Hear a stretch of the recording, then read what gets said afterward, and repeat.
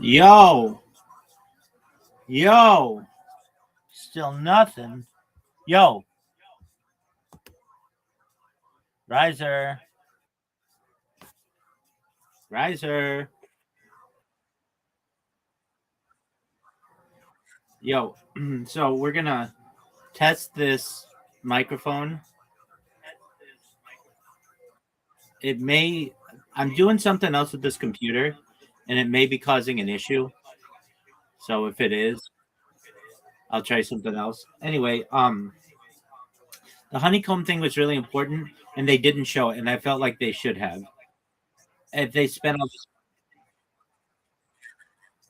okay, so they show it in the floor, and they show Bob Lazar sticking his finger in it, but they didn't show how the grates moved out of the way.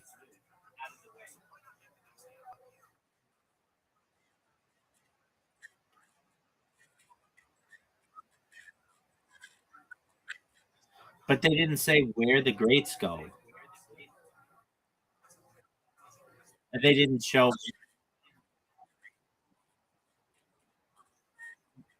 and that's what they do. That's what Bob Lazar has always said. Basically, you stick your finger in the middle or on the side of this thing, and all the things like get removed. And that's not what they didn't show that, and I felt that was really important.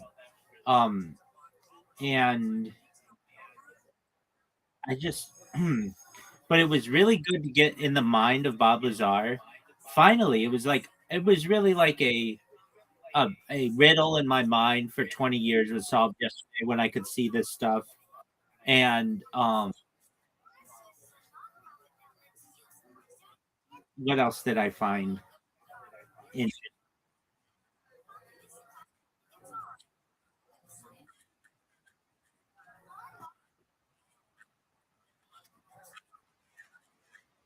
yeah, the bunt cakes.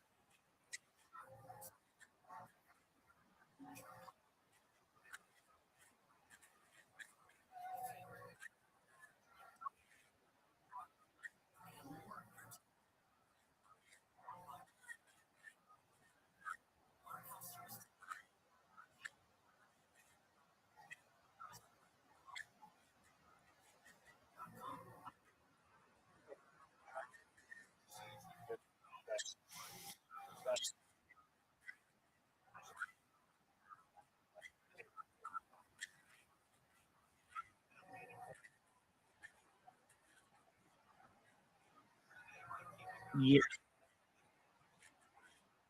some of them are triangular too.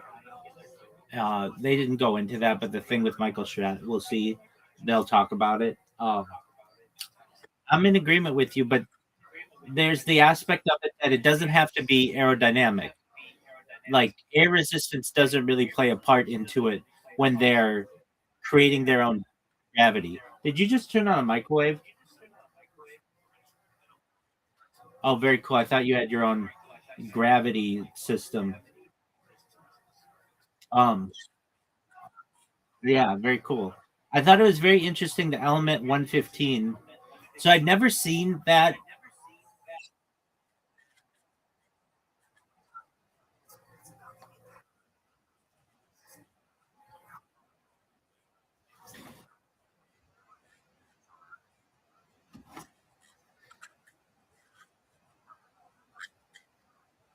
It's an excellent question.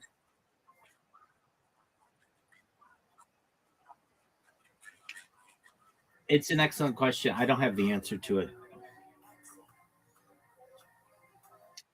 Um, yeah, to me, why isn't this thing super symmetric? Like perfectly symmetric? You would think that they would have this thing be perfectly symmetric, uh, but they didn't.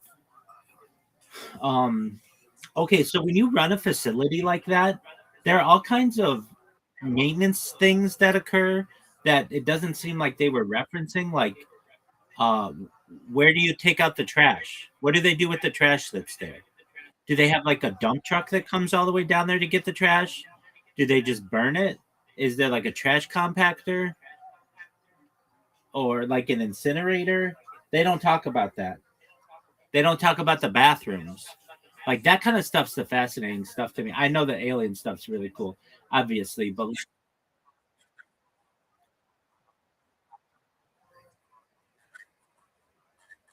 ex- excellent. Oh yeah, but it's a dry lake bed. It's not. It has no water. Um, how do you get like they say there's a cafeteria there? They don't talk about like eating there though. They don't talk about the food that's there. But you know what's interesting? You know whose parent provided the food that's there allegedly? Caspian Sea.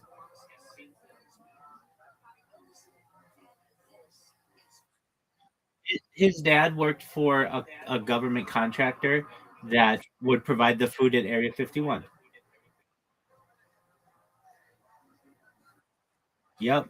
When he moved from LA to Las Vegas when he was a kid, one of the reasons, like one of the things that his parents talked to him about was like, all that alien stuff.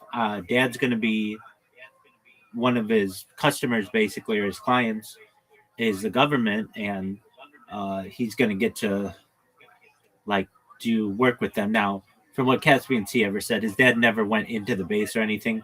He basically just that was like his account, and they would just order whatever.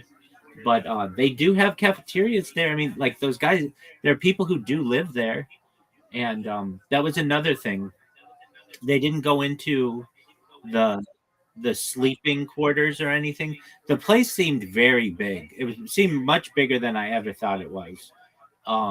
Like they didn't ever go down all the way to the facility. They did go into the nurse and the grid on the arm, and I forgot about that pine fluid liquid that upset his stomach. There was always something about that. He didn't go into it in this interview, but he has said in the past that it caused like some kind of memory loss. He said it upset his stomach or whatever. I'm not sure what that was, but that was an interesting thing that I always remember thinking that's such a weird smell. Pine, pine, like a pine smelling liquid. Um, I thought it was interesting that there were no women there except for that nurse. You would think that if you're only going to have dudes, then why not have a male nurse? But things were a little different in the late 80s, I guess. Um, the poster that he talks about that says, uh, like, they're here, that's a different poster than I thought it was. I always thought it was a poster that said, "We are not alone," but it's the same kind of poster. And he gave that poster or a similar version to um, Joe Rogan. Okay, so do you know who George Knapp is? He's the guy from KLAS TV who put Bob on the television. He put Bob on the television. He was the television presenter. Okay, so that guy, you know how I'm like obsessed with this radio station, not the radio station, but this radio show because sometimes they talk about aliens and stuff. Well, George Knapp, the last 2 weeks of every month, hosts the radio program. So he still has like a connection, and his stories are always he's like the best host. He's so good. They're not always alien stuff. A lot of times they're like mafia or gambling or just like just really interesting stories. Anyway, so he has since retired from KLAS, but he's like of the 20th century, he might be the best investigative journalist or a top 5 investigative journalist in American history, and like very few people know who he is outside of Southern California and Southern Nevada or Nevada in general. But um, he's fast. Uh, okay, what else did I find interesting? It was just really great to see what life was like through Bob's mind. I can tell you that like the craft is much bigger. I do critique though they didn't show blueprints. They didn't show maps very well. I would have. I would have been like, this is where Las Vegas is. this is where Area 51 is, and 15 miles south is S4. But they didn't do that. But overall, it it might it may not seem that way, but it was life changing to me, and I use that uh, phrase generally pretty cautiously. But in this case, it affected me because it gave me the the vision through Bob Lazar's eyes of what this looked like. Now, are you ready to see someone else's opinion on S4 and all the more secret shit?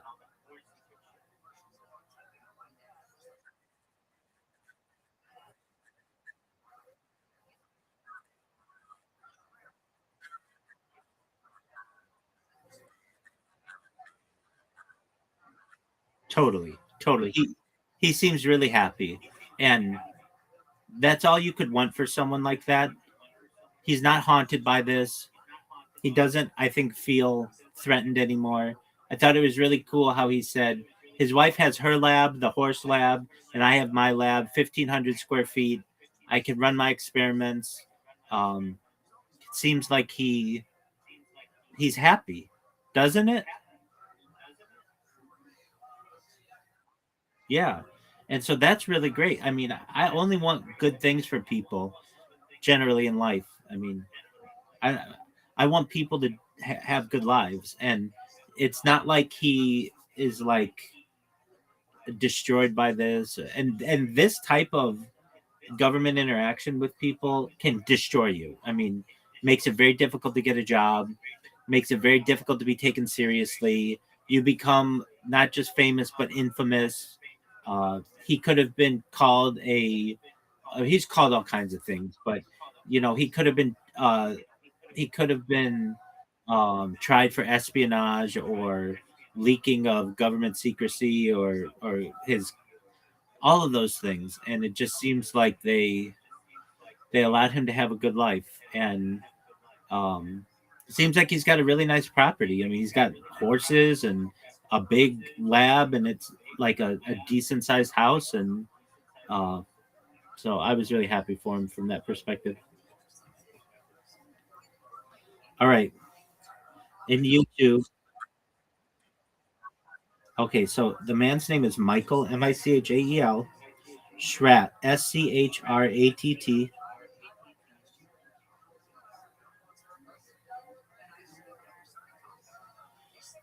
and this is an old lecture. Um,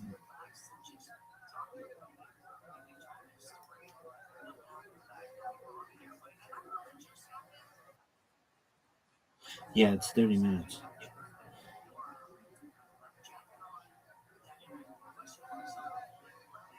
The So if I type in Michael Schratt S4, uh, it doesn't come up right away. So just give me a second to.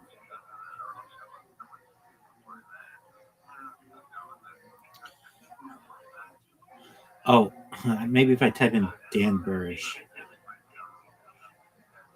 Dan Burrish. Mhm. Oh, here it is. It's actually 48 minutes long. Apologies.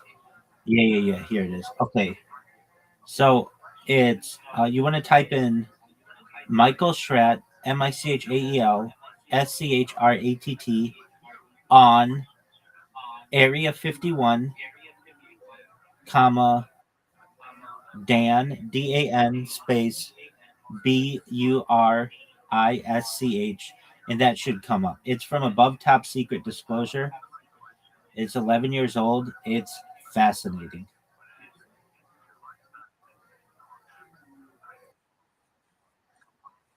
Yes, sir. That's an alien. Oh, wow. Interesting.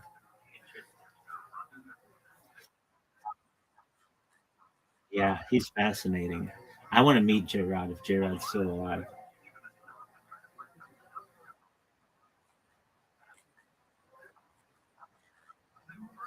Revivify that motherfucker.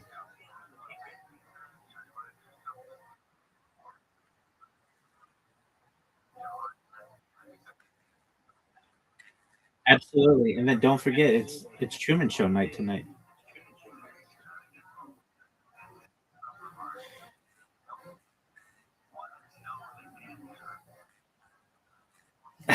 You're so cute.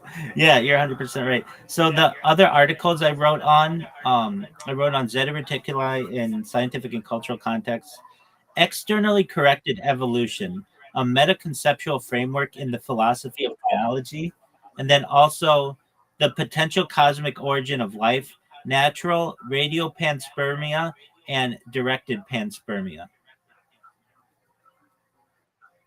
And then I also wrote on Project Looking Glass. In a moment, my man. In a moment. Let's see here. Riser. Yes, sir. All right. So let me just say this. This is 11 years old, and they haven't had the opportunity to interview Bob Lazar.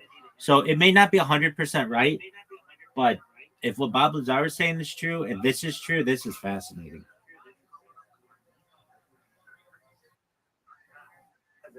In this episode, we're going to release an amazing sent to us by Open Minds, the UFO International. Now let's take a look at this video right now.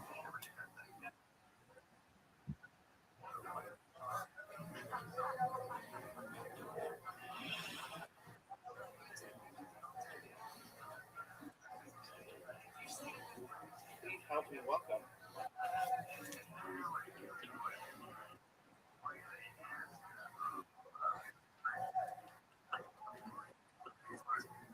Good morning, everyone. First of all, I want to thank Open Minds for giving me the opportunity to join all of you today. And what I'd like to do for you this morning is give you a brief overview of Project Aquarius, to give you some specific details regarding the interaction that Dr. Dan Burrish had with an extraterrestrial called J-Rod. And we've got some very quick announcements before we begin here.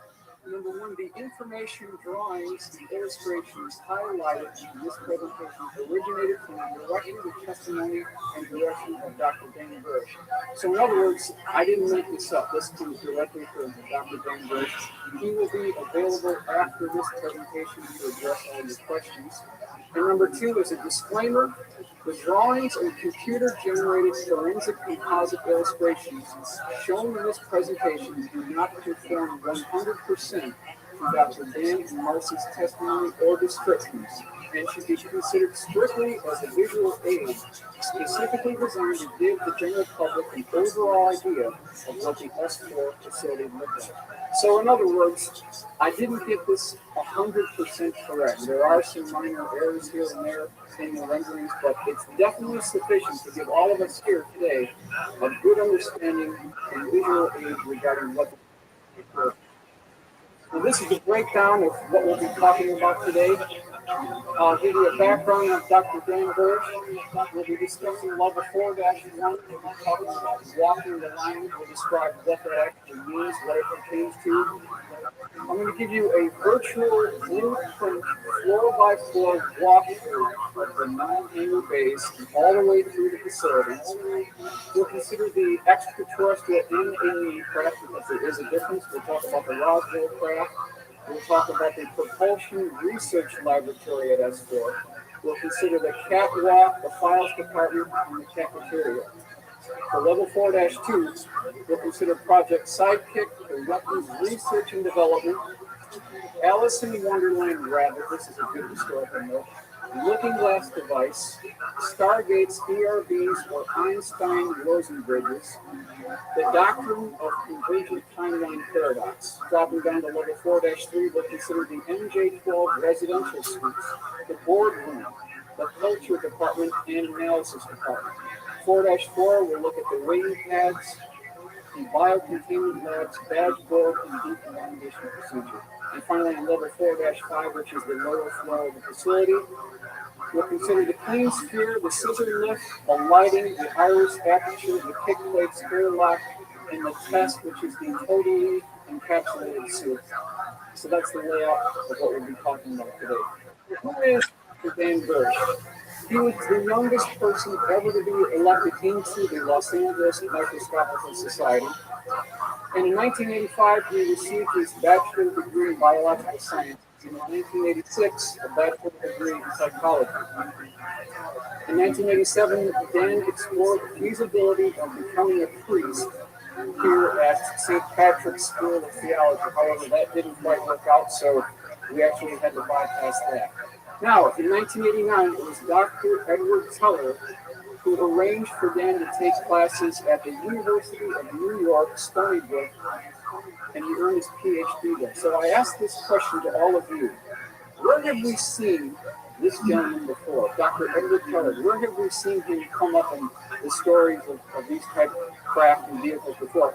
It was none other than Dr. Teller who arranged for, allegedly, Bob Lazar to get his interview at EG&G at McCarran International Airport, and that's how he got his job at S4. So we have secondary, independent confirmation that Dr. Edward Teller was involved. In 1991, he was employed at Desert Storm as a biowarfare expert. Now, in 1994, he received his Q clearance at S4, and he began working on something called Project Aquarius. And I will draw your attention here to the aircraft sectional chart that anyone can get at any local airport. This is something that's readily available. And if you look up here on the right-hand corner, you've got R-4808N. Ladies and gentlemen, this is the most highly guarded airspace, mainland airspace in America. This is the borderline here. You'll notice Groom Lake is right up here, so we can see it does exist.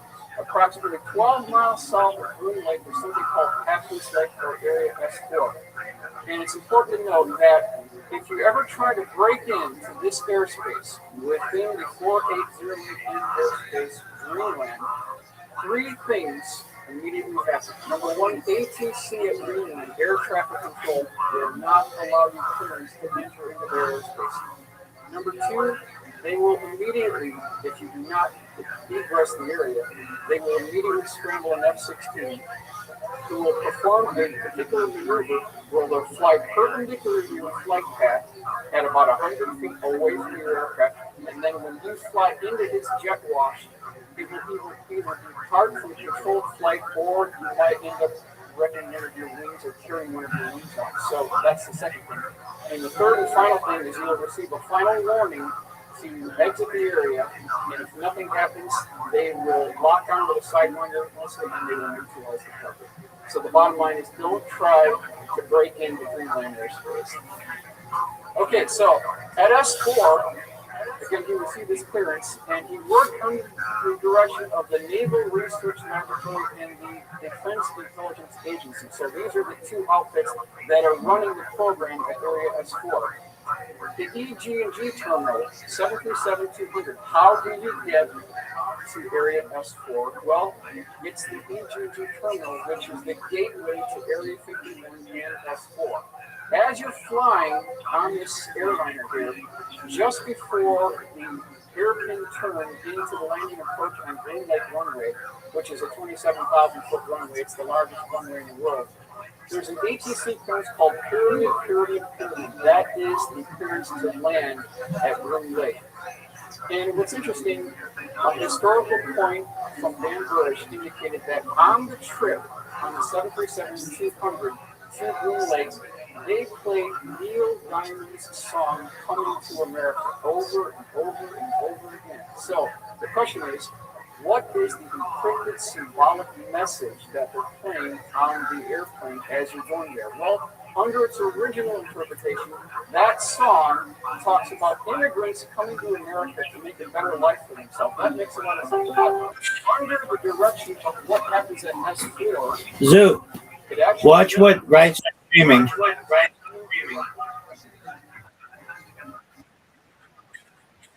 Okay, well,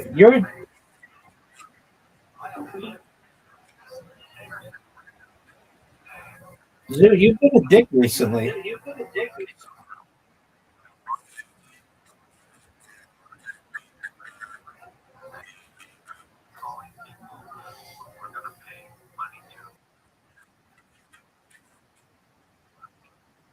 watching about Area S4. Right, sir. One thing I have to correct. There's another base. It's called Dolce Base, which is even more secretive than this base. That one has 7 levels. This one does not. It has whatever 4 levels or whatever. Maybe.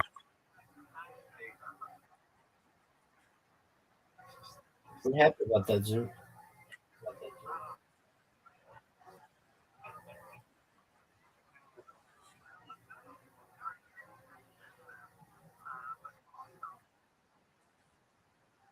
Zoo, did you fix your phone?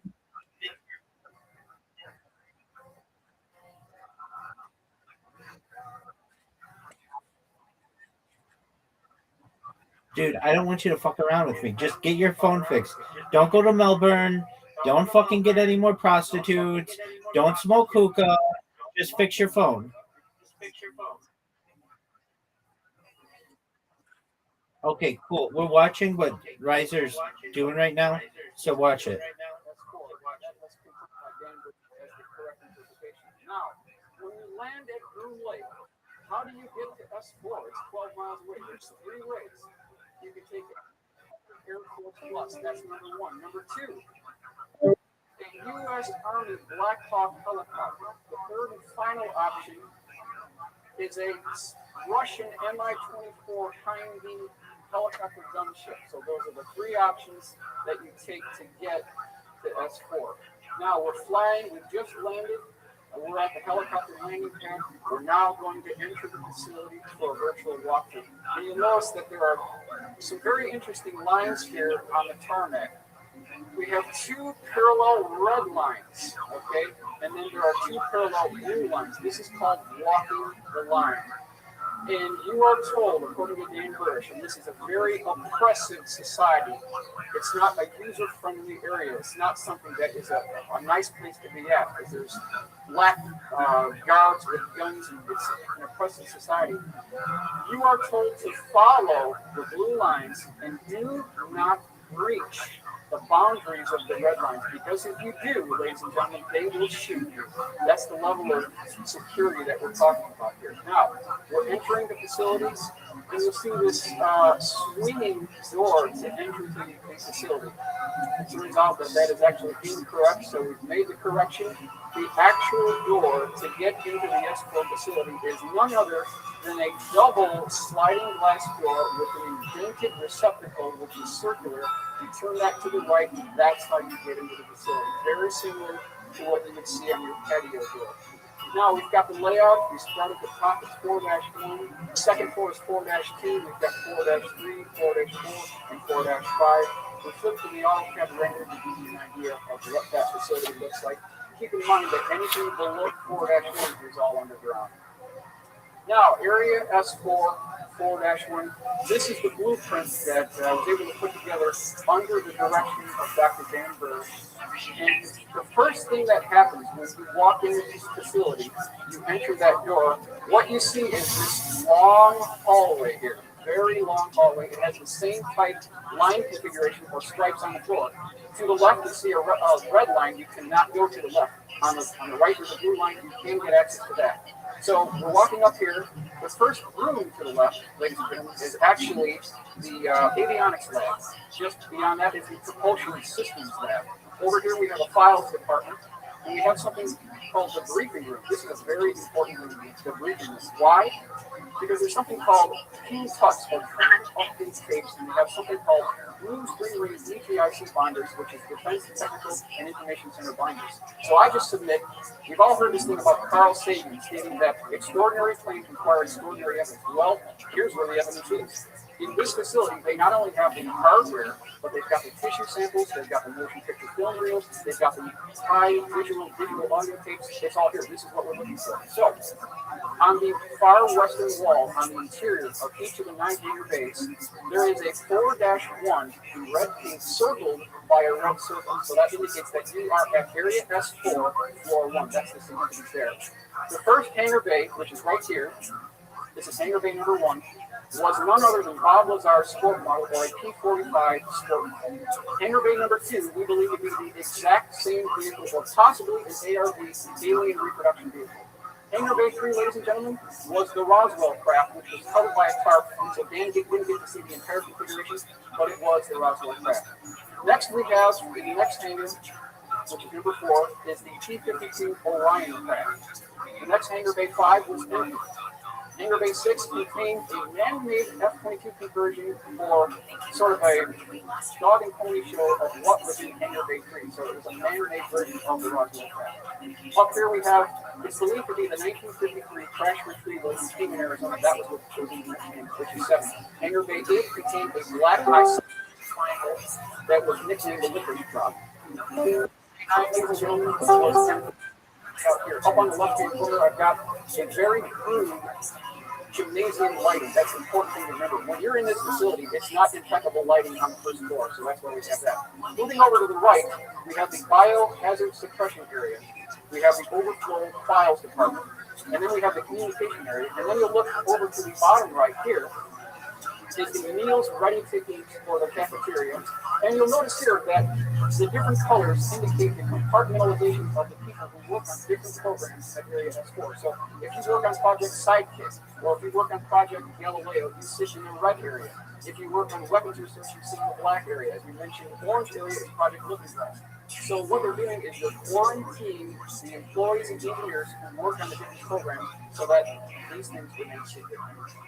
Okay, so this is a far look down of the main hallway. As soon as you walk in, you see that red stripe and the blue stripe on the right-hand side. You've got the avionics lab and the propulsion system labs on the immediate left-hand side. Now, right to the left, there is an I Want to Believe poster, confirmed by Dr. Dane Burris.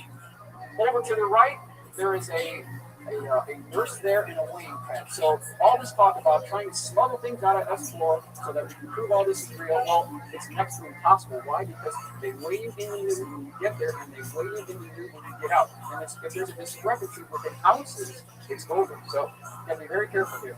Now, 4-1, looking down through the catwalk to the left-hand side. This is the first hangar bay, is the 52-foot diameter Bob Lazar sport model. So this is, we're looking down through the catwalk. Over here we have Hangar Bay 2, which again is believed to be the same craft for an alien reproduction vehicle. Hangar Bay 3 is the P-24 Roswell craft. That is the 4-1. We're at Area S4, Level 1. Now, this is interesting. I did not make this statement, but Dr. Dan Burris and even the late geologist Dr. Phil Schneider indicated that the F-22 Raptor, the exterior configuration of the F-22 Raptor, was originating from the original Roswell craft. That's a very bombshell statement to make. But if you take away the vertical stabilizers on the F-22 Raptor, and then you remove the air intakes, and then you do something what Dan Burris told you, is if you drew a spline curve and connected all of the major points or intersecting areas on the Raptor, what we end up with, ladies and gentlemen, is the Roswell craft. So this comes directly from Dan Burris. Is there any way to prove this? Well, take a look at the historical legacy on the origin point of stealth technology. To start up here, there is a defining feature that goes through all these configurations. We've got the F-22 up here. We've got a Russian stealth configuration here. Down here to the left, we've got a Northrop configuration. Just to the right of that, we've got the Chester's Model Corporation in Rockford, Illinois, the F-19 configuration by Lockheed. And then we've got the configuration from the movie Stealth, which was released in 2005. All these configurations contain the same design model. In fact, they contain the same wing lift to fuselage joint, which is completely integrated in smooth contour, identical to the B-2 stealth bomber, to reduce the radar cross signature. That is the defining design feature on these stealth technologies. It's the same thing you'll see in Roswell. Hangar Bay 4 was a P-52 Orion craft. This is the original configuration. This is the cleaned up configuration on the bottom side by Dr. Dan Burris. Hangar Bays 5 and Bays 9 were empty. And you'll notice too that there are these interesting tracks here, and these were used to pull the craft out of the hangar bays so that they could be test flown on the tarmac immediately from the entrance of the facility. Hangar Bay 6 was the man-made reproduction of the P-24 Roswell craft. That was in Hangar Bay 6. Hangar Bay 7, again, that began believed, but not to be completely confirmed, that this was the 1953 Kingman UFO crash retrieval vehicle, was covered by a tarp. Hangar Bay 8 contained a black isosceles triangle. They called it the Licorice Drop, according to Dan Burris. And I will mention that everything from Hangar Bay 1 to Hangar Bay 7 were all extraterrestrial vehicles. Hangar Bay 8 was the only alien vehicle because there's a difference between extraterrestrials and aliens. And according to Dr. Dan Bush, the exterior configuration, or what it looked like when you saw this craft, it looked like the black liquid mercuries that you could fall into. It's a very unique surface texture on this particular craft. So, you've got Bob Lazar stating that S4 exists. That's what he said back in 1988. You've got Dr. Dan Burdish coming forward stating that S4 exists. We also have Bill Newhouse who worked on the flight simulators at S4 and at Los Alamos National Lab. So we've got 3 independent people confirming the same thing. You see the cutaway AutoCAD drawing originating from Bill Newhouse indicating that there was a flight simulator, a flying saucer flight simulator that was attached to a gimbal mount, and you can rotate this thing almost up to 90 degrees. There was a diagnostic cable attached to the vehicle when it was static, but when it was energized, the diagnostic cable gets released, and then you can quote-unquote fly the vehicle at that time. So, the D-45 craft was a sport model, measured 52 feet in diameter, was 16 feet high, and had a smooth, polished aluminum exterior configuration. And then I want to take you inside here and show you some of the interior components. It had 3 different levels. We've got the lower bay, we've got the mid deck, and the upper deck. So that's what we've got right there. Now let's zoom inside. We'll take a look at what it looks like inside. On the bottom section of the vehicle, there were 3 gravity amplifiers. Right above that, we have the mid deck, which would be 3 gravity amplifier heads, 3 seats that all set in the same direction, which were too small for human test pilots to fit into. Then we've got a gravity amplifier system here. We've got an antimatter reactor and a waveguide that goes all the way up through the mid-deck and what we believe to be the avionics or navigation compartment right here. So that's the layout of the sport model according to Mr. Bob Lazar. Now, spend 15 seconds on the propulsion system of this vehicle. Element 115 is machined into triangles at Los Alamos, transported to S4. It is loaded into the antimatter reactor. And then the target substance is bombarded with protons. And when a proton plugs into the nucleus of an atom of element 115, it bumps its atomic number up to element 116, which immediately decays and releases antimatter. That is the power source for the vehicle. It is near 100% from electric generator. So that's the breakdown of the propulsion system. Project Aquarius terminology. Let's talk about some terminology here. Project Galileo. Project Aquarius is nothing more than an umbrella term for everything having to do with mankind's interaction with extraterrestrials. Below that, there are about 5 different programs. The first one is Project Galileo. It dealt with the propulsion system of extraterrestrial and future terrestrial vehicles. So that was the first one. The second one under Project Aquarius was Project Sidekick. Relates to a weapons program. No further information that's available from James Parrish on that program. Project Looking Glass dealt with the physics of seeing the effects of an artificially produced gravity wave on time. The fourth project was a second-generation weapons program, which originated with Project Sidekick. No program being provided. The fifth program dealt with a series of biological defense operations, which Dan served in the capacity of senior scientist. So those are the programs that fell under Project Aquarius. So how did the J-Rod craft, or what was termed the Kingman 1953 UFO crash retrieval, how did it get to S4? Ladies and gentlemen, it got there by a 40-ton, what's called a dragon wagon tank hauler. That's how they got it there to the facility. Now, in 1953, according to Dr. Dan Burdish, there was a UFO in Arizona. There were 3 bodies recovered. One died on impact. He was still contained to his biocontainment device. The other one went to Los Alamos, and the third and final one went to Area 51 S4. That's the J level that Dan Burdish. Zoo, we're watching this. 1954. There was a meeting between Dwight D. Eisenhower of the 252 Orion, and a treaty was signed. Zoo, we're watching this. Zoo, we're watching this. What is the Orion Cube? It is also known as the Yellow Book. It has nothing to do with phone numbers. This is an 8x8 square cube, and it's a quantum that you could, once it's active, probabilities of future events. There's protocols that have to be followed in order to activate this. And at one time, it's believed that this cube was stored in level 4 and later, it was moved to the Scottish Rite Masonic Temple just outside Washington, D.C. Further, we don't know where it is. So that's the lineage of the Orion Cube. Now, interesting to note that there are 3 events that took place in 1947. There's a coincidence. You've got the Roswell crash, July 2nd, 1947. Then we've got the formation of the CIA in 1947 and the formation of the Independent Air Force also in 1947. Three events happening at the same time. In 1952, it was the National Security Agency who, according to the CIA, had improper intelligence, so partial logistic control of Project Aquarius was handed over to the quote new boys on the block because they came after the Central Intelligence Agency. So there was this animosity that continues today between the Central Intelligence Agency and the National Security Agency. Now, moving down to 4-2, we've got the SolidWorks rendering and also the AutoCAD renderings of 4-2. Moving into the facility, the first thing you'll see when you walk into level 4-2 is a 3-foot tall statue of an Alice in Wonderland rabbit. There's a symbolic message that we're giving here.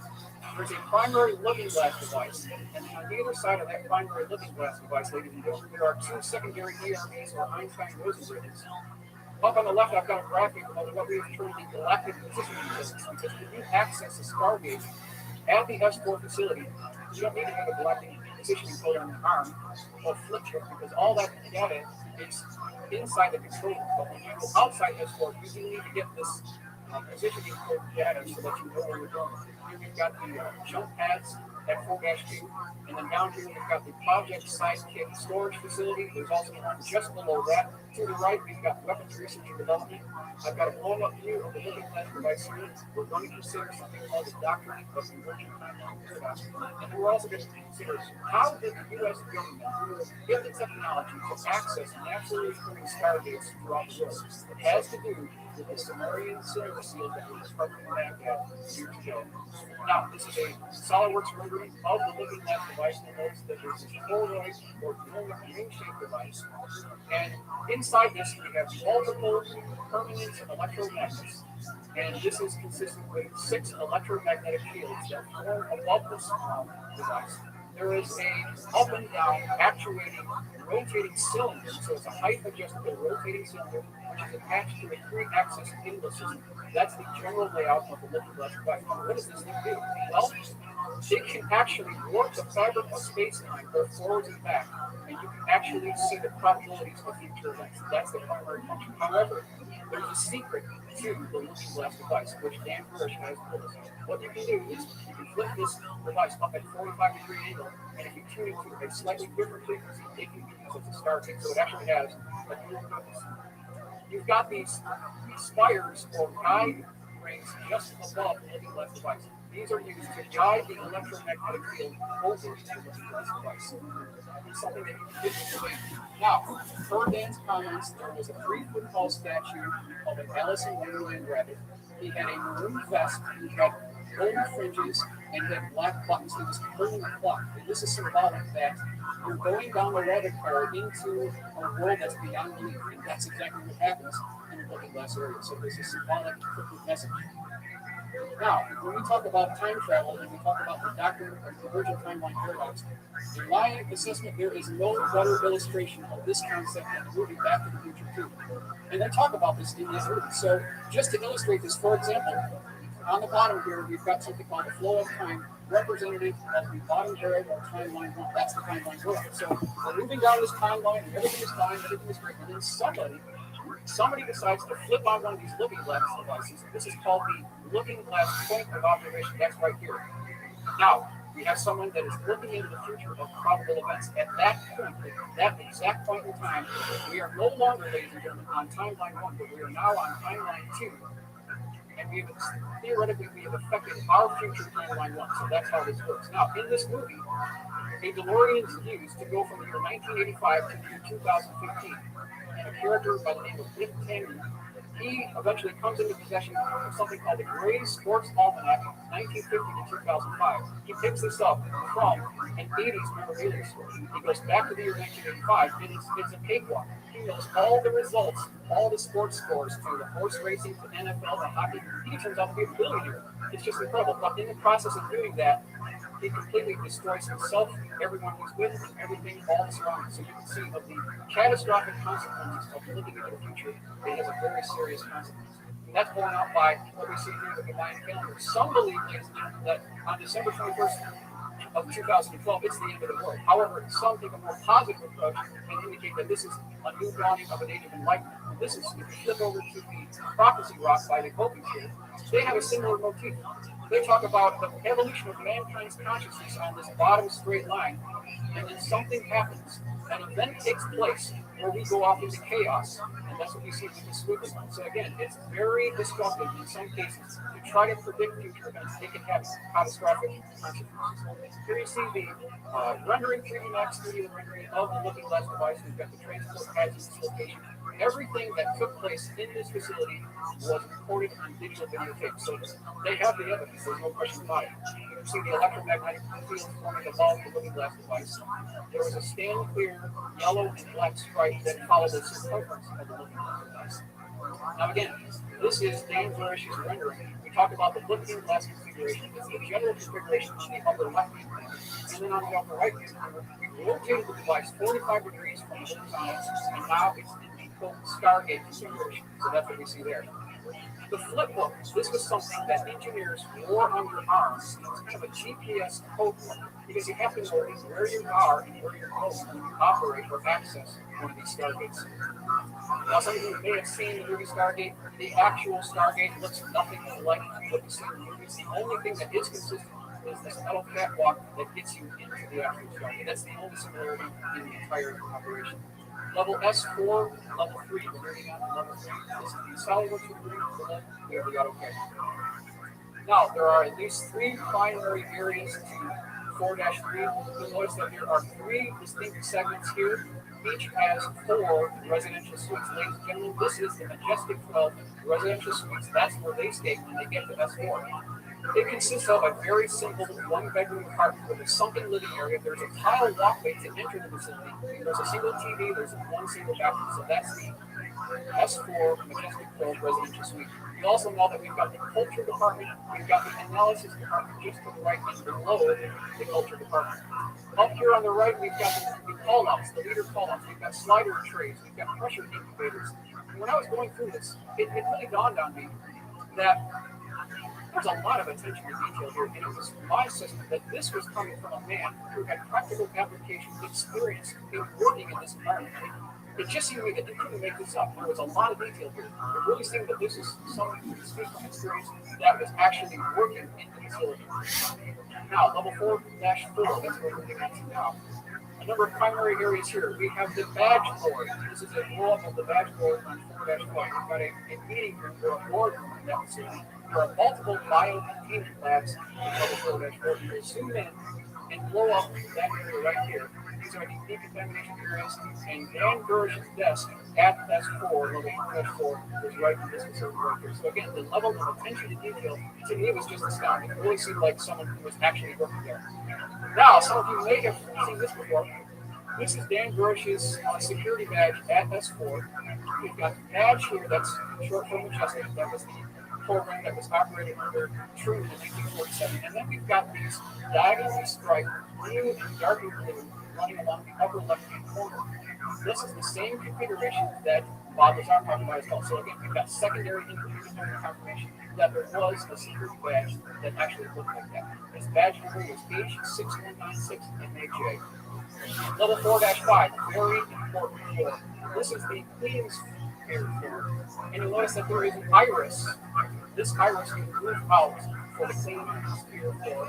You've got these orange cables going across the clean sphere, and they are to suspend the quote knee-high flights.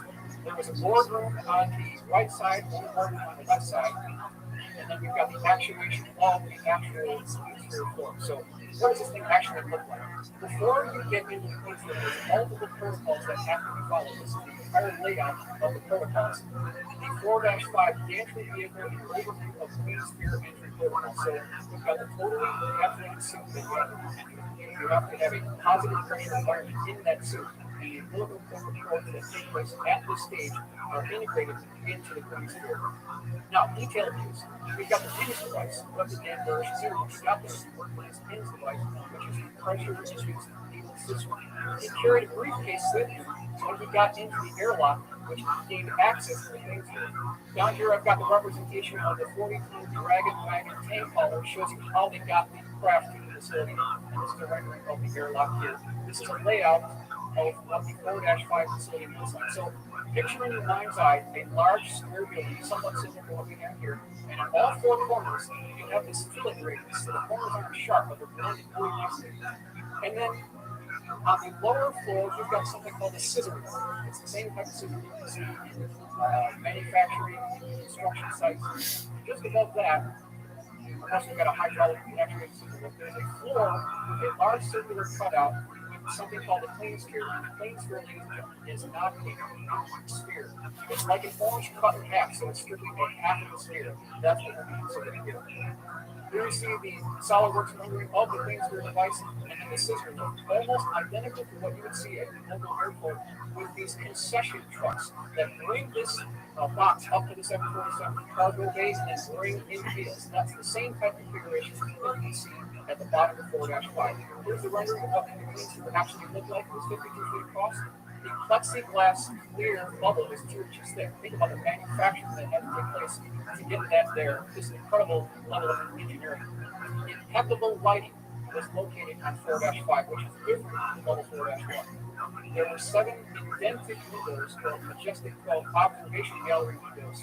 They measure 2.5 feet wide, 4.5 feet tall. So there were 7 of those so that you could look down inside the plane sphere as it did nutrition samples from the J-Rod. That's what we see here.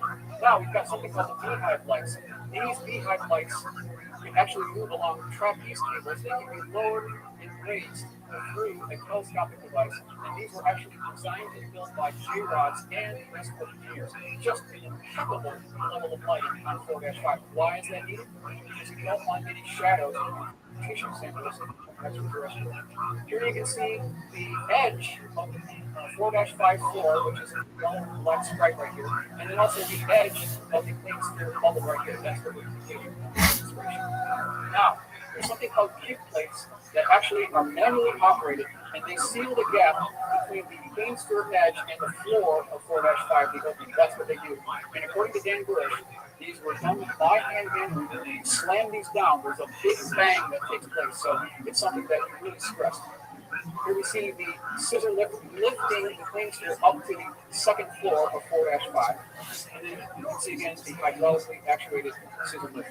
Now, we'll talk about the test or totally closed suit. Similar to what you would see in the Gemini, Mercury, even the Apollo program in 1969. It's a positive pressure suit to keep out biocontaminants. That's actually its job.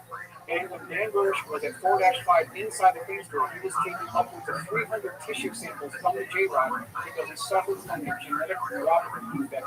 And the overall program was to find a cure for that genetic defect. And one way they did that is to use this pressure-induced needle system that Dr. Dan Bush personally told me was very small. He called it a Saturday night special.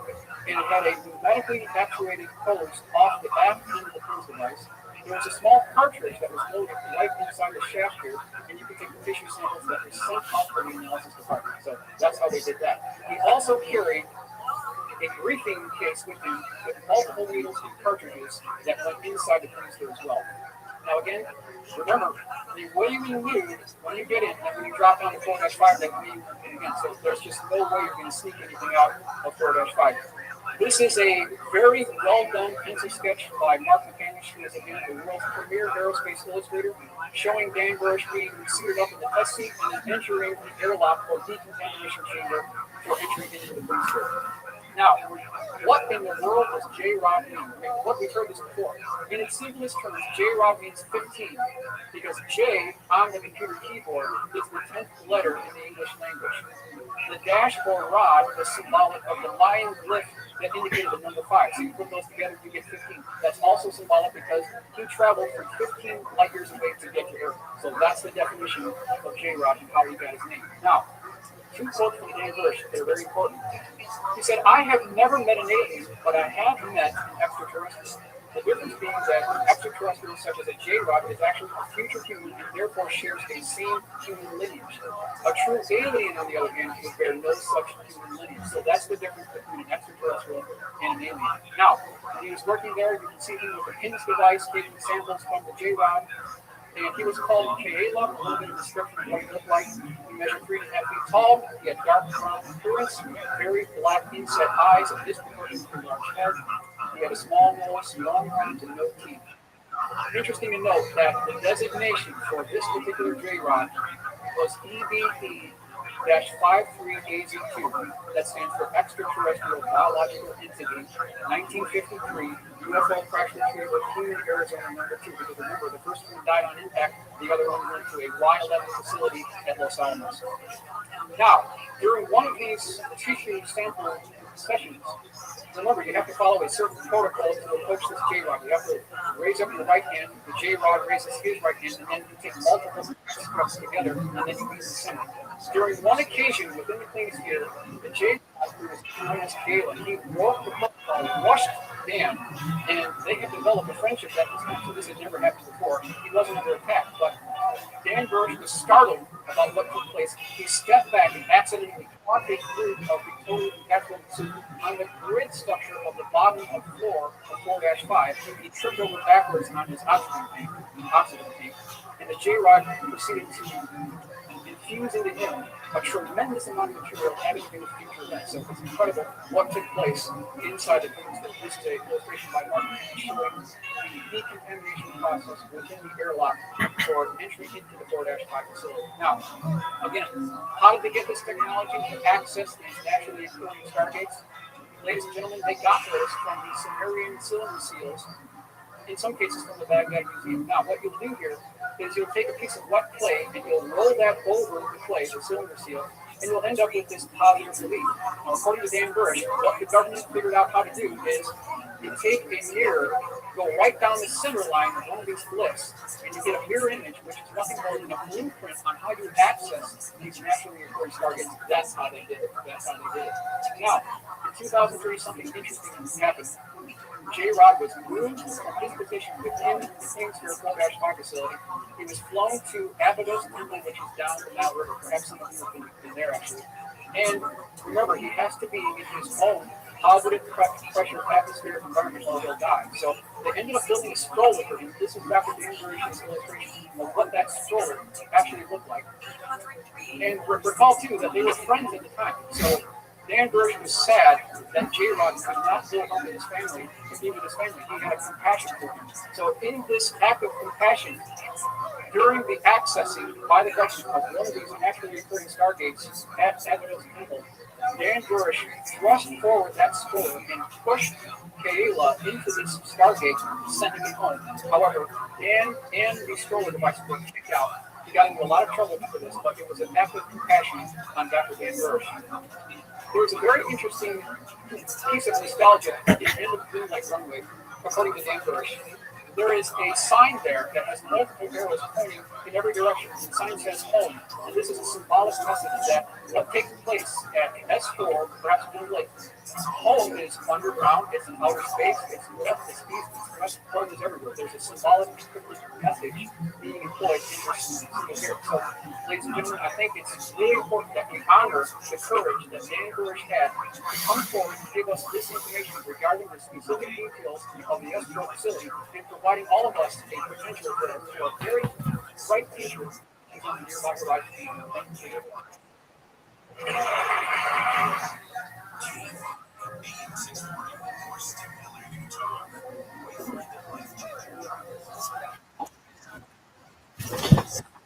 I know he covers a lot, and I don't know how much of it can be verified, but it's pretty fascinating, isn't it?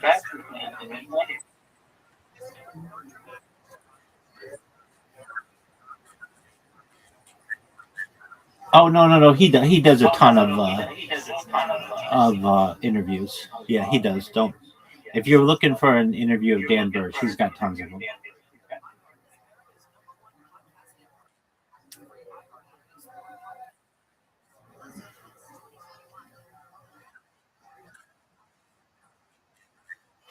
Oh, excellent.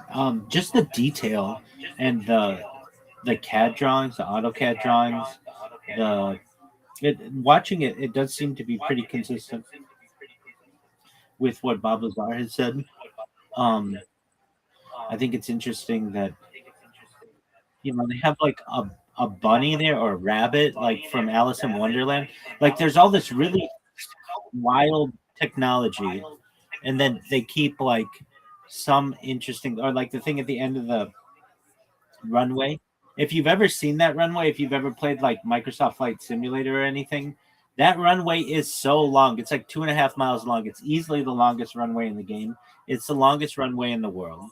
It's huge. You can land anywhere on that runway. Um, I think that it's interesting, like that Bob Lazar only basically was in like, I don't know, that like maybe less than 10% of the whole facility. Never talked about it having anything lower. I wish they would talk about the elevators, or like how you go from one to another. I would love them to talk about more about J Rod, but again, like they do in other interviews. This was a really quick thing that Michael Stratt went into, but Dan Bursch goes into it at length. And that's not even the most secret facility in the United States. Arguably, the most secret facility in the United States is known as Dulce Base, which we can go into at another time, but that's in New Mexico. And it has 7 levels, and those levels are fucked up. They have like human alien hybrid programs going on.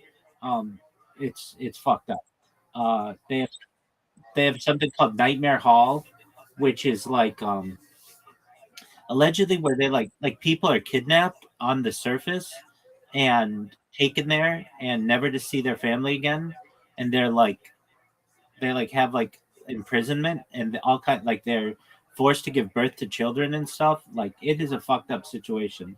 But I don't want to go into that story right now. But that one's, in my opinion, that one's even more fascinating than this one. Um, what else about it? I find it interesting the difference. Like a lot of times people use the terms extraterrestrial and alien to mean the same thing, but they make a distinct separation that extraterrestrial is of a human lineage just in the future. It's like, well, how did they get into the future? Uh, Perhaps they were abducted. Perhaps we're seated here, and we're just like of the same lineage as they are. And then aliens totally different.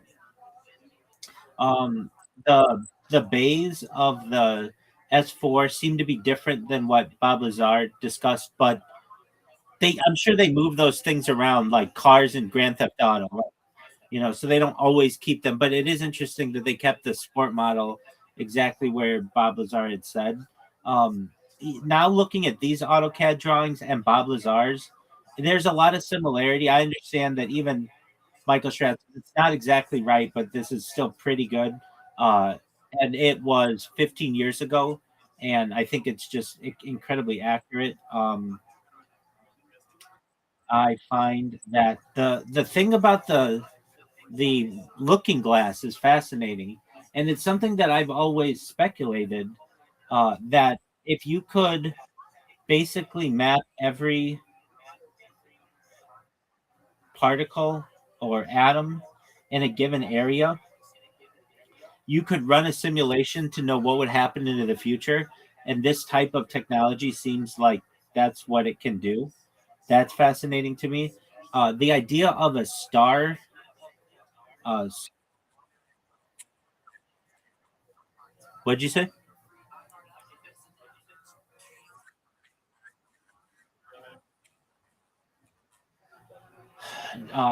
It's as much confirmed as Project Sidekick and Galileo. I mean, it's not, you can't find anything about it in the Library of Congress, but there are people who've talked about it. Now, there was a different Project Looking Glass that happened in the like 1950s or something that was like had to do with a plane, but that's kind of a cover. And that's a common thing that they'll do. They'll have two different projects with the same name to confuse people.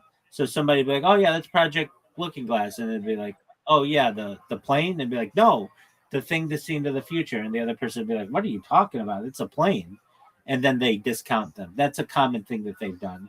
Um, I think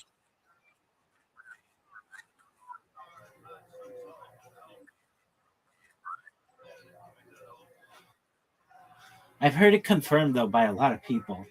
with Bob Lazar talking about it, Dan Bursch talking about it, um, and I just think, well, there's also in UFO lore. Have they interacted with it? It seems like Dan Bursch did to some extent.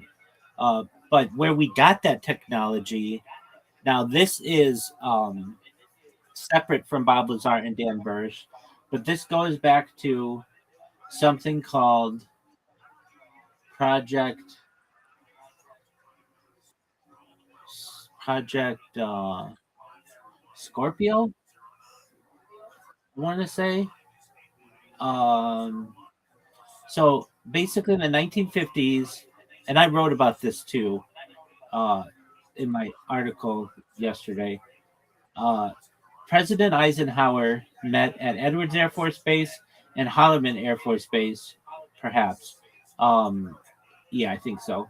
Uh, with He met twice with representatives of an alien civilization, and they uh, came to a they came to an agreement. The United States or the people of the world or whatever would get to reverse engineer alien technology in exchange for the alien abduction program to be able to be continued without any type of interference with Earth officials. And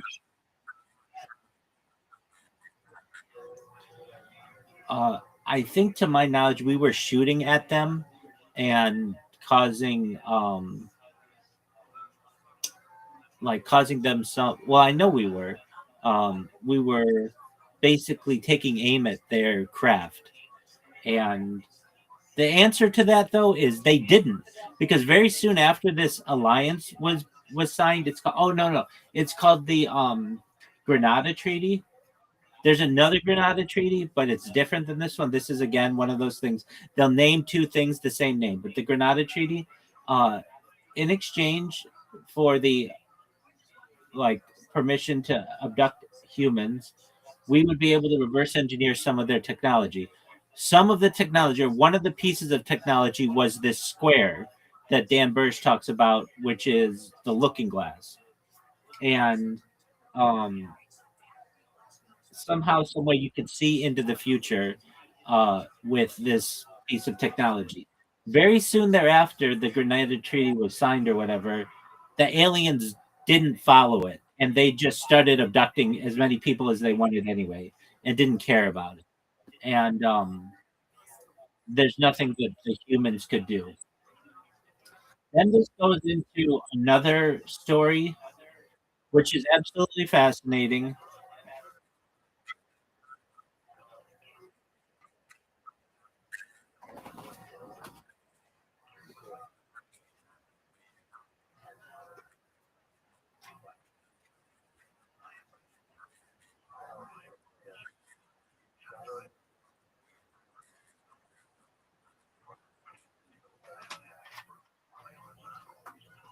Well, they do.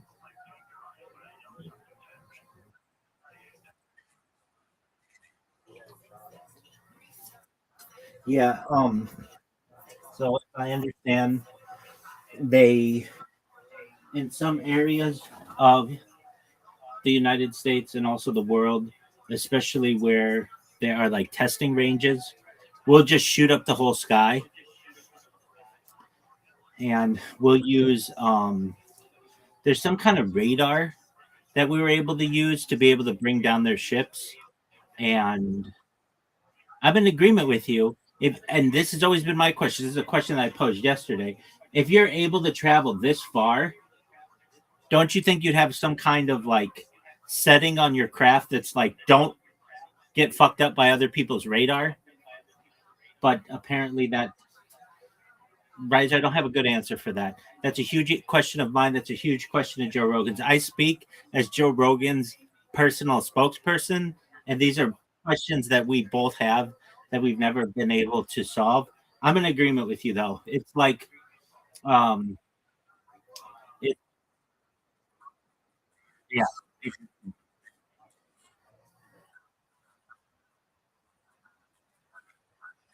Well, there's that argument too. They call these like the crafts that we have gifts. Whether that's true or not, I'm not sure. Why would you ever allow your little alien guy to die? Apparently, though, they don't. They just that's just their body that dies. That that you can like get their consciousness back. Um, Riser, you're no one has the answers to these questions. These are just my uh, my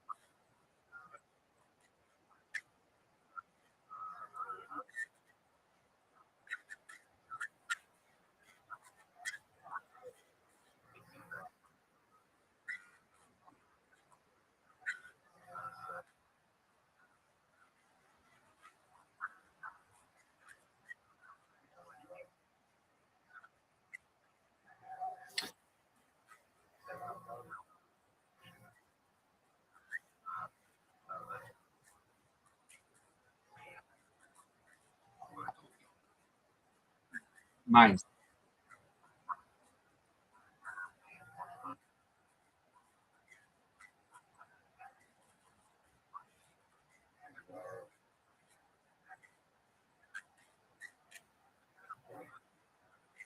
At Brian with Jeremy.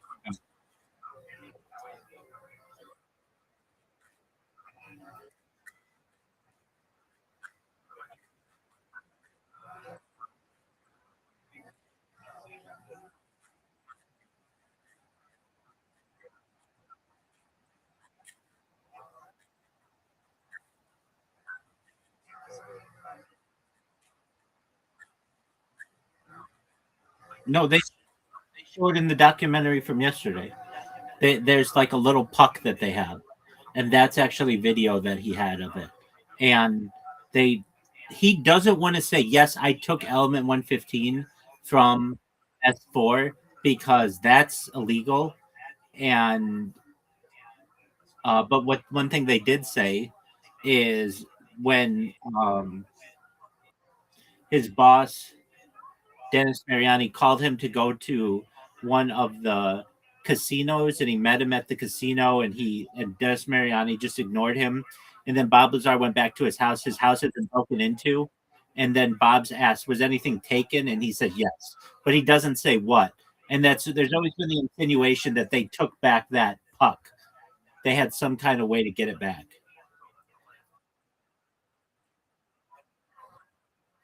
But that they do show that it's just like a puck that kind of looks grayish, copperish, and uh, that's what I know about it. He says that there was like a little crosshairs that he made in it. That's all I really know about it. Okay, but back to the thing about profiting. You don't profit from podcasts. They don't pay you. Joe Rogan did not pay Bob Lazar to be on a podcast. Okay, because he got sick of people asking him about it. And it's not a very well selling book. And on top of that, his t-shirts, I've never seen anybody wear his t-shirts. Um, and if anything, he's trying to get people to know about the element. Did he make a little bit of money on it? Yeah, but I don't consider that serious profiting. Who do I consider serious profiting? Jake Paul, Logan Paul, the guys who do that kind of shit, who have podcasts and do all kinds of publicity stunts and that kind of shit. That to me is profiting. Bob Lazar never did any of that. Bob Lazar wasn't paid to go on KLAS television. He just wanted to get his story out there.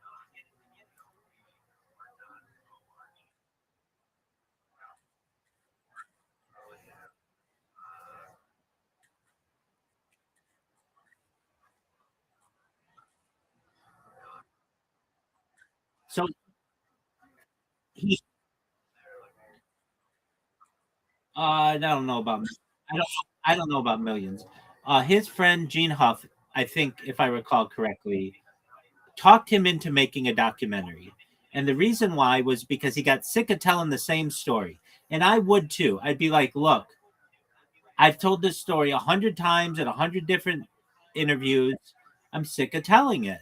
Just watch the video, and we're going to sell it at a normal price. It's not like he sold it for $150. That's profiting. To me, $29.99 covers the production cost, the video, and maybe a little extra coin in your pocket, but nothing crazy. You can see the way he lives.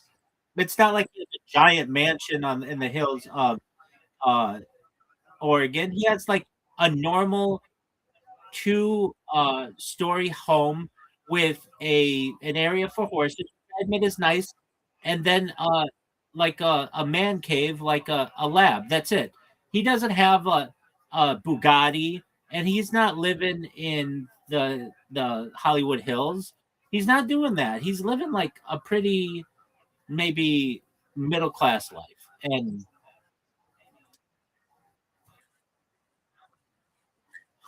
And on top of that, he couldn't get a job for a long time.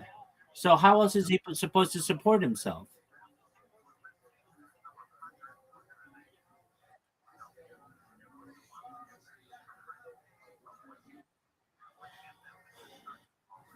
So for someone to be like in a Reddit post, he profited from this.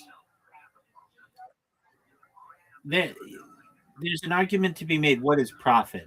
Profit usually is extra money from an endeavor over and above just breaking even.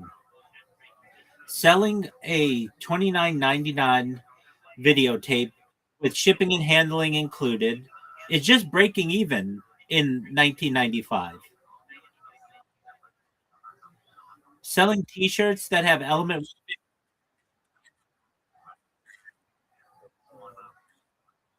yeah, and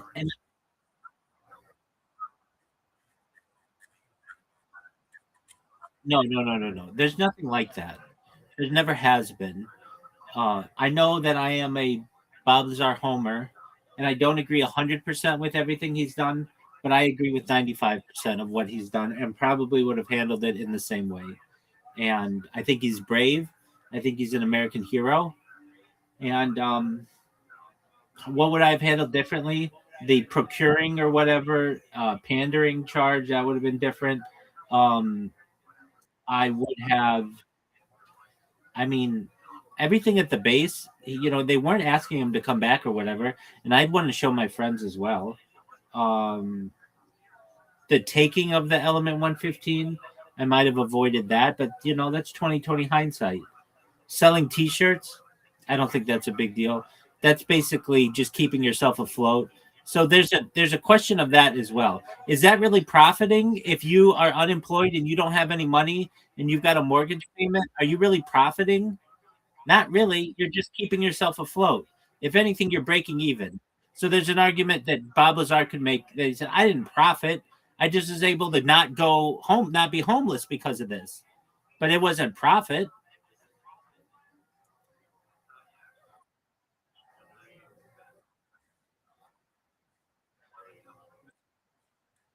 Small amounts. Bob Lazar did not do the UFO circuit. He didn't go to UFO conferences. That's not what he did. And that's where you make money in this, small niche interest group. Um, it, it ruined his reputation, and I can't blame him for putting out a video. He got asked about it so much that if I got big, I would just say, watch one of my podcasts or whatever. I'm sick of talking about it. I'll talk about it once a month or something like that. But you know how I come in here. Oh, I stream live 24 hours a day, 7 days. I get sick of that. I get sick of that. Just doing that all day, every day with random individuals who come in here. I do it, but I'm saying if I got big, I'm not going to continue to do that. I'm going to do it one time, have a really good video, If you want to watch it, you can watch it. Now, am I going to charge $29.99 for it? No, but it's a different world. Bob Lazar did not have the opportunity of a YouTube or a Vimeo or a Daily Motion where he could just upload a video and say, "Watch what happened." That wasn't a thing.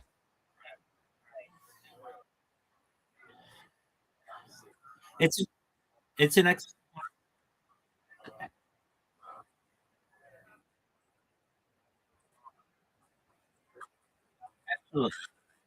absolutely,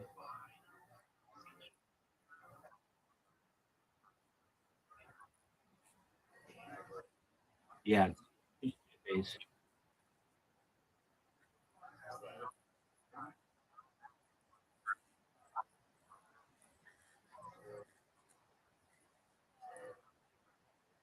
yeah. That's different.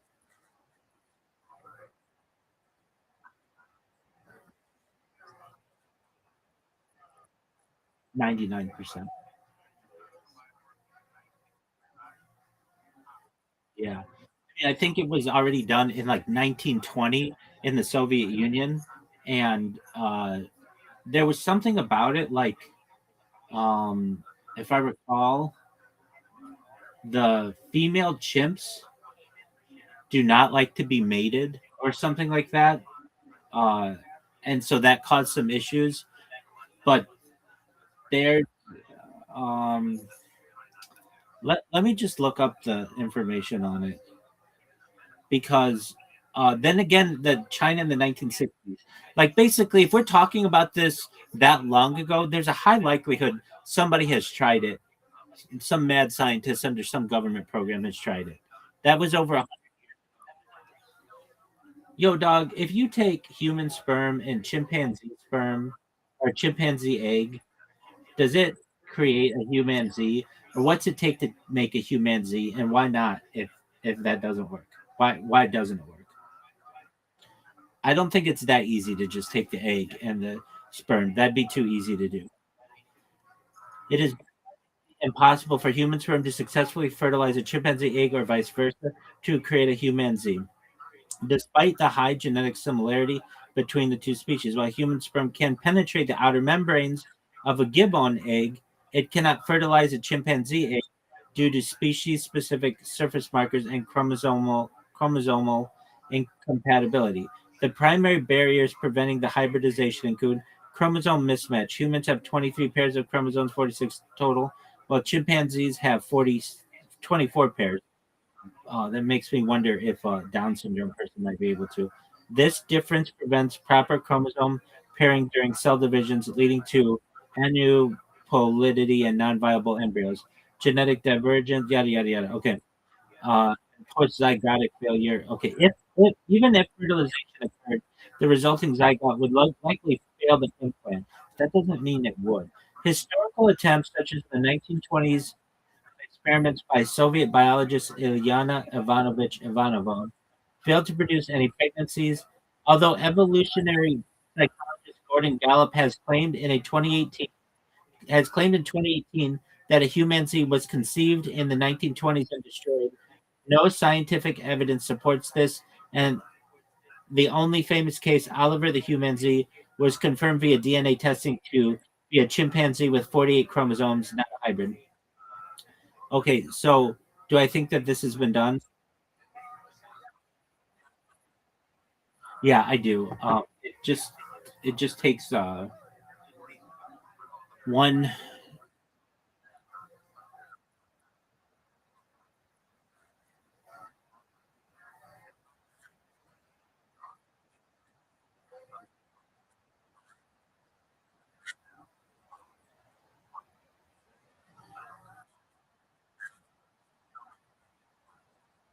lions and tigers.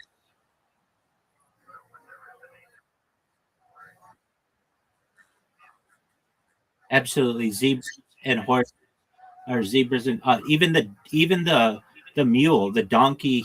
A mule is a donkey horse, but they have issues reproducing in subsequent generations. Like a mule can't reproduce, a liger can't reproduce, a tigon can't reproduce. Yeah.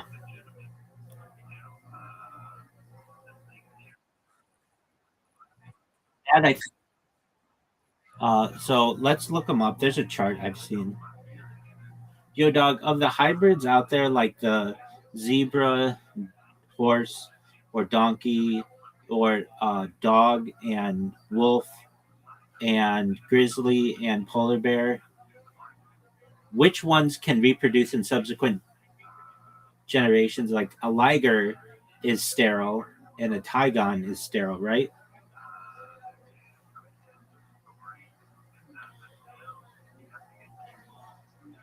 Most mammal hybrids are sterile, but several key exceptions exist that can reproduce and form subsequent generations.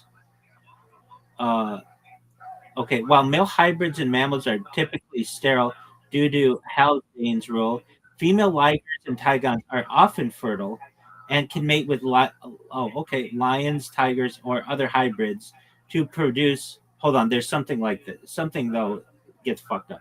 To produce second generation offspring like ligers, tigons, and tilligers.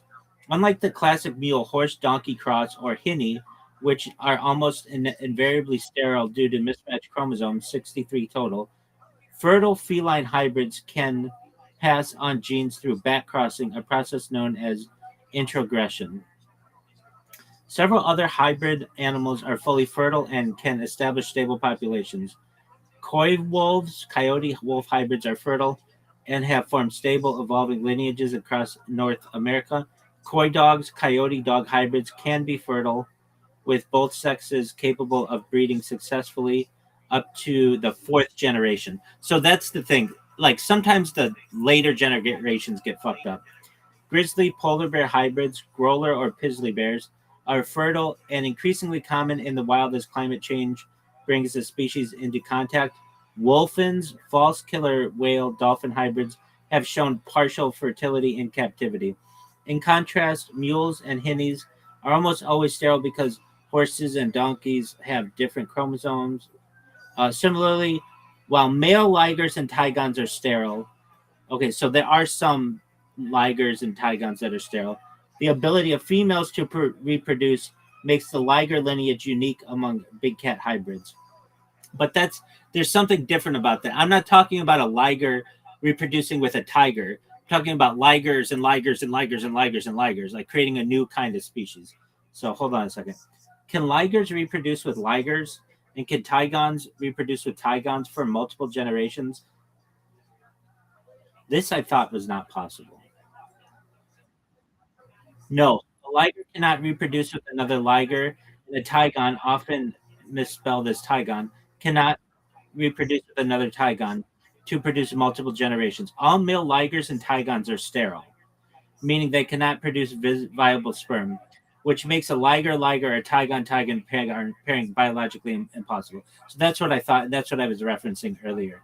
While female ligers and tigons are fertile, they cannot breed with each other because the male counterpart in either pairing is infertile. Instead, fertile females must breed with a purebred male lion or tiger to produce second generation hybrids. Uh, okay, so um, mammal hybrid Wikipedia chart. So there's a chart I've seen. It's really interesting. List of genetic hybrids. These are just ones that we know. So there's a zonkey, a zebra donkey hybrid, and a domestic canary goldfinch hybrid. So a chordate is a type of um, black tipped shark, and in Australia, there are a bunch of different fish. I'm not going into all of them. Amphibians, there is a tiger salamander and a California tiger salamander and a barred tiger salamander. Reptiles, a hybrid between there are like a yellow ball python and a wuma python. Um, I don't think uh, crocodilians can, so that would be like a cool one. But hybrid of a gecko. Oh, okay, hold on, wait, maybe. Oh, a Cuban crocodile and American crocodile, but that's different. than like an alligator and a crocodile. And a saltwater crocodile with Siamese crocodiles. So that's a little different, which is still cool. Um, Different kinds of sea turtles can do it. Um, okay, mammals. Um, Horses can breed with a different kind of horse. It's called Kowalski's horse to produce fertile hybrids. Mule is a cross of female horse and male donkey. A hinny is a cross between a female donkey and a male horse. Mules and hinnies are examples of reciprocal hybrids. Kunga is a cross between a donkey and a Syrian wild ass. Hybrids between Przewalski's horses and domestic horses are fertile with 65 chromosomes. Zebrids, Zedonk or Zonky, a zebra donkey cross, Zorse, a zebra horse cross, Zoni or zebra cross, a Zetland is specifically a hybrid of a Shetland pony breed with a zebra. Uh, Hybrids between black and white rhinoceroses have been recognized. Zo, DZO or Zo, is between a domestic cow, bull, and a yak. A beefalo, American bison, and a cow. I think that's going to be something, a beefalo. It seems like you can get more beef out of a cow that way. Zubron, a hybrid between a Wislet, a European bison, and a domestic cow. A Yakalo, a hybrid between a bison and a yak. Fertile hybrids between bongos have been seen in captivity. Some types of antelope and gazelle. African buffalo and African forest buffalo. Uh, Wild water buffalo and water buffalo.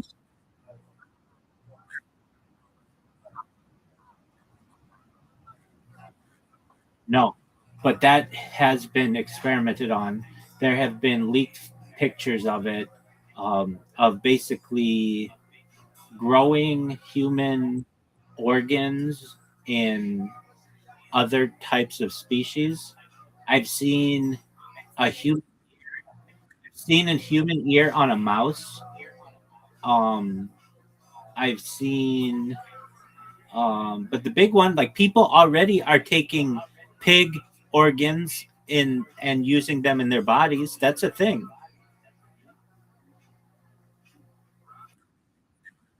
for survival. Let me look it up. Yo, dog, what's the thing about pig organs in human bodies, like organ transplants? The science between human organ transplants. Pig to human organ transplants, known as xenotransplantation, are a groundbreaking solution to the severe global shortage of donor organs, where genetically modified pig organs are implanted into humans to to replace failing ones.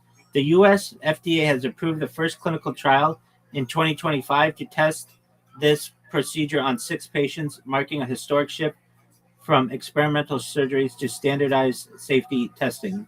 Pigs were chosen over primates as the ideal donor species because their organs are similar in size and function to human organs. They reproduce rapidly in large litters, and they are less likely to transmit deadly viruses to humans. Genetic engineering uses tools like CRISPR-Cas9 and is essential to these transplants. Scientists modify pig DNA to remove molecules that trigger immediate immune rejection and add human genes to prevent blood clotting, creating 10 gene pigs specifically designed for human compatibility. Progress has been significant, with pigs now providing heart valves to 60,000 U.S. patients annually, and recent trials showing pig kidneys and hearts surviving in human recipients for months. While early attempts in the 1960s used chimpanzees and baboons, these were abandoned due to ethical concerns, viral risks, and organ size mismatches. Current research focuses on overcoming the remaining challenge of long term survival, as most human recipients of these organs in compassionate use cases did not survive beyond a few months due to pre existing clinical critical illnesses. So it's already being done. So I think it was just to see if it could be done, and this was done like 15 or 20 years ago. Um, and to your question,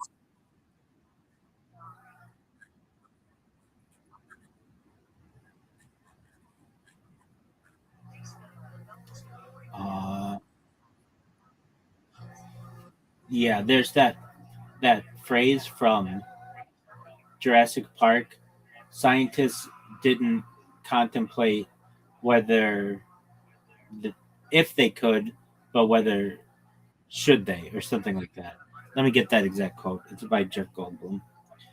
Yo, dog, what's that quote from Jurassic Park? Scientists didn't evaluate whether it should be done, but only if it could be done, or something like that. The quote is, "Your scientists were so preoccupied with whether or not they could, but they didn't stop to think if they should." That's what it is. Um, so, in terms of the organ thing, I think lab grown organs are going to become more available to people. So, we might not need to use pigs. And the idea of the humanzee and the chimpanzee, or the humanzee, period, just a human chimpanzee hybrid, uh, I think probably just takes some gene editing to be able to be done correctly. And I, if you learn about Dolce base, that's where they do this kind of stuff. And I think there's like a 99% chance that this has been done successfully somewhere, especially if they were working on it 100 years ago. We know that China is doing it 60 years ago or working on it. And there are developments in the industry within the last 20 years. I think that there's a very high probability.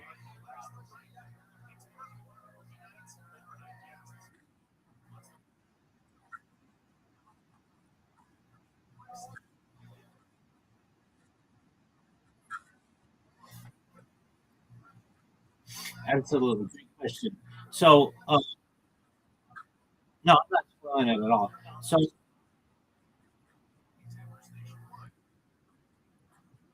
I don't want to know what you know. I don't want to know what you know because I don't want to confirm anything. I want you to just be able to. Okay, I mean, tell me what you want.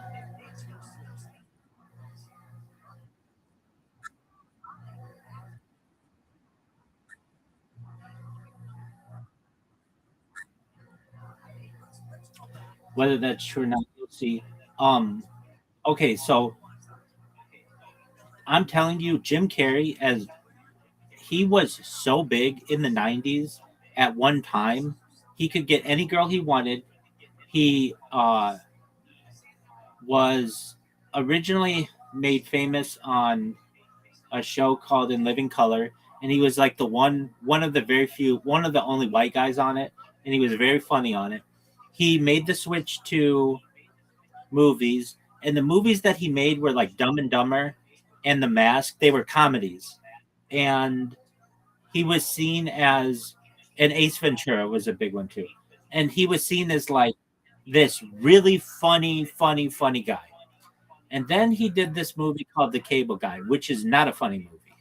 And everybody kind of shit on him for it because they were like, we want the funny guy. And he was trying to become more serious of an actor. And The Truman Show was one of his more serious roles, though people didn't get it as a story. They thought it was supposed to be one of these funny movies, but it's very, in its own way, dystopian. It was shot in an area of Florida, I believe called Seaside, Florida, which has all kinds of very special rules. You can't paint your house any color but like white. Um, you you have to have like your lawn mowed in a certain way. Uh, like everything for the city is pre-planned, and they shot this show there, or they shot the movie there. Um, the way that I remember when it came out, and it was something that I wanted to see, but at the time there were just a lot of movies, and I didn't always get a chance to see them all, and but I did see it in.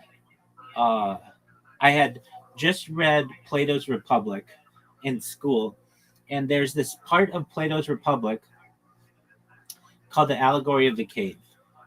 It's very famous. Imagine a cave. Okay. And so the way that this movie was described to me was like the allegory of the cave, in that imagine everything that you knew was basically a lie and that was just put on by other people. And you eventually had the courage to turn around and become a philosopher king and um, walk out of the cave. So there's that element to it. Now, from my own life, um, in the discussions I've had with people very often say, "Oh, your life is just like the Truman Show. Like people can just watch you whenever they want." Yeah, except I have knowledge of what's happening to me, which changes things. You'll see in the movie, Truman doesn't know necessarily what's going on. I know. I'm the one who guided myself into the Truman Show. But there's also the element as well that Truman's a phenomenon, and that my project could be a phenomenon, and it's just a matter of time. And continuous human data infrastructure is what I do from a scientific perspective, and it's what Truman would have done. I've met somebody. I met the first person who was like the first person who was born on a live stream. They were born in 1996 on a live stream. I haven't met them in real life, but I met them on Twitter, and they considered themselves to be the Truman Show, which I get. My birth was not on live stream by any means, but they don't have years of their life stored publicly for the world to be able to study either. So it's somewhat a hybrid. Um, and when I say, to people, have you ever seen the Truman Show? A lot of people have, more than I thought, and a lot of people really love the movie. It has a deep connection with people. It was not that popular of a movie when it came out. It's become somewhat of a cult classic, and a lot of that comes from it was shown quite often on like TBS in the United States during like the early 2000s, and TBS would get these movies like like Rocky and like the Truman Show and just a few others that since they had the rights to them, they would just play them all the time. So a lot of people were able to see this movie just from that. And anything else I want to say about it? I empathize a lot with the character. Um, but we're different though. I know what's happening to me. I know what I'm creating, and I'm doing it voluntarily.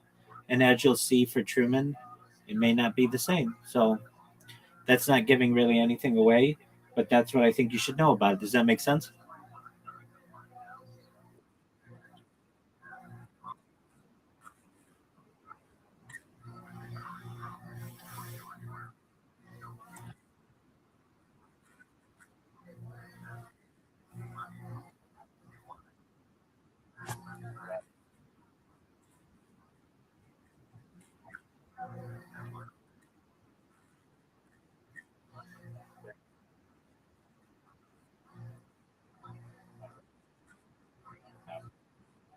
Yeah.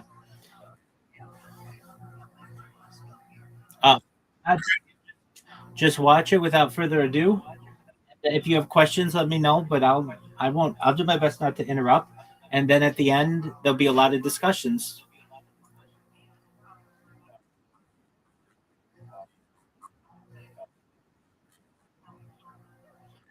Yes, sir.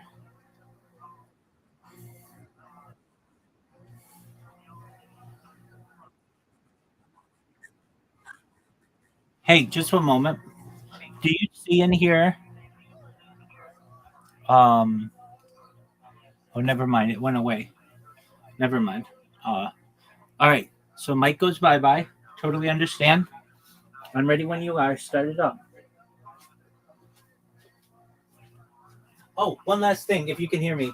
Um, Many people think Jim Carrey should have won an Oscar for this, and I think that he very well could have. It's just that people weren't taking him seriously as an actor. He had done so many funny movies, Ace Ventura 2, The Mask, Dumb and Dumber, that people were just like, he's a comedic actor.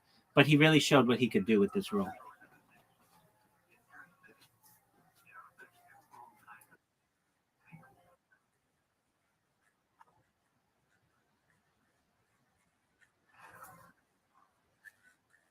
That was later on, though.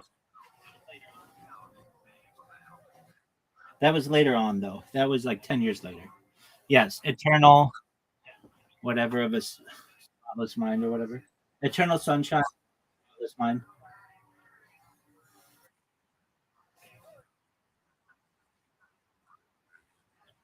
Well, he ran into some issues, especially when he was dating Jenny McCarthy. Jenny McCarthy was a vocal advocate, and I feel in many ways, whether you agree with her or not, very brave for autism and its links to potential medications or medical um, procedures. And he stood by her and in his own way was somewhat vocal about it, and their careers were destroyed over it.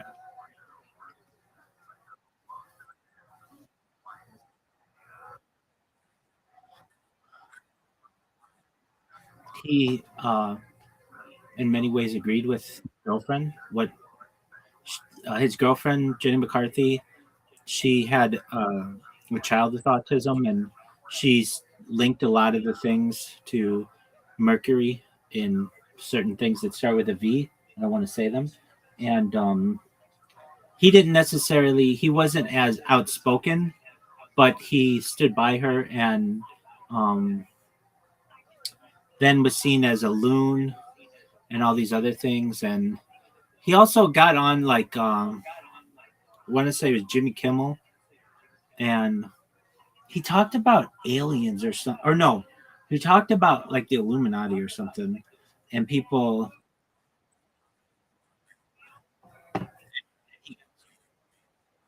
yeah, and he got some kickback on that. And then most recently, he either people say he was cloned or there's just a version. I don't know. He has a lot of injections in his face or something, but he doesn't look the way that people expect him to look. Um, you saw that, right?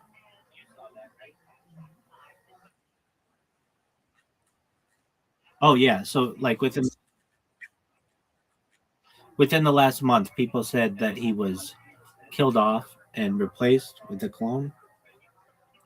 They said that maybe it was just bad plastic surgery. Um, I don't know. I don't know the answer. The last big movie I think he did was Dumb and Dumber or Dumber and Dumber or whatever it was, and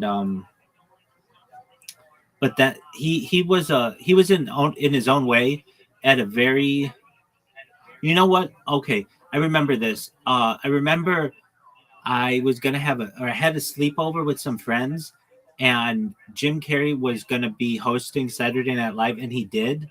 And do you remember the movie Night of the Roxbury?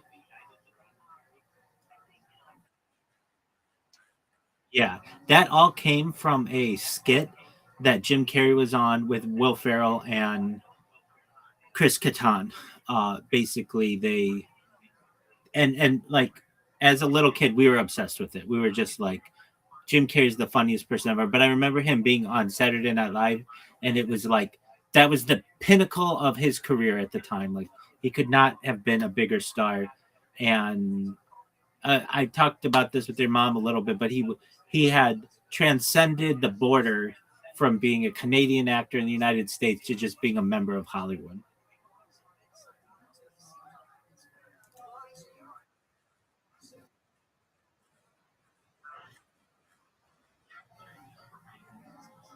Sure thing.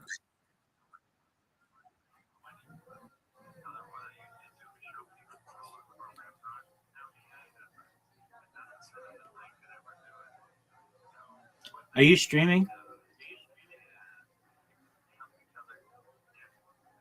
Riser. There we go.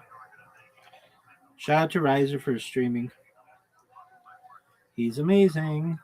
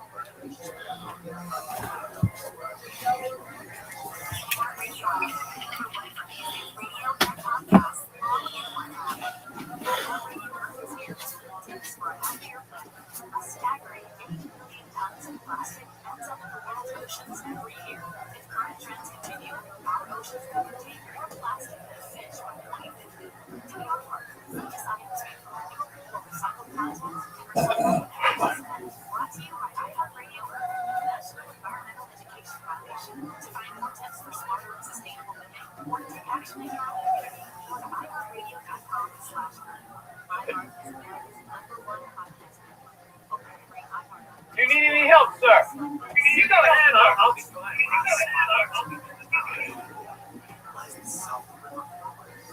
2021, 2022.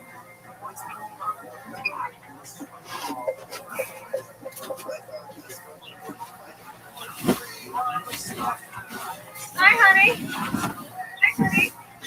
Look what I got free at the checkout. The chef's pal.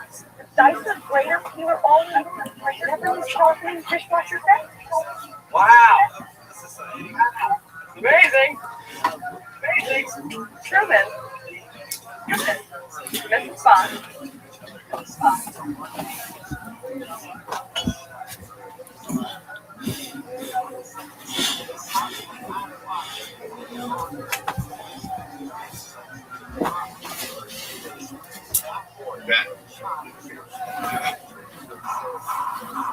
I'm thinking about getting out. Yeah. Getting out. Out of my job. Out of his job. What's wrong with your job? It's a great job. Your desk job. Kill your desk job. You should try Taco Bell.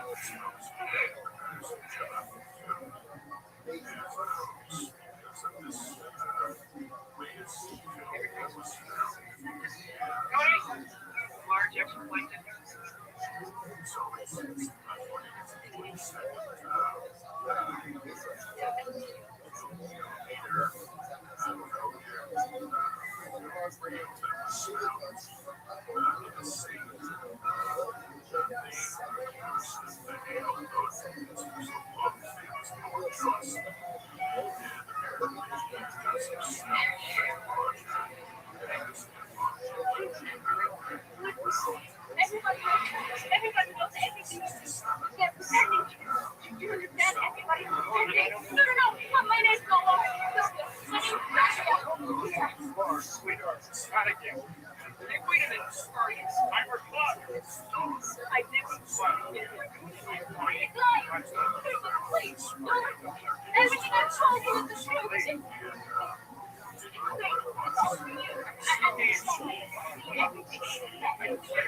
You'll be all right. Please, Laura. He's gonna like you. You really would like to know what's going on. All right, everything. If this is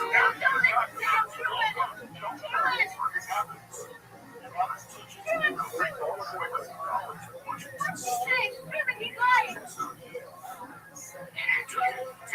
don't worry. It's going to be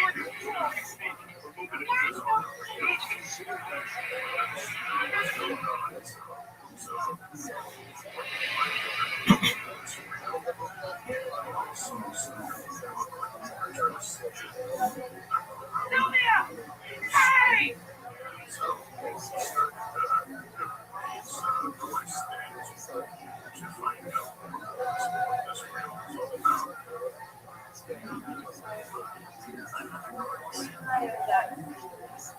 Yes, that's what it sounds like. So a lot of people,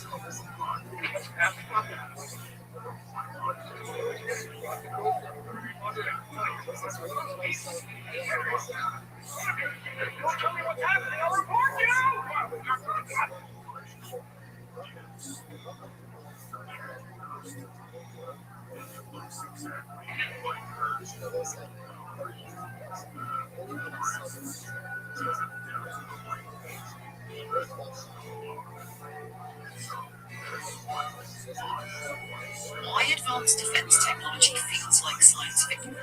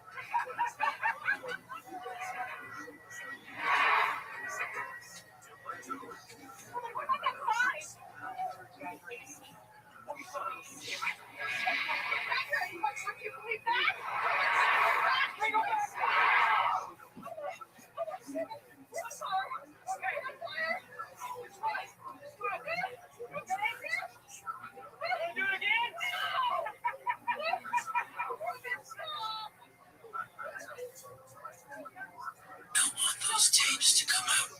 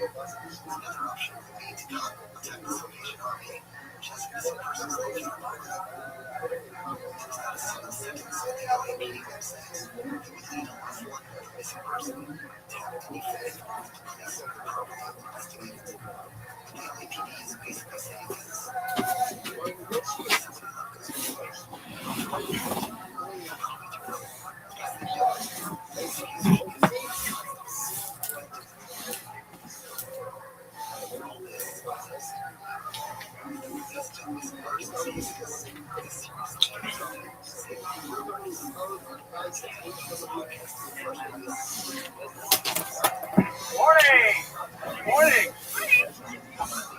Oh, in case I don't see you.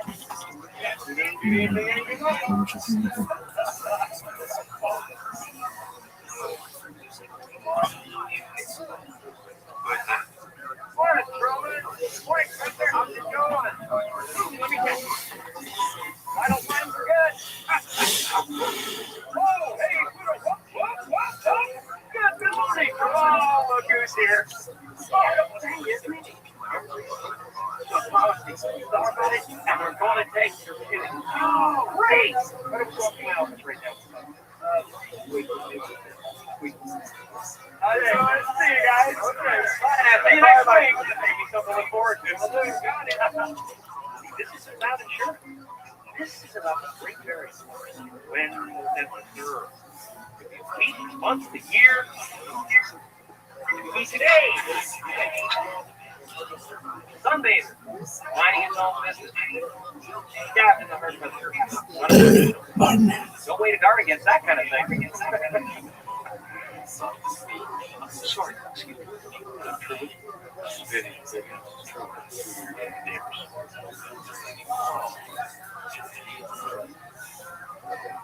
What I'm saying is that like this.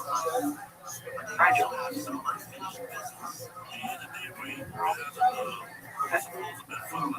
I'm sorry. Dude. Oh, great. Information.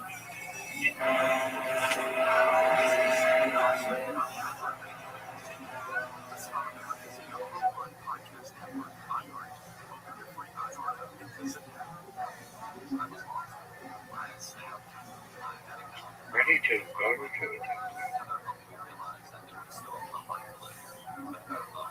And back to medium.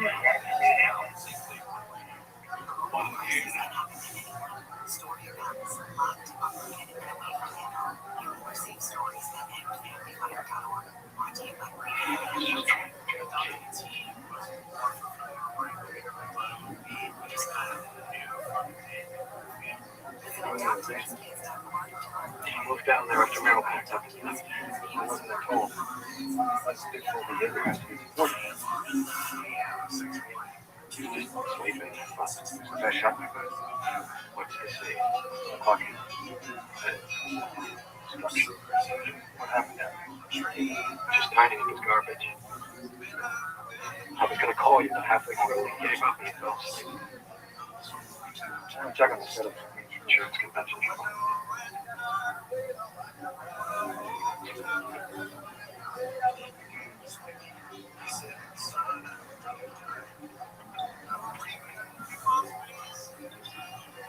Go.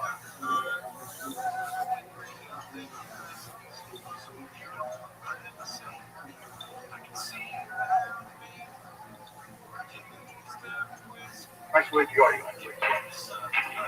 You get close.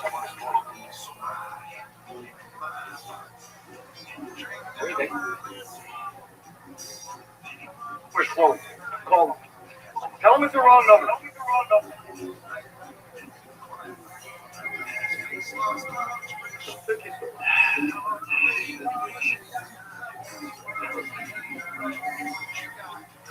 What's going on? I don't know, man. He came down into the room. He did nothing but stand around. Shut up and watch.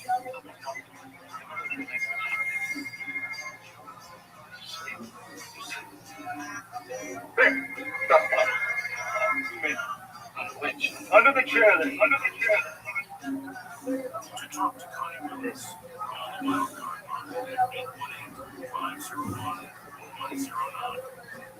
I don't know. If he could have gone up the stairs, I definitely he must still be alone.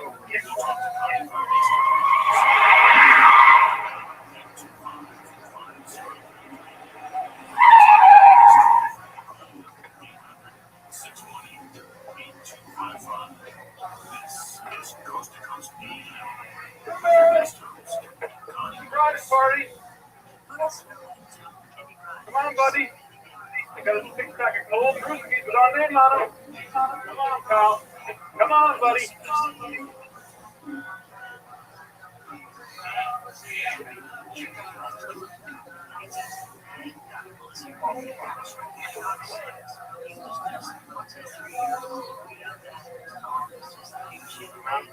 Wherever you are.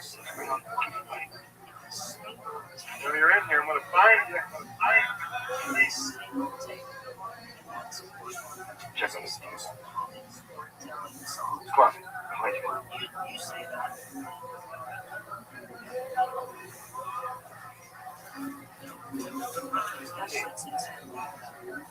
Where could possibly be?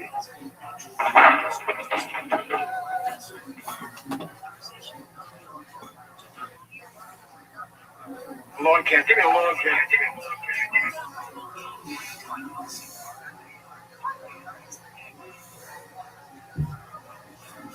Don't look in the camera. Stay still. Keep going. Keep going. Cut transmission. Cut transmission?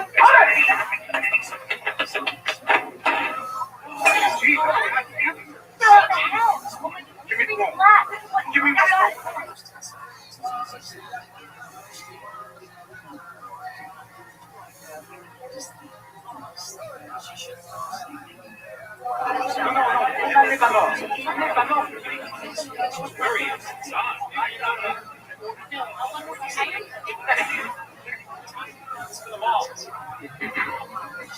We've got every available issue looking for. Principals are helping out. The crew too. What about prop car? You sit in the yes, the world's most recognizable face. You can't disappear.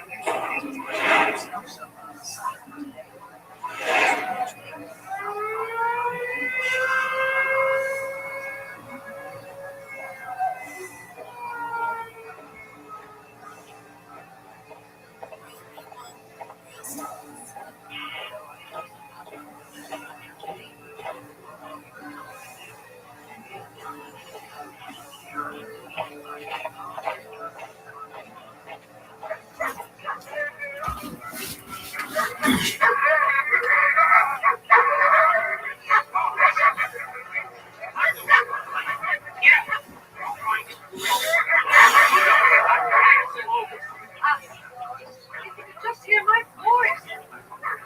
Truman! Truman! Truman! It's me! Dad! Let's talk! Yes, I know. Just about done with the square. Gotta go back to Barry. Check the interior. Gotta be in there. College is watching. Something over there. All right.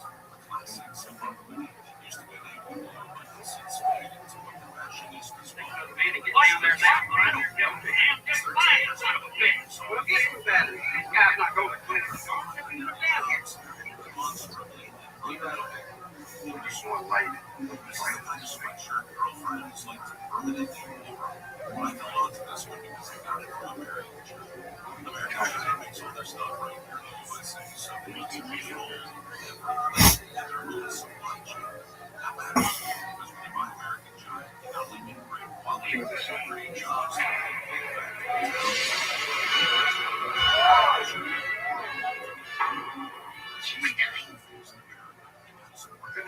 going on? You know that they're circulating technical theories. And media is essentially being gratuitous. All the phone lines are jammed. Every network has a pirated shot of Marlon making an ass of himself in front of the camera. This watch isn't tricky to rip up the... Why? We're getting higher ratings in this graph than we've ever had on this.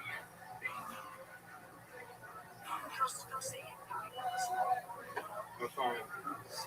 Marlon, why don't you head back to town and join the others?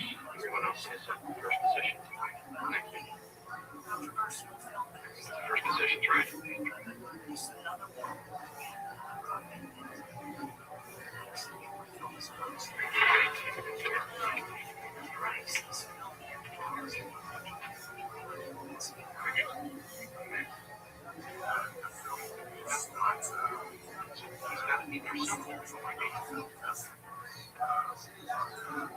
Watch me.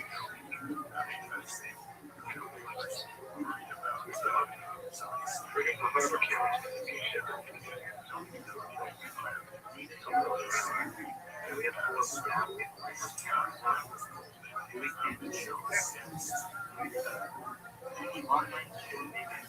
Why would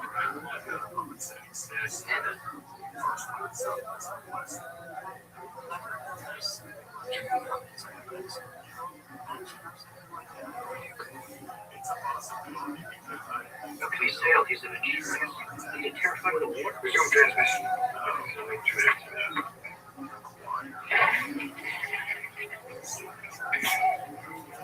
I got 2 to 1, he doesn't make it. 2 to 1, he doesn't make it. Just leave him in the car.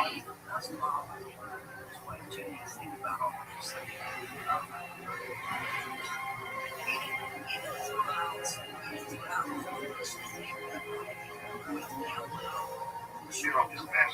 Get to his face. Go to the casket. There, perfect. It's our hero ship.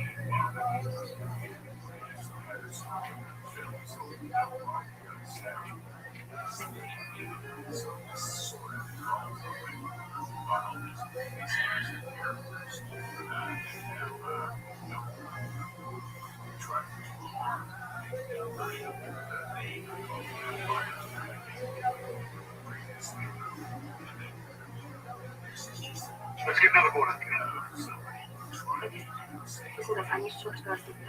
Come on, get it moving. Get it out of here. Come on. I'm your bus driver. Bottom line is they can't drive a car. They're actors.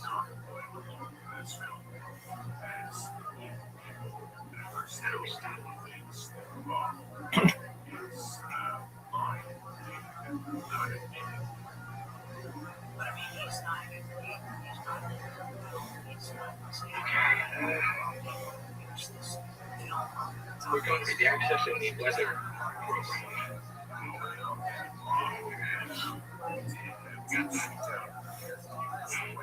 I think we're going to localize the storm over the boat.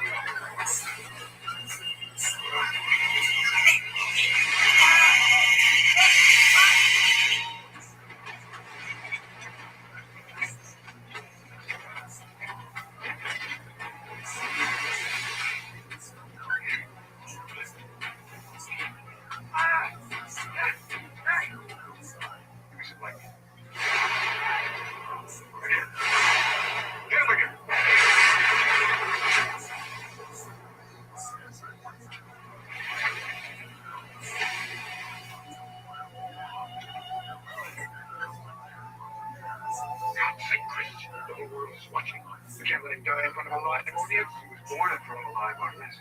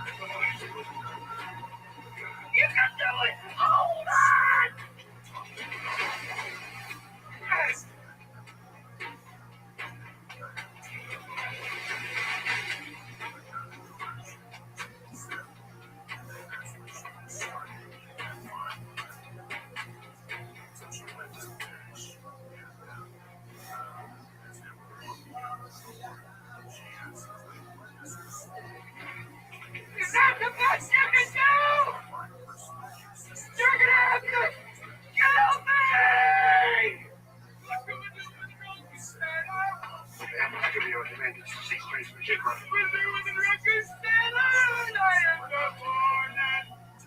the wind. Increase the wind. I am telling you for the last time I told you, Barry, capsize and give him over. Damn you, big dog! You caught his time to spot. He's gonna drown me, doesn't even care. Do it!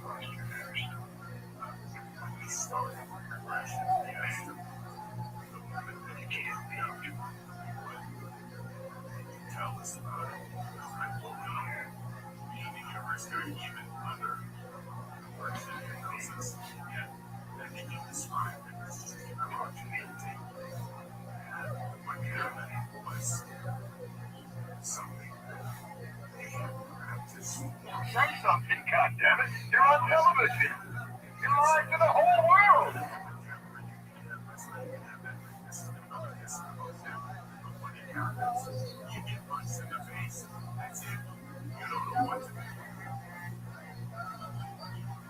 So what's going on with the show? It's just not being played. In case I don't see you.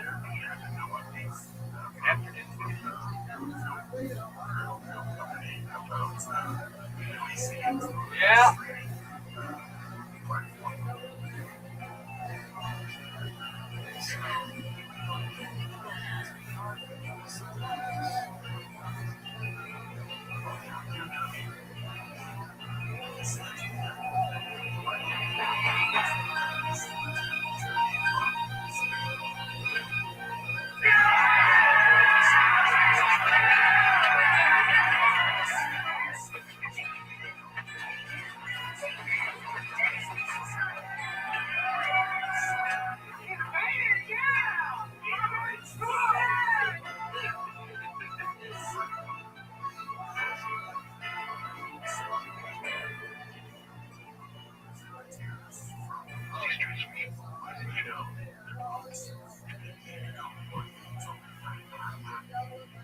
You want another fight?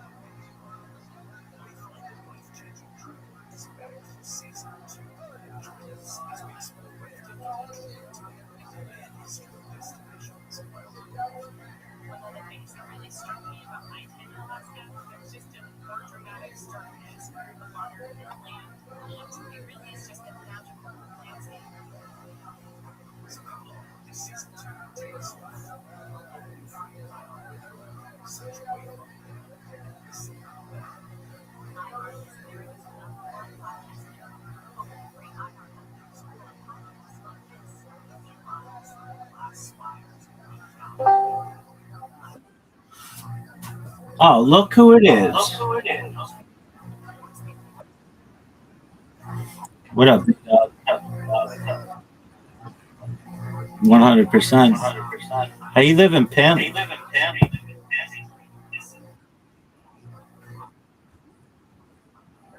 You didn't watch it at all? Okay, I was really gonna say then we're gonna watch it again. All right, so oh fuck yeah, man. So what are your thoughts?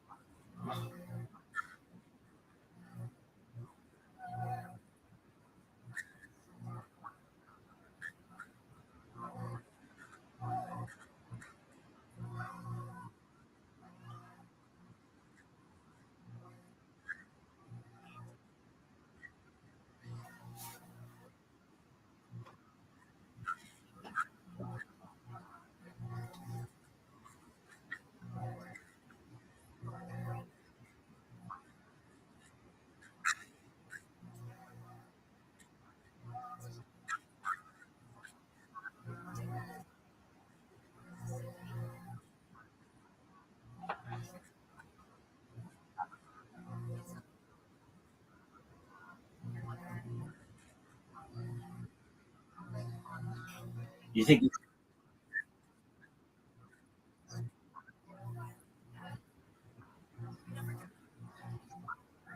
you think it's amazing?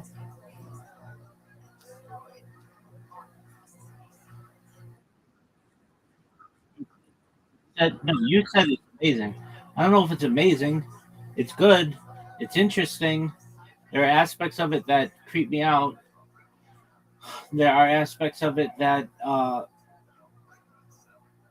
it's dated a little bit. There's no internet, and um, I think it's funny. You can like buy everything that's in the show in a magazine. They don't even have a website, and I think it's interesting that they. I mean, it's a 30-year-old movie, which is amazing. Um, it does hold up, and I find it interesting the audience's connection with him. How like they've got like people in a bar watching him, people in a bathtub watching him, and people in like old ladies in bed watching him. Just like he unites the whole world.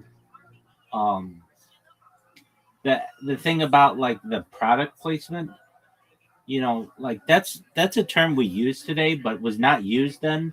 People never, the general public hadn't heard that term product placement used. It had been used. It'd been used for a long time, but it just was like subconsciously done.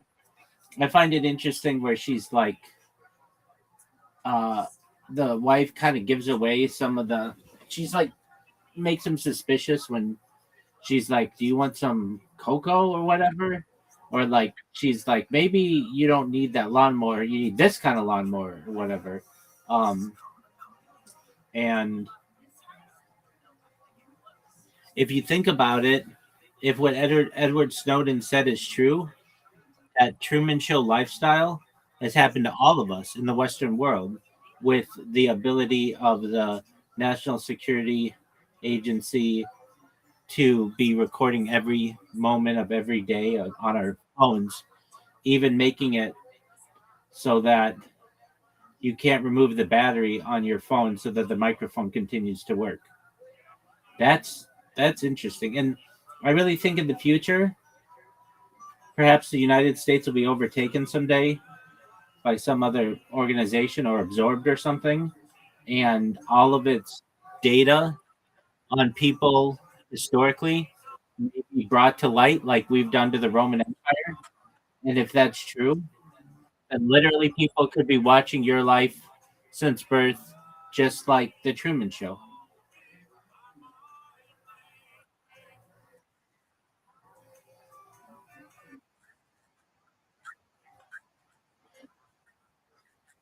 Yeah.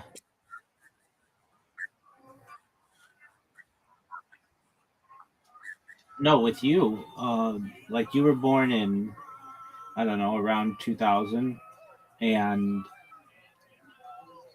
any computer that has the Energy Star label on it, which is like most definitely what your parents had, if they had a computer, uh, all of that has a back door. All of that software has a back door, and um, with smart TVs, they all have microphones in them, and some even have cameras. And your own cell phone, your parents' cell phones, all of that has been tracking you. And then certainly just the anytime you go outside, there is already a program. I forget the name of it, but there's a defense contractor that literally records everything from satellites down to, they have an incredible zoom that they can on the mid the center line of the FIFA World Cup, they can count the stitches on a soccer ball. That's how good their zoom is. And I've seen this technology used like in a PowerPoint. They showed a video. Basically, every time you go outside, everything from above is being recorded. So that means the first time that you played soccer as a little kid, or you went to the beach, or you went to um, the playground.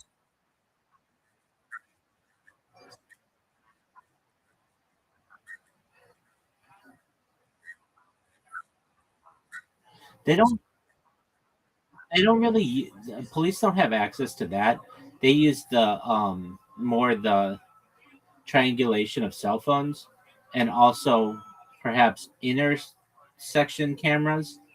They don't have access to that higher level of espionage camera. So we're not talking like Google Images or Google Maps that take like a picture every like 2 years or whatever. I'm talking about 24/7. Every inch of the earth is recorded. And on top of that, they could use like LiDAR and such to be able to see inside your house or your apartment or whatever. And so going back, 30 years or so, they could literally track your entire life.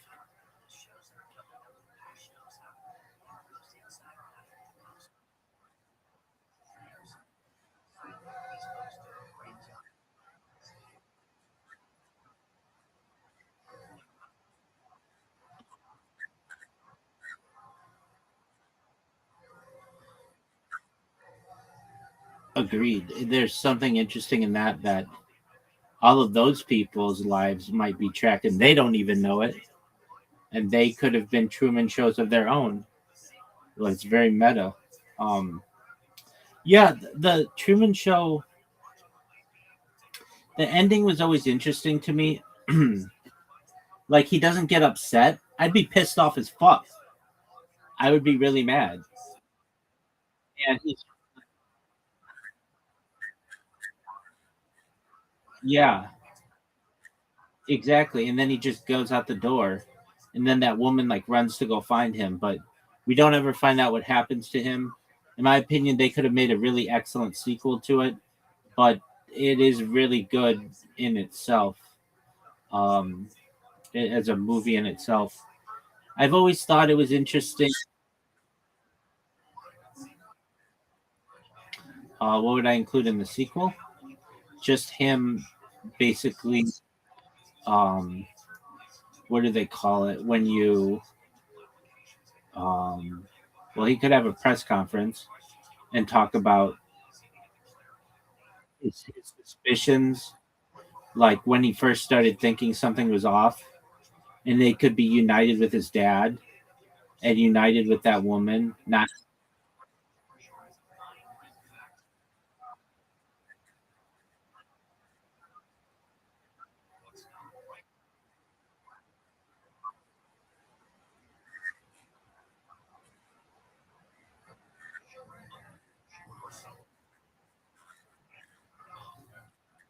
right. Um, Truman and I have some things in common, and especially early on my streams, I used to go to the ocean and hit golf balls just like he does. And I don't like deep water. It freaks me out. And I know it does the same to him. And I just think about how much space there is between me on the water, between where I am on the water and the ocean floor. And that's just always freaked me out. Um, and those are two big things. Yeah.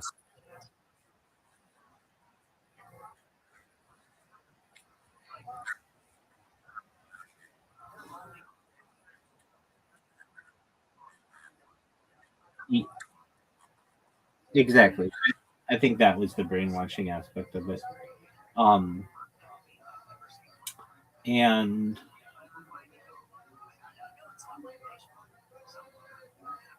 I,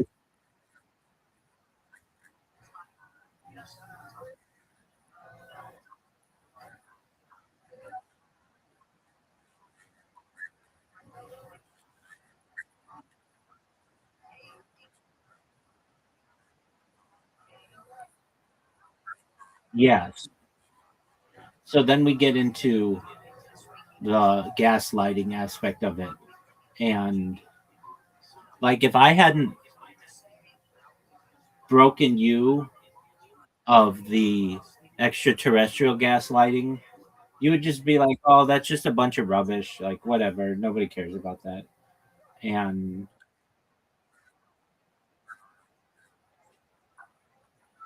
no, you weren't, you did not believe in aliens. You did not believe in aliens on Earth. You were very skeptical of that.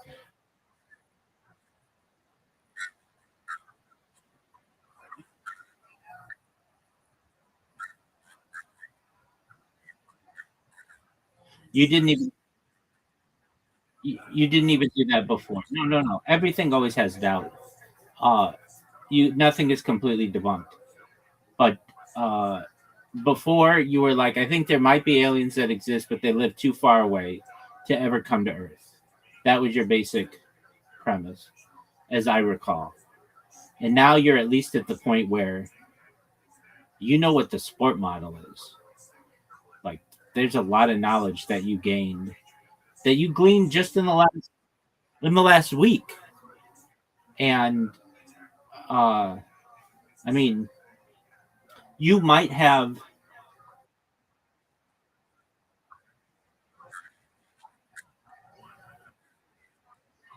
Okay, well, you didn't even like. Okay, I understand. Okay, no, I understand that. But even before we met, you might not even confirm that Area 51 is a real place, even though it was. Okay, what about S4? You didn't know about S4. Dog, you can't tell me you knew about S4.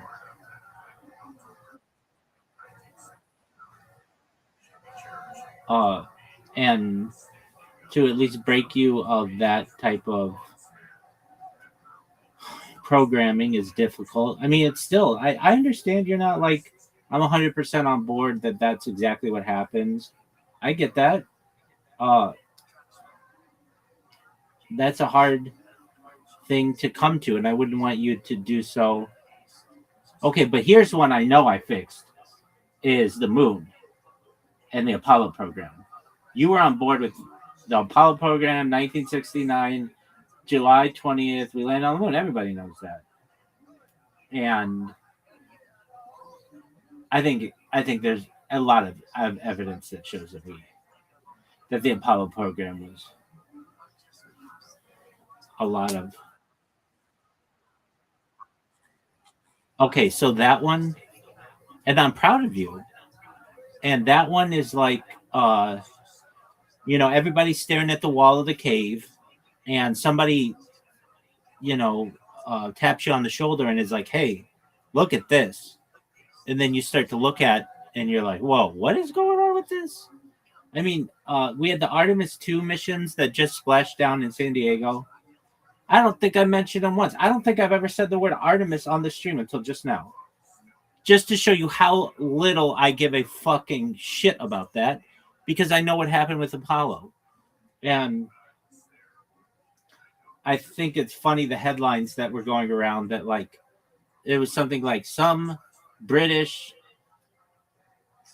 Twitch stream had 50 times more live viewers of this gamer playing League of Legends or something than the live stream of Artemis 2. Uh, it's just the idea of fool me once, shame on you, fool me twice, shame on me. I'm not at a point where I believe that. So then there's this interesting question that, all right, Rabbi, so you think that vehicles come here from like many light years away, like 39 light years away, perhaps, or many light years away. How are they able to do it, but we can't even get to the moon? That's like a great question, wouldn't you? Don't you think that's a good question?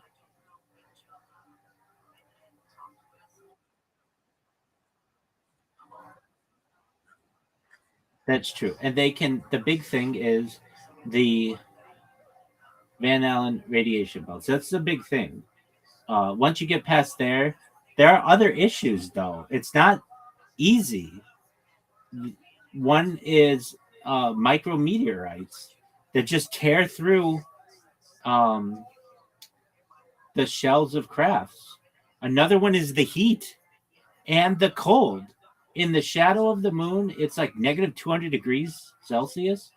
And in the sun of the moon, it's like hotter than the inside of an oven. Like, that's incredibly hot. And the discrepancy is incredible. Like, and because the moon doesn't have a very thick atmosphere, that's why you can have such crazy swings.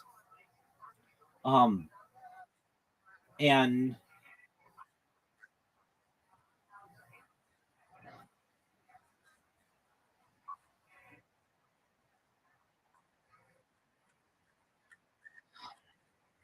and they brought a car. That's a great point. Yeah, and they brought a car there. Well, well, they brought a car there, and it's like, but their little ship is really small. It's like, how'd you fit a fucking car, like a Jeep, basically? And the Jeep, and the Jeep cost $80 million in 1960, which is like $1 billion today.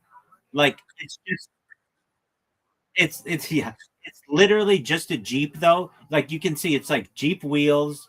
It's like a flatbed, and the back of it is an engine. There's like nothing special about it. It's just all that shit is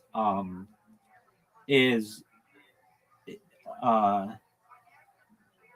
gaslighted. And everyone you talk to about it, if you went right now to that pizza shop where that girl flirted with you, and you started talking about the moon the way that I talk about the moon, they're gonna look like at you like you're a doofus. And that's why they've all been gaslit.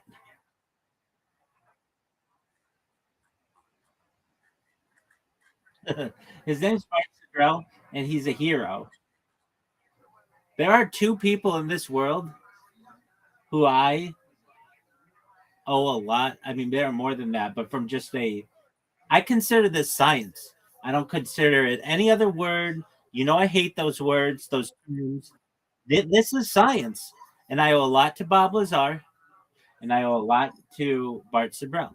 And they're, in my opinion, really great individuals. They've done their best to break the the force that uh, has gaslit people into certain thinking.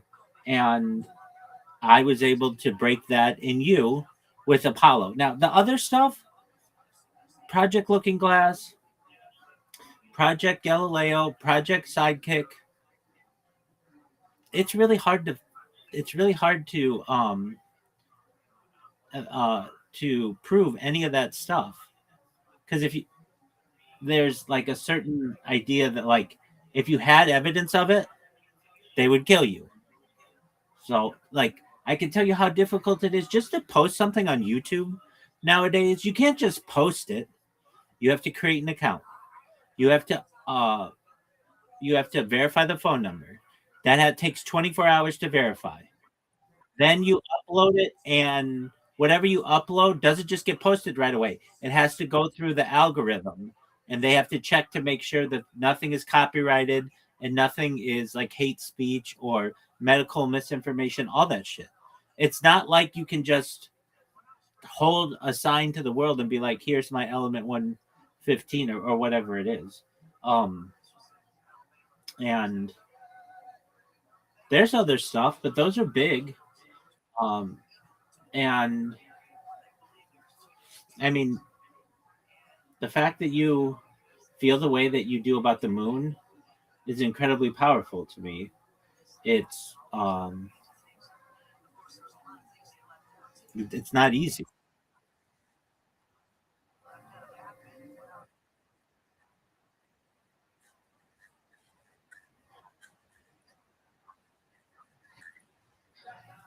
No, not in the traditional manner. Maybe some hybrid program or maybe some alien abduction, but no, no. That to me, just the science behind it. It's like being in an oven. Like, on top of that, like, um it boils water.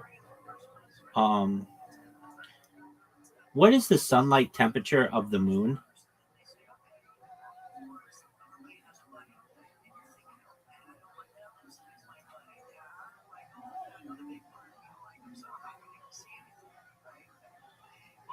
127 degrees Celsius, 260 degrees Fahrenheit. So that boils water. That means the saliva in your mouth would turn to vapor immediately. And then wait, and that's a big thing. And that's a big thing. Think about it. Exactly. Thank you. Exactly. And then in the shaded parts, it's negative 233 degrees Celsius, negative 387 degrees Fahrenheit. That's colder than anywhere it's ever been on Earth except for like laboratories. So it's hotter than it's ever been and colder than it's ever been, and the difference can be a matter of 5 feet, whether you are like in the light of a crater or in the shadow of a crater. And um and then on top of that, how about getting air to you? Like these guys didn't have like air tanks like you have in like a scuba gear. How do you get oxygen to that person? And it's not like those like old, you know what I'm saying? I know you know what I'm saying. You like those.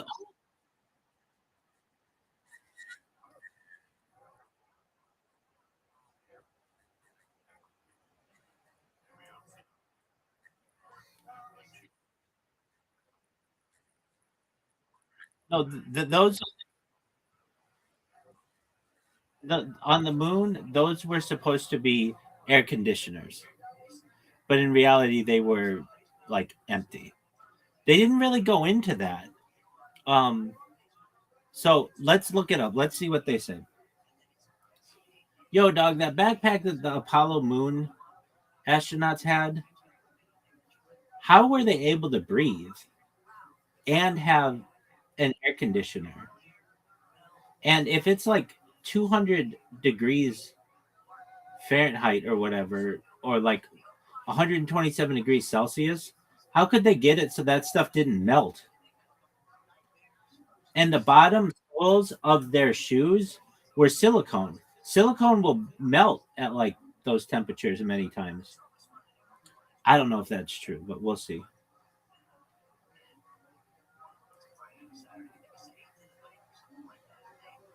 Oxygen supply. The backpack worn by Apollo astronauts, the portable life support system, provided pure oxygen for breathing. If you know anything, pure oxygen is not good for breathing. Even what we're breathing right now is only like 27% oxygen.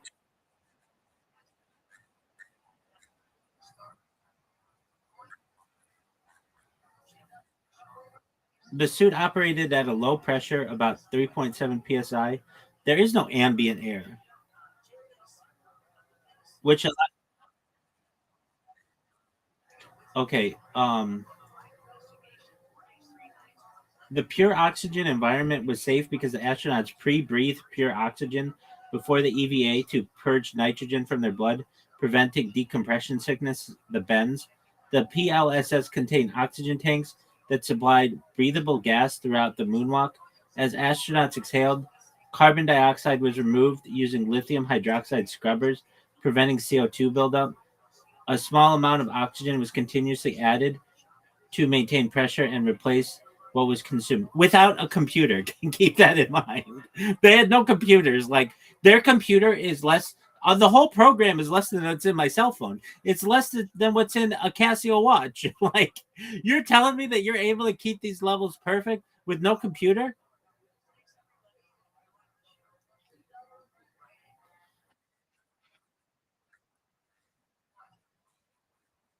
Come on. I mean, I know that's an excellent point. Cooling system in the spacesuits. Despite the moon's surface reaching 127 degrees Celsius, 260 degrees Fahrenheit in sunlight, astronauts stayed cool thanks to liquid cooled undergarment called the liquid cooling and ventilation garment. The tight fitting suit had a network of thin tubes circulating cooled water around the astronaut's body. The water was chilled using a sublimator, a device that exposed water to the vacuum of space. All this was done without a real computer. In vacuum, water sublimates turning directly from ice to vapor, absorbing heat in the process. This provided highly efficient cooling without melting or overheating the system.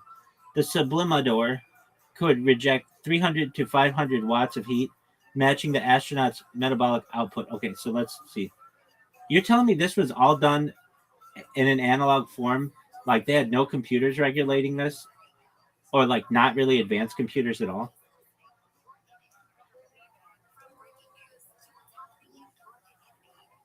The Apollo PLSS backpack did not use a digital computer to regulate life support. Instead, it relied on analog electronics and mechanical systems to control monitoring.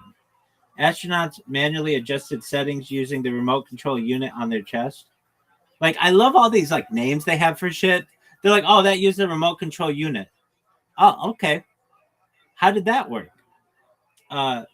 Which let them control oxygen flow, cooling, and communication. Jay, you never see these guys messing around with that. Never. They're playing golf. Sensors monitored suit pressure, oxygen levels, and temperature, but feedback was displayed to the astronaut who made decisions based on gauges and warnings. Where were the gauges? There are no gauges. Critical functions like cooling via the sublimator were passive and self-regulating. The physics of water sublimating in vacuum naturally stabilized temperatures without needing computer controls. So yes, no advanced or digital computers were in the backpack. Everything was electromechanical, analog, or manually operated. A testament to clever engineering within 1960s technological limits. Like, this is such bullshit. Whatever. Okay, that's fine. If you want to go with that. This is one of my favorite statistics. What is the statistic in 1969?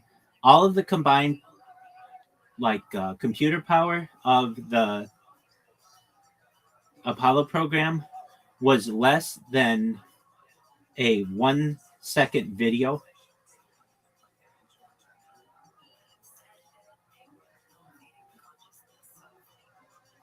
Yes, the combined computing power of the Apollo program in 1969 was far less than that of a single modern smartphone, let alone a 1 second video file. Well, a 1 second video file is less than a single modern cell phone, but okay. The Apollo guidance computer had processing speed 0.043 megahertz. Some sources say 1 and 2 megahertz. RAM 4 kilobytes. 4 kilobytes of RAM. ROM 72 kilobytes. In contrast, a modern smartphone is 100,000 times faster, contains gigabytes of RAM, over 1 million times more memory, can store and play high definition video effortlessly. A 1 second HD video requires millions of times more data processing and storage than the Apollo system could handle. In fact, just the memory of a modern phone exceeds the total computing capacity of all systems used during Apollo.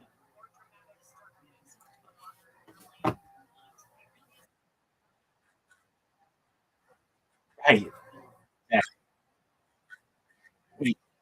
Exactly. It's just like, okay, if you want to believe that, that's cool. I've been breaking people's gaslighting on this issue for 20 years, and people come back to me and they're like, I was having this conversation with a colleague and neither of us believed that we'd gone to the moon, and I couldn't believe I found somebody else who thought this. It's like, yeah, we're out there. And if you talk to people in other countries, it's the statistics are way higher. Like outside of the UK, Canada, and the United States, it's way higher. And then there are some countries allegedly that say that was just all a ruse, that wasn't that never happened. Like they publicly say it. So with the Artemis 2 or whatever, believe what you want. With Area S4, believe what you want. When I was a kid, they said that Area 51 didn't exist. And then the Obama administration was forced to say that it did exist because they had to go to Congress to expand its real estate that it had, the property, because zoom levels on digital cameras had gotten to the point where they could take really good pictures of the base. So they had to acknowledge this. Had that not been the case, the advancement of the zoom, they still wouldn't um, have acknowledged it.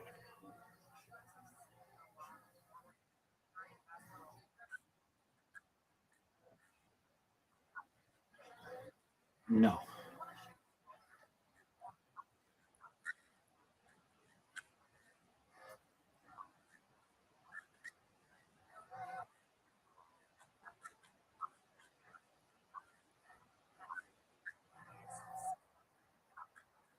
exactly.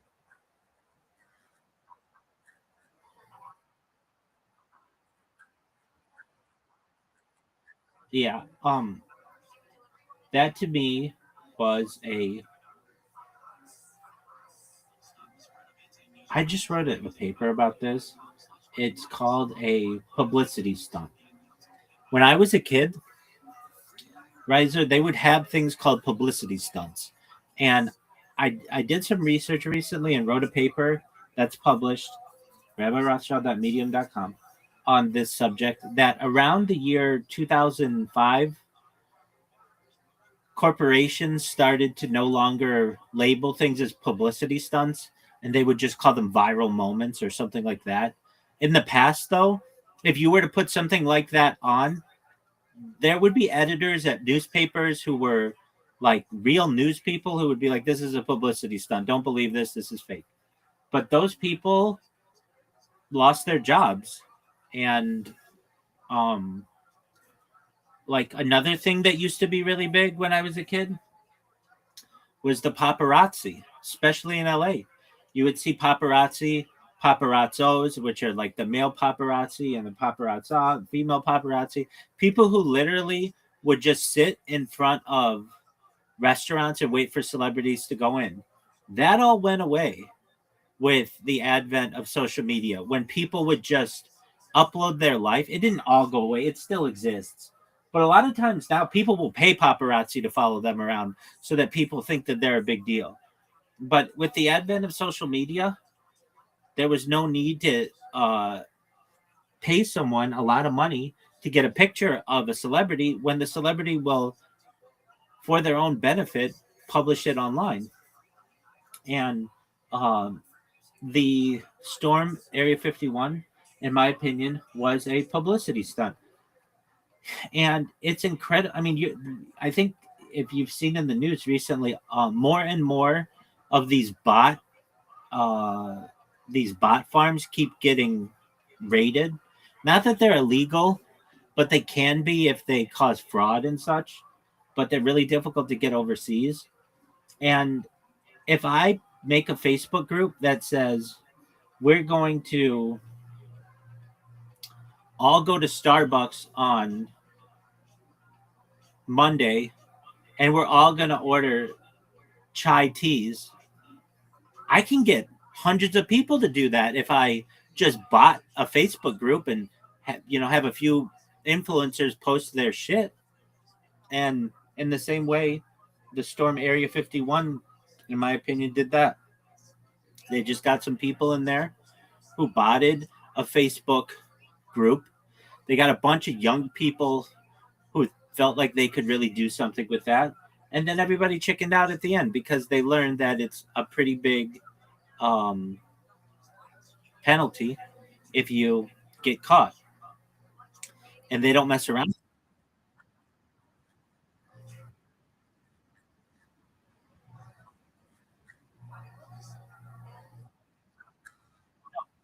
They don't shoot you. They don't, they don't, they don't shoot you. What they do is they're called the camo dudes. The camo dudes stop you. They ask you for your ID, just like with Bob Lazar. They then have you or escort you back to the main dirt road that goes to the base. And then as soon as you get on, I think it's Highway 375, it's known as the extraterrestrial highway. The Nye sheriff meets you right there and then takes you to the Nye sheriff's station. They book you. It's usually felony trespass, which carries like a year in jail or something like that. And it's serious. It's a serious crime. And a lot of times people can get it moved down to perhaps a misdemeanor, but it's basically you're asking for something to be on your permanent record if you do that. And a lot of people don't want to take that risk. It's a lot of money. And uh, every week, I don't want to say every day, but every week somebody makes that mistake. I saw this one, a very, a very interesting video that's out there that exists. Some guy they were doing what was called like it's like a sort of an industry, alien tourism, and they would rent a bus. Let me look this up.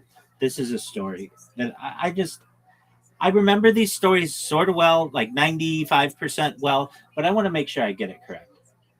You know, the deal with that guy who was doing like alien tourism or whatever and rented a bus and accidentally drove past the line of Area 51 on camera live, or and like what happened in that situation?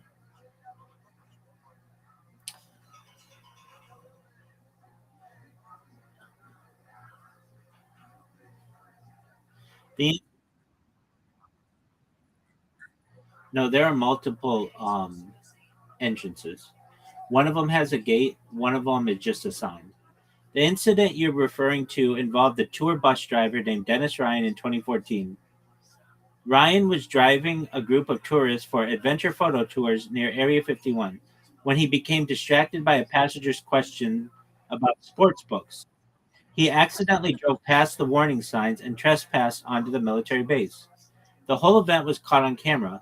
Within moments, a white military security truck pulled up, and armed guards, known as Camo Dudes, ordered the group out. The passengers initially thought it was part of the tour. Ryan and the four passengers were cited for trespassing, facing $650 fines and misdemeanor charges. However, after video evidence showed it was a genuine accident, the charges were dropped for the passengers, while Ryan was banned from Area 51 tours for 4 years, or for 2 years, pardon me. This was not related to the 2019 Storm Area 51 meme, which was a viral Facebook event created by Maddie Roberts as a joke. That event drew a few hundred people, turned into music festivals. No one breached the base. So yeah, and perhaps the charges vary. I mean, these guys seem like they got misdemeanor charges. What's the offense for flying a drone there, and what's the offense for flying a plane there?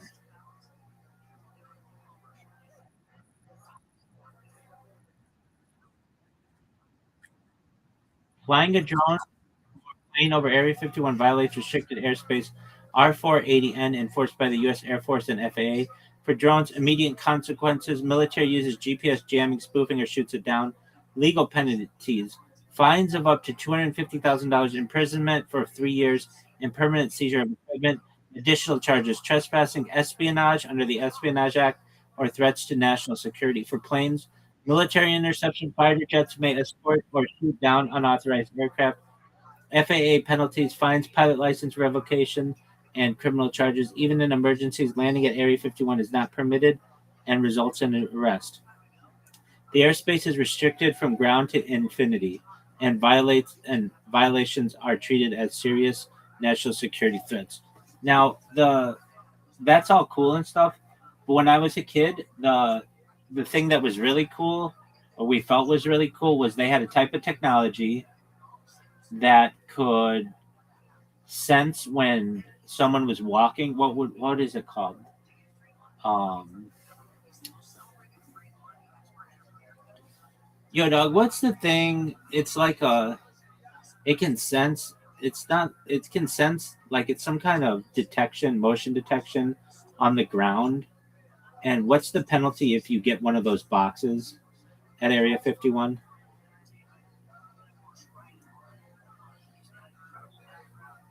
Yes, Area 51 is surrounded by buried motion sensors. often placed on public land near access roads. These sensors detect movement or vehicles and trigger alerts to security forces known as camo dudes. If you trip one of the sensors, security responds quickly, often within minutes via ground patrol or helicopter. You are then followed, photographed, or detained even if on public land. If you cross into restricted territory, you face federal trespassing charges, fines up to $1,000, and possible jail time. Now, these fines, like $1,000, it doesn't seem that big now, but like back when they first passed the law, it was like in the 1980s. It was a lot. They just haven't updated these things. In 2003, investigator Chuck Clark exposed these sensors by locating and documenting over 30 buried devices. The government later raided his home, and he was charged with interfering with the National Defense Communication System. He avoided jail by paying restitution for one missing sensor. So yeah, that was always the big interesting thing, that like there's a type of technology that can know where you are on the ground, like where you're walking. That 30 years ago was like mind blowing technology.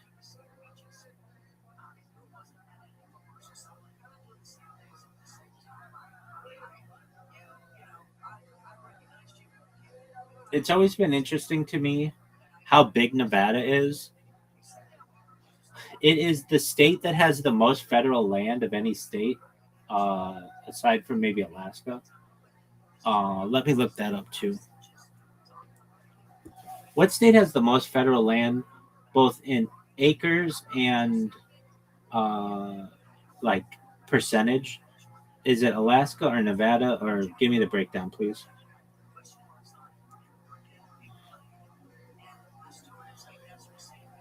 Alaska has the most federal land by total acres, about 223 million acres, more than any other state. Nevada has the highest percentage of federal land, 80.1 to 84.9, depending on the source, meaning over four-fifths of the state is federally managed. So, what does that mean? Or what am I saying? I'm saying that the I am saying that most of Nevada, when you see it on a map, is not like you can't drive through it. It's like federally managed. It's a weird state. Uh, yeah, good question. We'll get there. Dude, how you live in Pimp?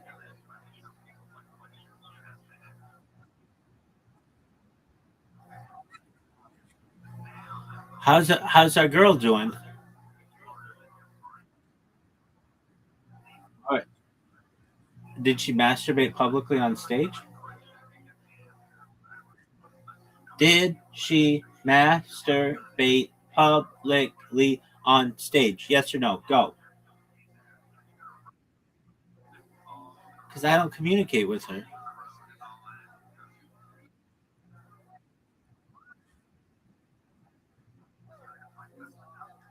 All right. So she's less popular than Chelsea.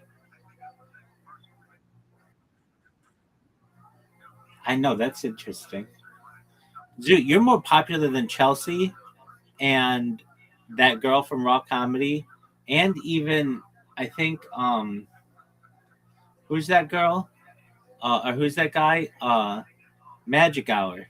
You're more popular than all of them. Oh, I have 10,000. I'm fancy.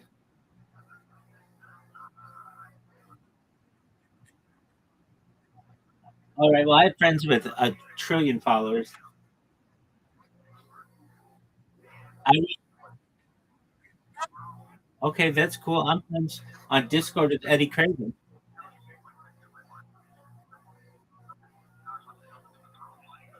All right, dude, have you ever seen the Truman Show?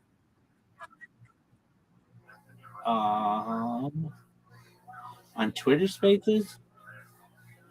That guy who sucked Obama's dick, or Larry, Larry, Larry Sinclair, Claire, R.I.P. I think I asked him. I wanted to ask him, and then I think I got the chance to ask if Obama was circumcised or not. That was an important question of mine. And then he didn't give me an answer to that. and I tried talking to him the first time, and nobody would take my question seriously, but I was really serious about it. And I wasn't that well known in the Harry Potter Obama Sonic 10 Inu community at the time. And then the second time, um, I think I asked him, but he didn't really. I think I asked him, but he didn't really give an answer. But I could be wrong on that. He did one time like something that I did, or upvoted it or something, which I thought was cool. The other guy, at least on Twitter Spaces, who I talked to was that guy who made that AIDS medication like 800 times, whatever it was. That former CEO. Uh, those are big Twitter Space people, and like some UFC fighters on on my stream. Doctor Disrespect was on my stream. Who I actually talked to. Um, I talked to Amaranth. Aiden Ross was in my YouTube, and oh, I know who the most famous person was. She was on Instagram. Katie Kirk was in my Instagram. She's by far the biggest person. She's a big celebrity though.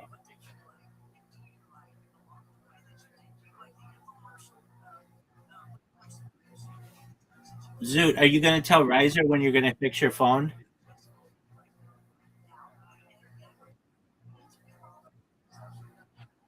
Hold on, Zoot. I have a pending game with you. I'm at 395, and it's very easy for me to get 400. All you have to do is fix your screen. Now, now, Riser, if you're listening, this is what Zoot does. Zoot's like, I'm gonna go to Melbourne. I'm gonna fly there. It's only like an hour. It's only like a few $100. I'm gonna get a hotel. I'm gonna go to Raw Comedy. He had all these plans, and I'm like, you're not gonna do that. You're not gonna do that. You're not gonna do that. He's like, yes, I am. Yes, I am. Yes, I am. Then he fucking 86'd his phone by chucking it at the wall so that it doesn't work anymore. And he always wants to play games with me, but then has to quit halfway through because his screen doesn't work. And then I told him to use the money that he was going to use to go to Melbourne and just sit on his thumb and instead fix his phone. Riser, what are your thoughts?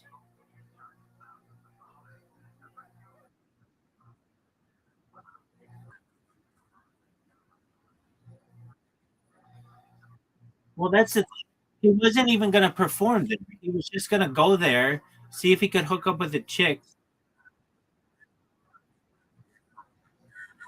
Yeah, exactly.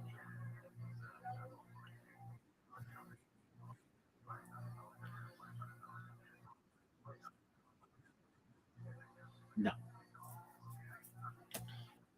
because I watched the Truman Show. Riser or Zoot, have you seen the Truman Show?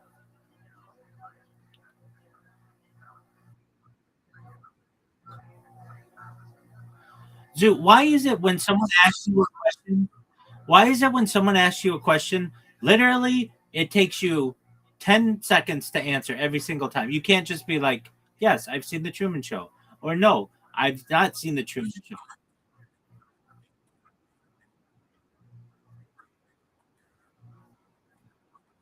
Okay, excellent. Good. That's the answer that I wanted to hear.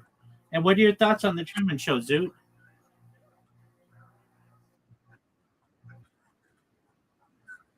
There you go. So Riser, Zoot really likes it.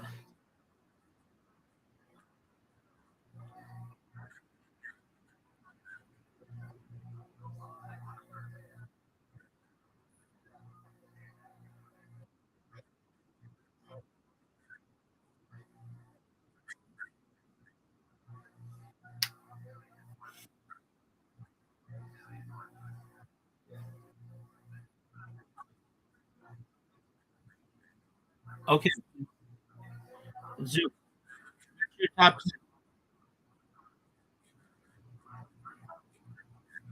Great question.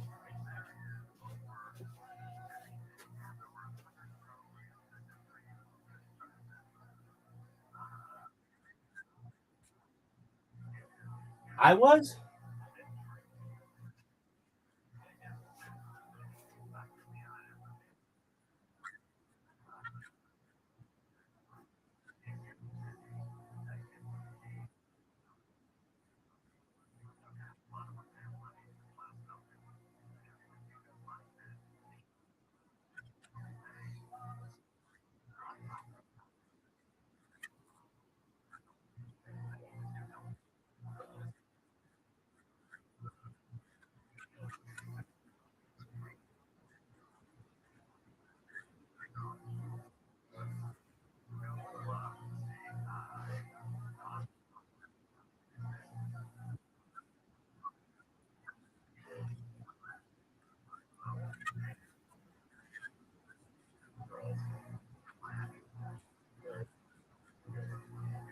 Yeah.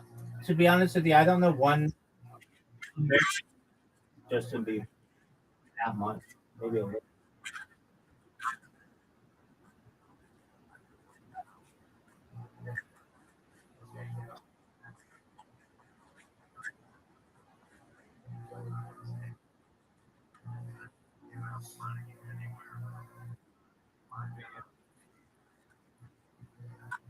So he picked Haley Baldwin.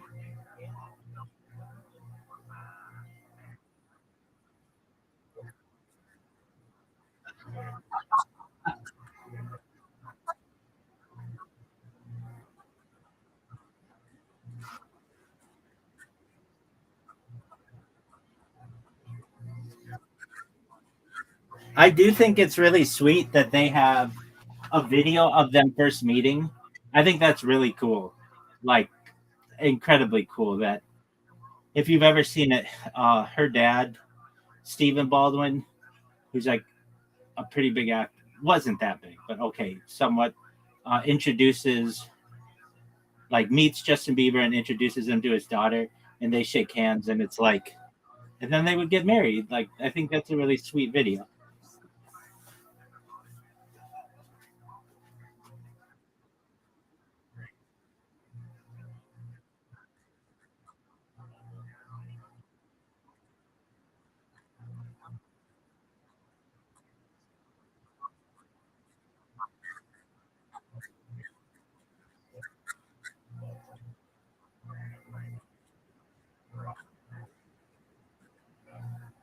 I think I think he's like um I mean I could be wrong, but he's like he knows that he's just been a pawn in that whole Hollywood world and in his own way just like wants to have a family and tries to keep as low profile as possible. Now, is performing at Coachella a low profile? No, but you're only going to be able to do that for so long. And his wife, his wife's worth more than he is now.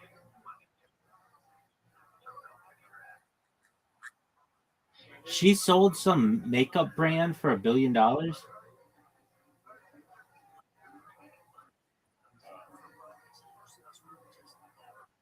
which is like a thing. Like, oh, you're saying if she was just like a random girl? Yeah, no. He he married into what many people would consider to be Hollywood royalty. Though the Baldwins aren't that. It's not like marrying into the Barrymores, but they're pretty big. They're they're like an acting family. But he didn't marry the most famous Baldwins. Like he married maybe the second famous Baldwin's daughter, which at the time she was nothing. She was just like a model. It's just these people like the Hadids, Gigi Hadid and Bella Hadid, who just grew up in Beverly Hills, basically got in with plastic surgery early, and it was very smart of their families. They basically, as I understand, they'll partner with a makeup company or cosmetics company or whatever. This is what uh, one of the Kardashians did. Well, a few of them maybe, uh, and or Jenner, um, not not what are the Jenners? Not Kendall, but the other one. And uh, they basically say, "Look, you're going to be the face of our makeup brand. You get all your little girlfriends to wear our makeup, and then in 5 years, we're going to go public with it, and our stock will be worth $1 billion, and then we'll give you 75% or whatever." That's what they do. That's how um, that one Jenner became a bit.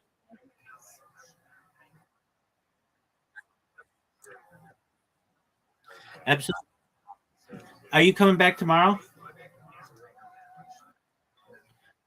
Tomorrow's Michael Jackson night.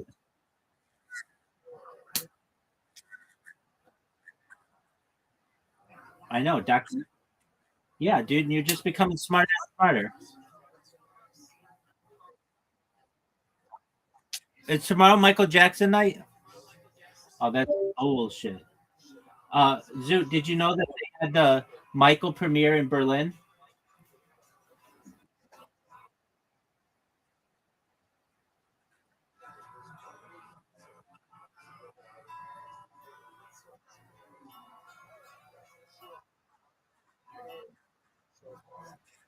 Yes.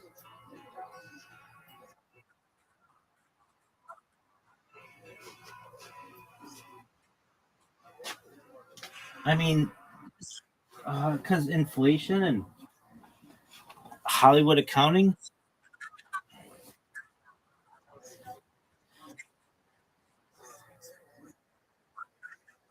I agree with I agree with it. You saw it and you were early to that one.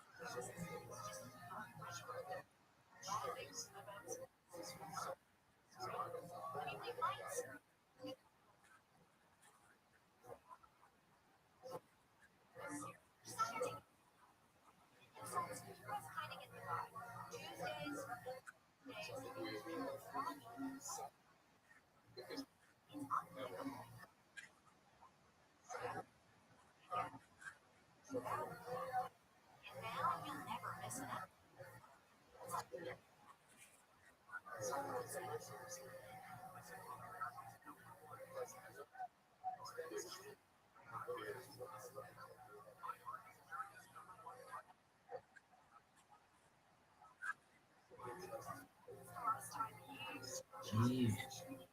Why do you think that is?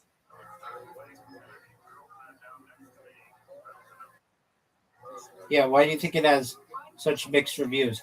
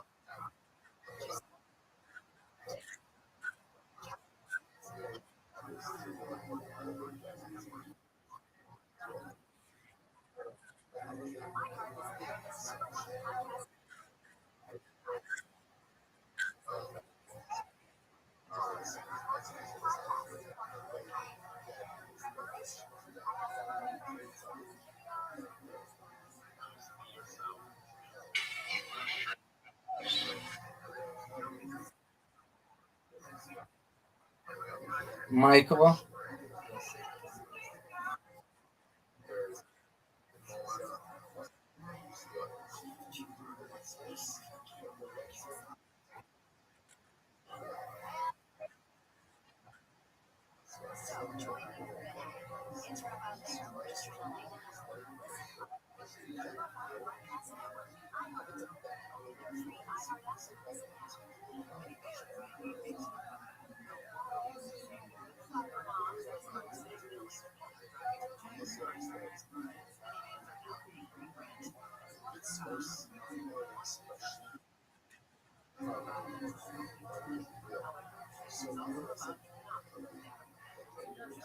Avatar movie comes out this year.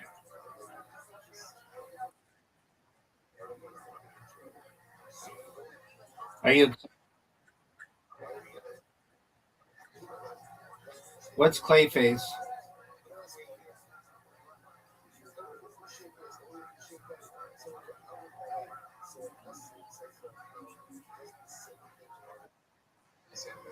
Are you excited for it?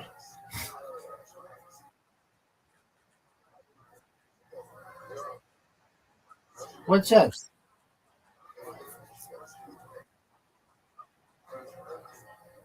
Are you excited for it? Okay, so rank them in order of what you're most excited. What's number one?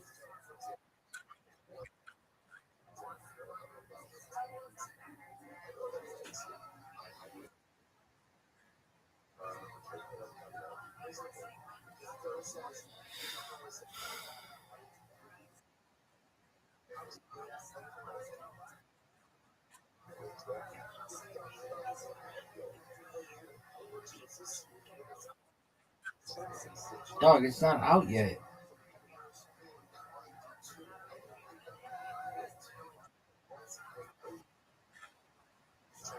Okay, well, I'm not in Berlin.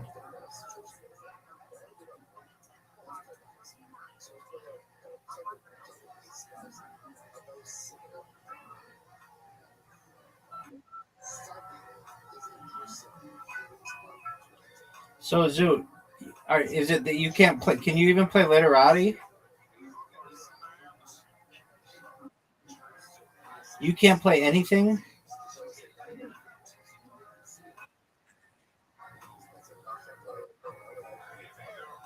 Okay. When are you going to get your screen fixed?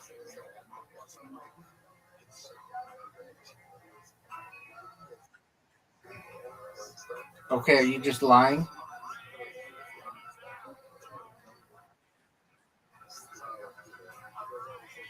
Okay, are you going to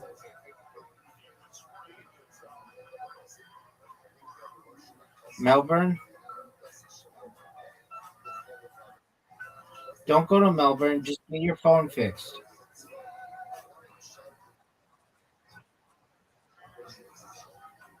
Not really. It'd be the same price. Maybe like $5 less. Maybe.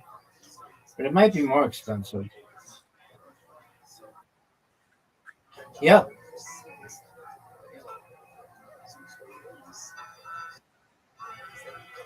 I went for the Raw Comedy Finals, State Finals 2026 to see my girl Chelsea, and also my favorite beat poet.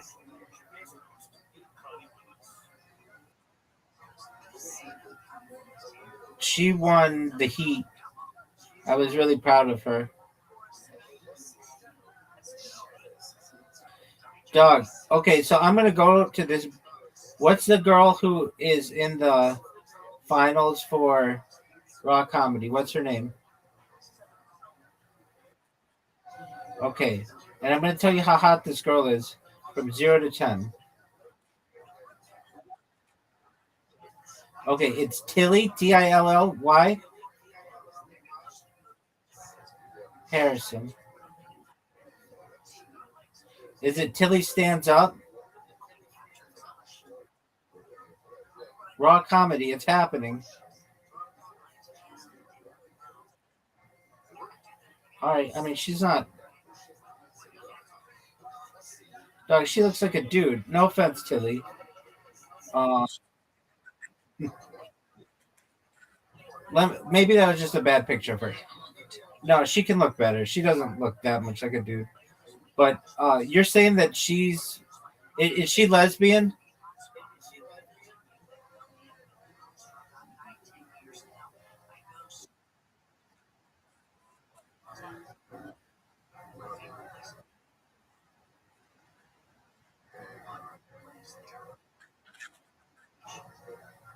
Bisexual? Polyamorous?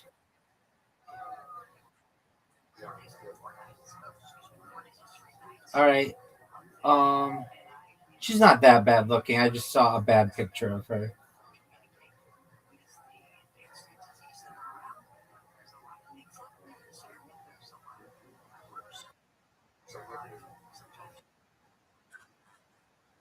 You know what? She's not even that bad looking. She just has a bad haircut. That her hair isn't all bad, but her bangs in this one picture could look better. But that's cool. I'm sure she thinks the same way. When she wears makeup, she's sort of pretty. Not. I'm gonna I'm gonna follow her, and I'm gonna follow. What's that bitch's name? Chelsea. Oh, so she doesn't even know how to do it up. Chelsea. What's that bitch's name? What's Chelsea, the stand-up comedian?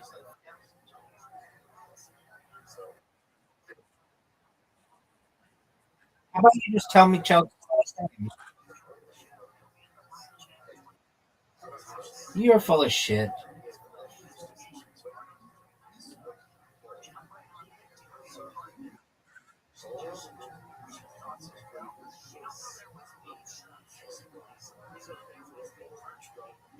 I followed that.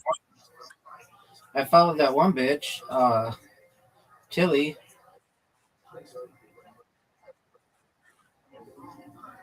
and type in Chelsea. Chelsea Finlay. I think Chelsea's cuter.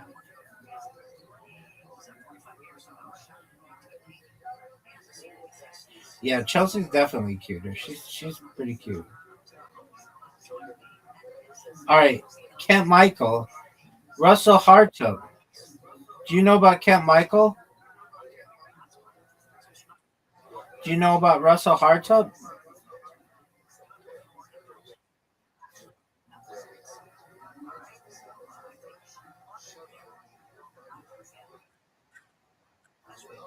Because I'm Adelaide's biggest stand-up fan.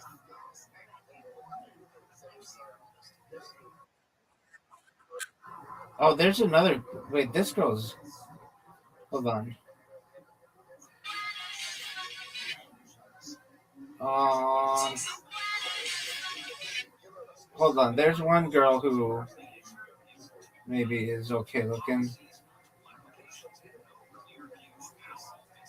Allie Dunn. Do you know Allie Dunn? She's getting a follow. Fuck it. I'm following all the people of Adelaide's next top model or whatever the fuck we call this. Who? What's the name of the beat poet?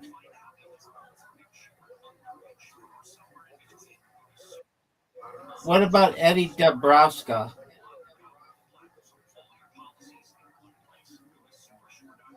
Do you know Haral Desai? Haral Desai. This bitch is pretty hot.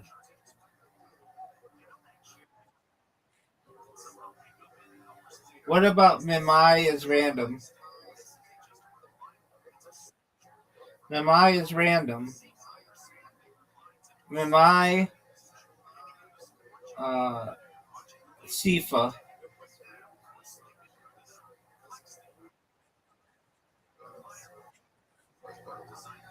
Oh, and she roasted the shit out of you. All right, that's all right. They're all my friends now. They all followed me back. They all sent me DMs. Calm down, girls.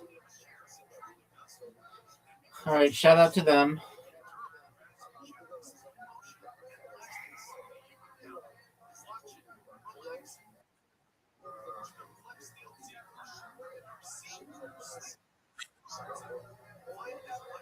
Who's Scott Roberts?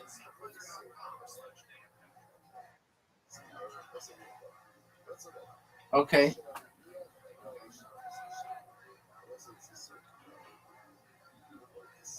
Are you ready for a question? Did you know that D Live ended? It was a live streaming platform.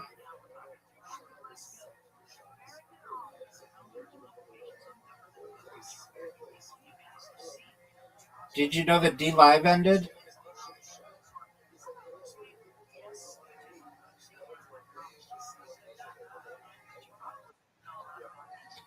What are your thoughts on D Live ending? Why?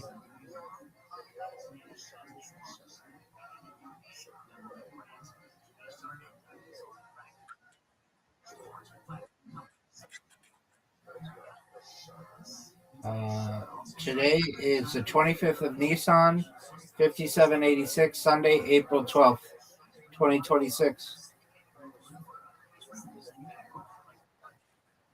What up, pimp?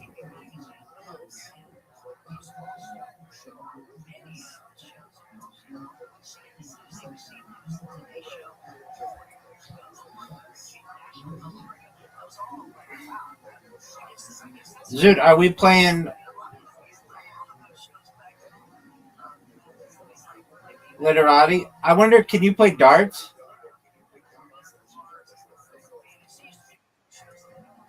Okay, I'm going to name a game and let's see if you can play it.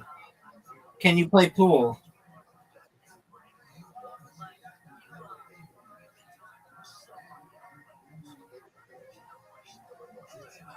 Dude,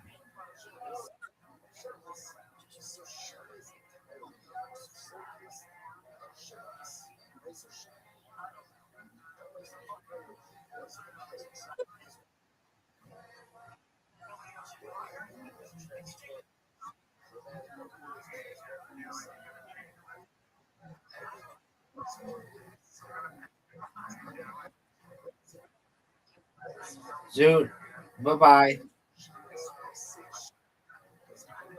You can't talk like that, man.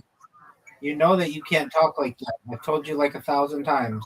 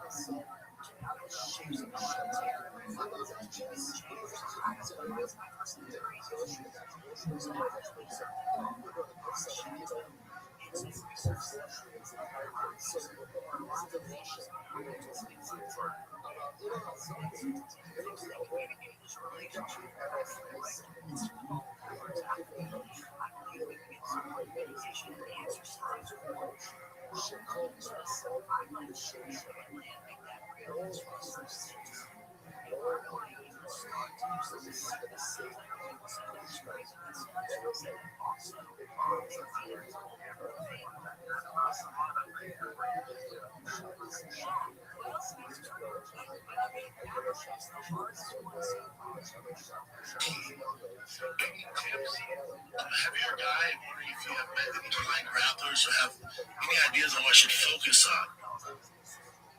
I'm not blind, my brother. I've never been blind. Because you can't see, because you're blind, you don't want to get reversed, or you don't want to give up something. Because I'm assuming it's tougher for you to see certain submissions, especially when you're at bottom, or there's this transition, you can't see it coming. Where usually your vision can play a certain role and help you identify certain dangers when it comes to your rep or Americanas or stuff like that, or ankle lock. So control his ass. You get bigger too. Control his ass. And then start feeling it out. Nope, we're all be on bottom. Especially, he's a bigger dude, so we don't want to do that. Okay, we don't want to do that. No, we don't want to pull a guard. We're going to have to fight off our back, and it's tough to see what they're setting up. So if he's on top, exhaustion. He's also exhaustion. Exhaustion.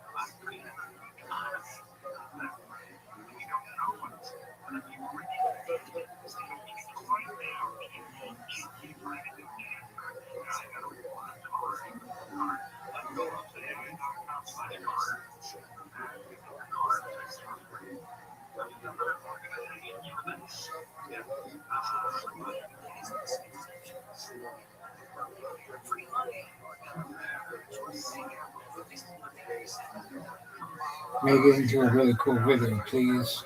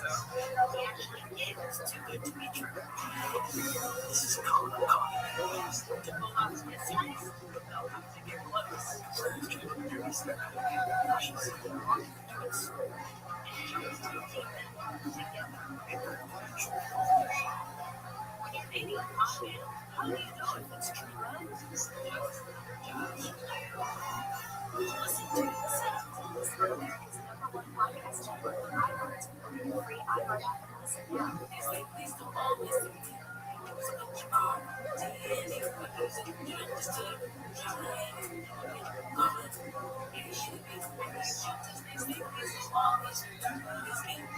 try Restream. A message brought to you by the National Highway Traffic Safety Administration Project. Hey, look, kitty, for drifts. Love it. Space $5 for every coffee. I know you are an overdraft. And you could go to your needle and spend $30. Then you'll buy another cup of coffee. First one they charge you. The second one they charge you. The third one they charge you. Before you know it, here you are at $100 in overdraft fees. Bill handle districts live 6 to 10 a.m. on KFI and on demand anytime on the iHeart Radio app. I'm Christian. I serve the United States Air Force in 23 times. These areas are zero DNA is used for the absence of connection in the protein stacking. Try a lot of veterans to survive the thoughts. For those who are in a suicidal crisis, we know of time to say somebody's life is very short. Our duty is to protect ourselves and protect our family. And one way you can do that is store your weapons safely. Store all your guns securely. Help stop suicide. Well, I did it.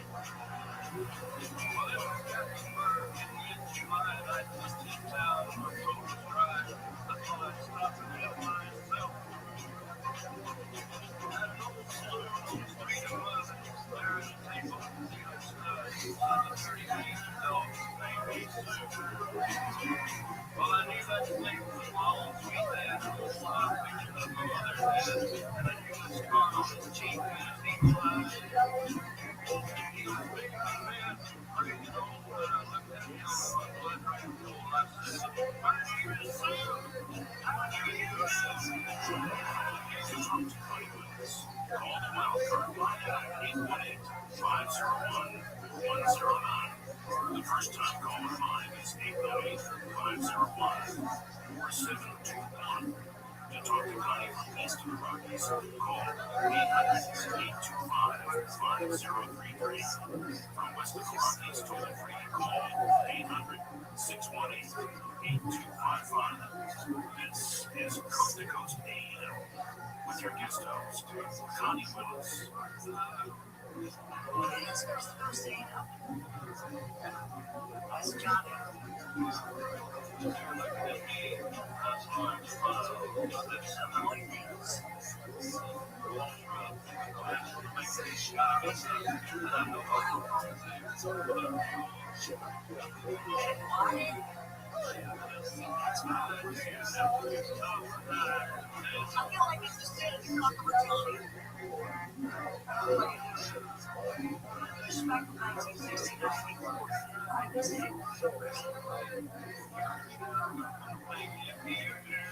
And you can hear the inmates reacting in real time.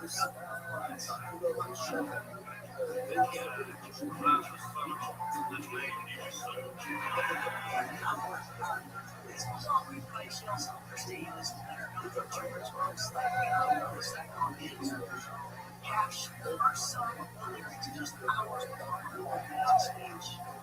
And he kept the lyrics sheet right there. We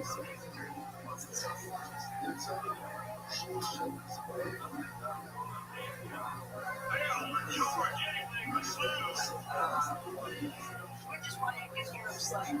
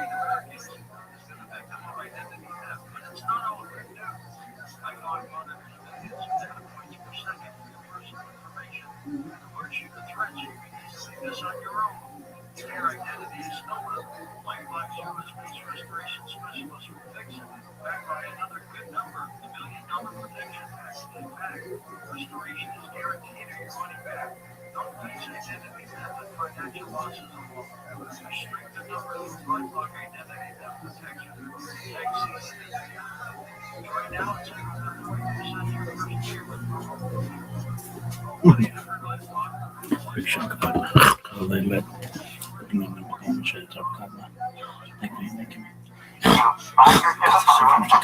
a lot more weed and drinking more. You have to write every day. Yeah, you have to have a lot of fun with your life to be able to do it. Like, you have to have pent-up guilt. You know what I mean? Like, But you also have to live life and right, just that's what I'm observe. saying. Vacationing, drinking, Massage massage parlors, everything. The mall, riding your motorcycle fast down the highway. You know what I mean? Like, things that make you feel good, you need to absorb a lot of those, that you wake up like guilty, like, oh my god, I need to create some shit or else I'm not doing anything. See, I feel like I am creating when I'm paying attention. Right. So I try not to listen to music. Like if I go on if I go on a walk or a run, I just try to always be aware. I always say that I'm not a comedian. I just get paid to notice things that most people don't notice. And I also want to say to you that, like, if you're gonna do an impression, don't ever do an impression of someone that someone else has done an impression of. Right. Because you'll always be compared to the person who did that Do you do impression Christopher better. Walken? Yeah. Yeah, I would be more impressed if Christopher. you wouldn't do Christopher Walken, because everybody does. Well, she just said, don't do the Christopher Walken. Red Fantastic, right? The frog. I did. Kermit the Frog. It's so to death. Hold on. The ultimate set for impression would be like, this is Kermit the Frog, Robert De Niro, Christopher Walken, Rocky Balboa, and De Niro. Barack Obama at a party, and then you do them. Yeah, I was trying to make the joke ironically funny in the sense that I was trying so hard to be funny, and it wasn't funny. That it Yeah, we really do. That's Taylor Dean, everybody. There he goes. I mean, really unbelievable. He did nothing for a minute straight, and the Patriot goes, hey, how do you write a joke? He didn't even ask. The Patriot asked. All right, we have actually run out of time.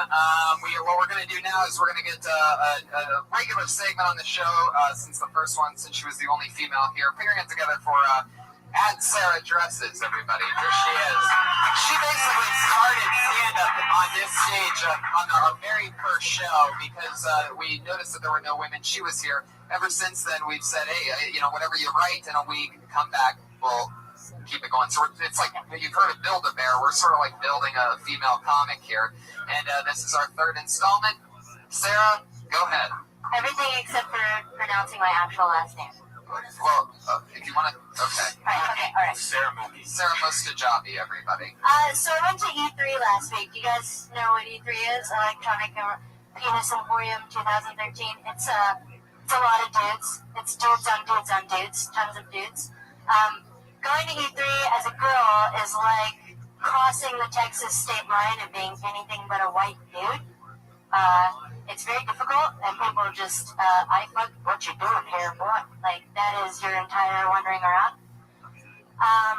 There's this big thing that everyone thinks that girls that are in gaming are, like, faking it, right? They're faking it because, I've always wanted to fuck a guy that smells like popcorn in my mom's basement.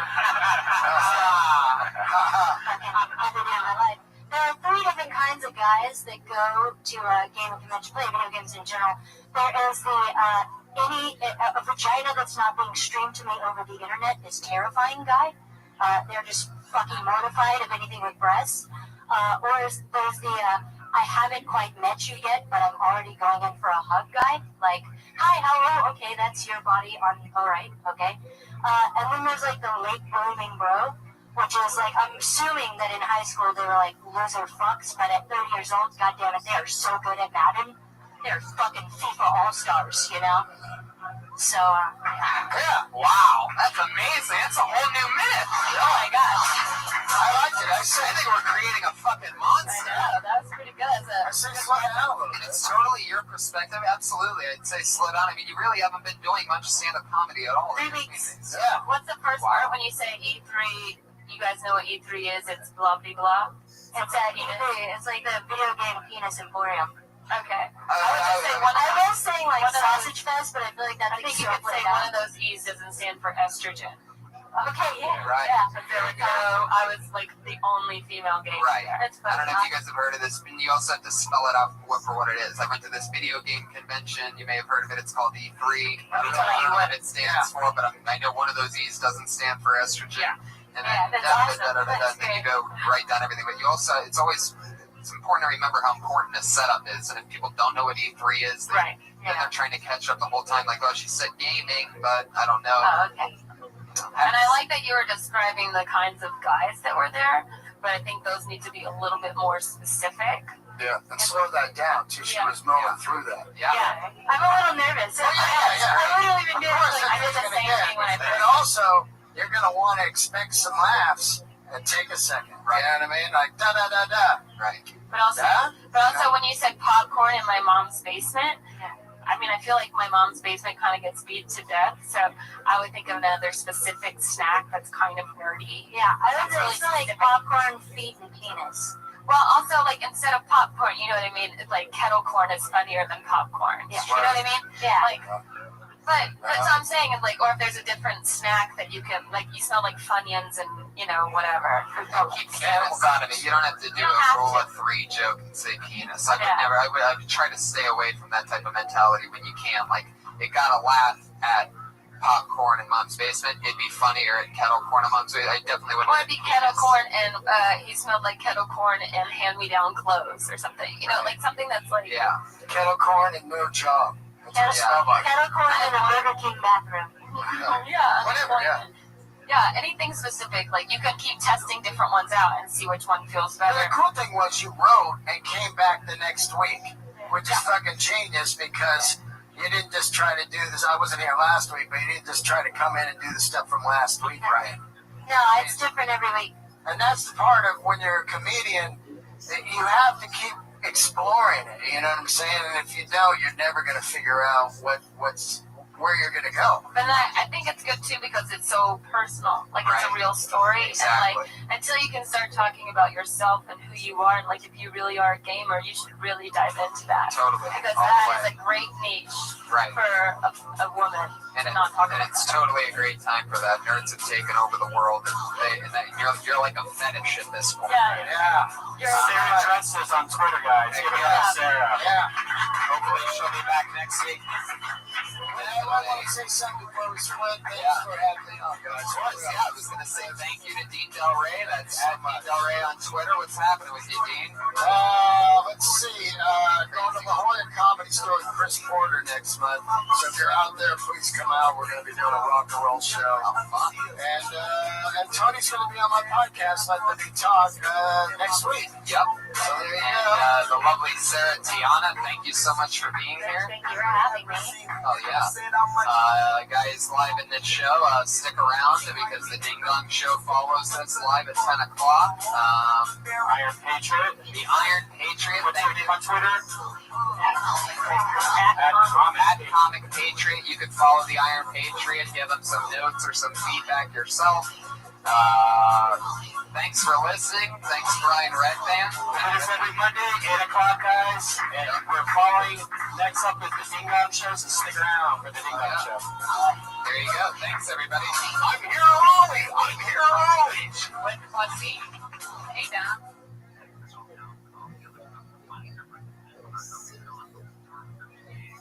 like that. So I don't limit anybody in doing one-on-one with a telephone.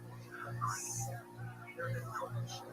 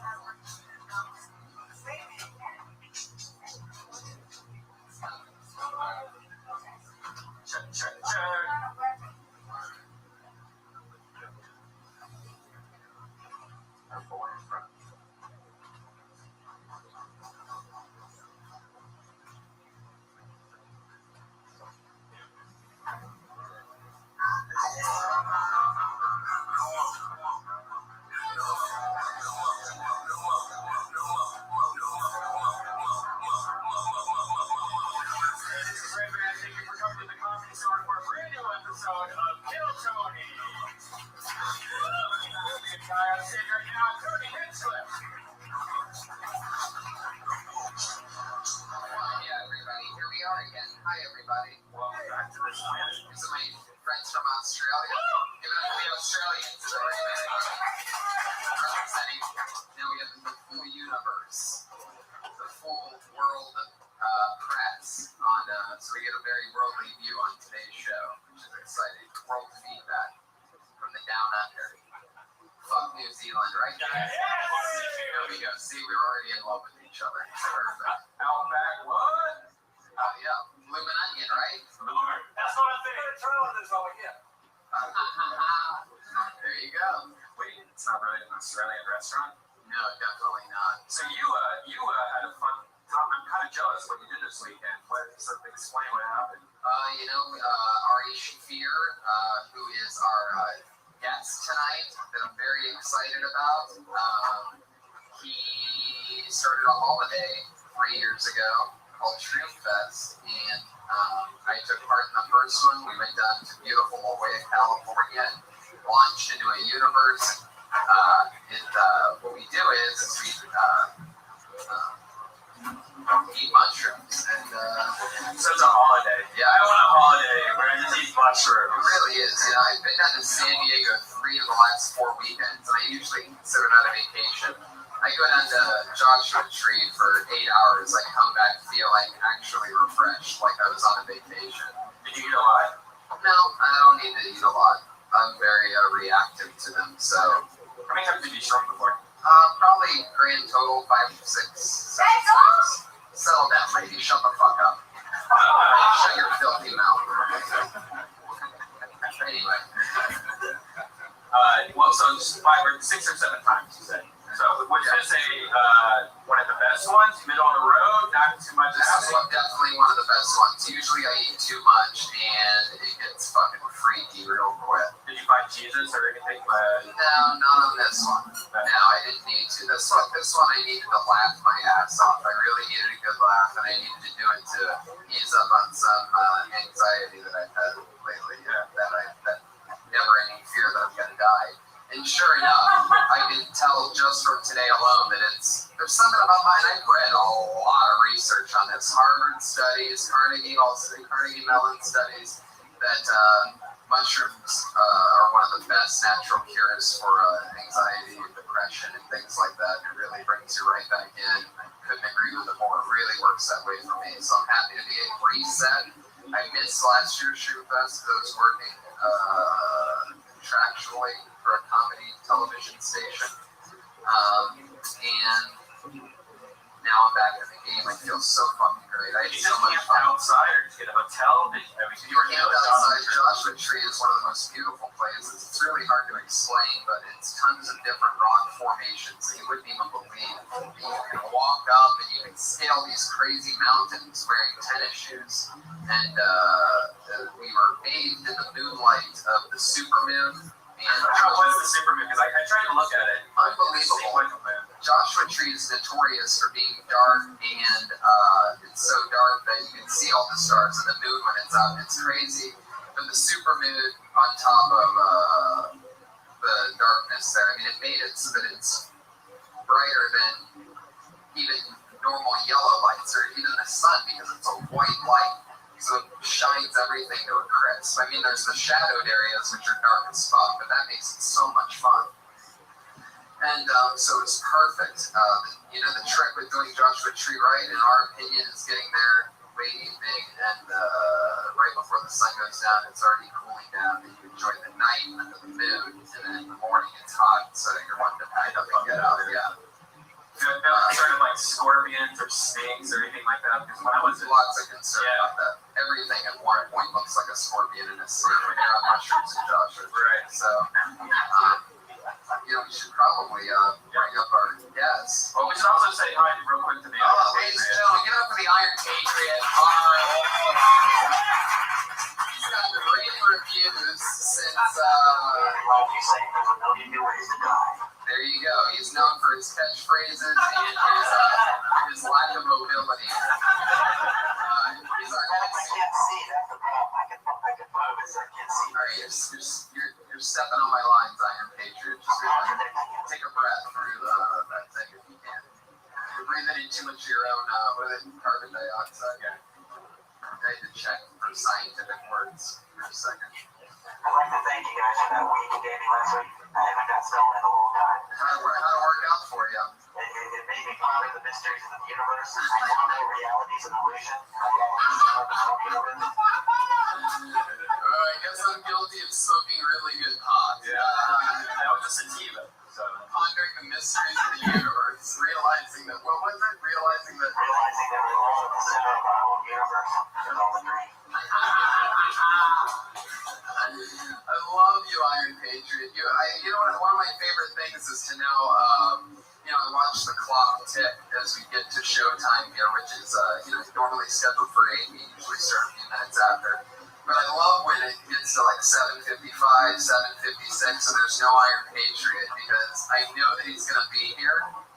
And there's nothing more exciting than that inevitable anticipation of hearing the squeaking of his suit walking across the room and saying, "Hey guys, I'm here again." When you got stoned, what did you do? Did you just like, Porn goes real good with it. Oh, what kind of porn do you? Are you like microwaves or? I had sex with 1,000 different girls. Wow. But also I had one other story. Oh, okay. I did it last Monday. I went to the Steel Panther show after I left here. They didn't want to let me in with my mask, but then I said it was going to fuck things up. They let me in. They let me go to the dressing room with Steel Panther. They brought me on stage. But the problem is, remember how it killed when I did Stop in the Name of Love here? They don't like Motown here. Right. That is a hard rock crowd. Oh, see the Iron Patriot laying down his armor on a innocent victim. Bruising bitches already. There you go. But I learned a valuable lesson there. What'd you learn? That this crowd likes different things than the Steel Panther crowd does. Definitely. I mean, singing Motown in front of a Steel Panther crowd sure to get some booze. I did get the chorus in, and one verse though was where they started to boo. Can you do the chorus real quick for us, just to get the Stop in the name of love, before you break my heart.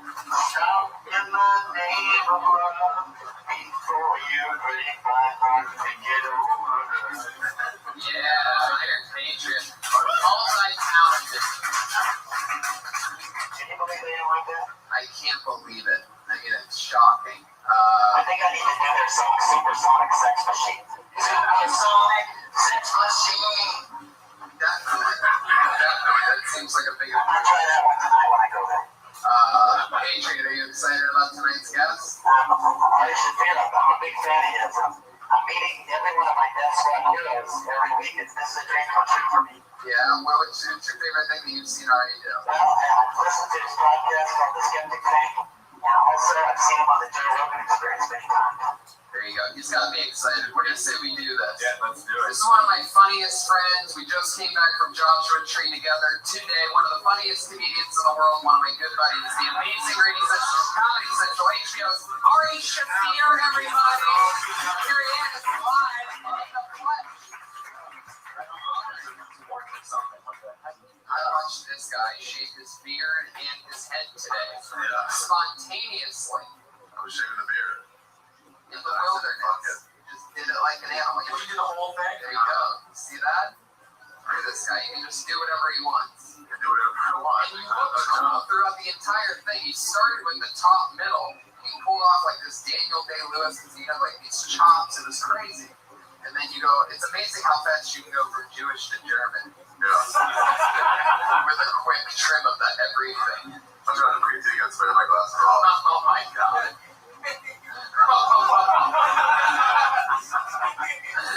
I remember this season, like 4 years ago, we went through this season, and you started wearing the little hats on the side, and then you started dressing up. Yeah. You have so many different eras of the look. Yeah. I mix it up. I like to mix it up. That way we can, I don't know. I came from facial hair, so I don't have a choice. I just do it on laziness. So, Did you have a good trim? Did you go deep? yeah. No, not crazy. I just had fun walking around, looking at stuff.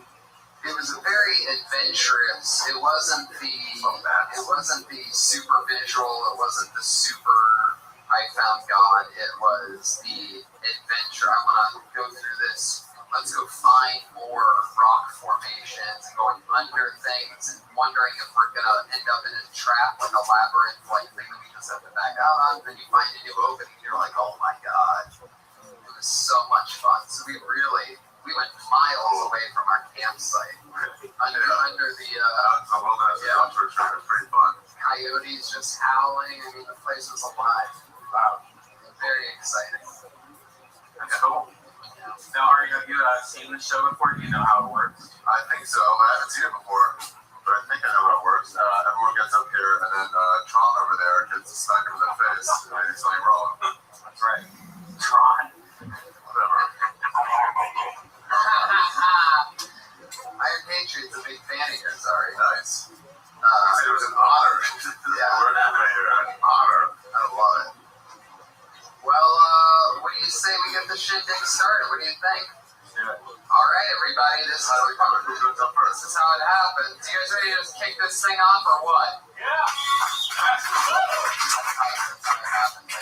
gotta say things like that, and then we continue that. All right. I make them clap and then get into it. All right, if you don't know, comedians do a minute, and then we talk about it. Going up first tonight, the lucky number 20, Jeffrey Feldman, everybody. We have more people sign up than ever before tonight. This is a record sign up. Over 27 in young, rising, and some old, not rising comedians sign up tonight. Put your hands together for Jeffrey Feldman, everybody. Here he is. I watch so much porn that people would think that there's something wrong with me if they saw how much porn that I watch. Like I've been checking out this new stuff called Big Sausage Pizza. And the premise of this web series is there's like middle class women and they will order a pizza to their home. And the man will arrive with pizza, but the catch is he's got his cock through the pizza box to the pizza. And the woman sucks his dick to the pizza, which is a completely logical response to if somebody delivers a pizza to your house with his cock in your pizza. But I feel for these people, right? I feel for these guys. Because first of all, they have to work a commission, all right? And if they can't do the trouble of cutting a hole in the center of a pizza box, right? Driving through the LA traffic to somebody's fixed residence and delivering this pizza, right? They better get their dick sucked because that cheese is scalding hot on their scrotum, right? Is that a minute? Yeah, there you go. 47 seconds.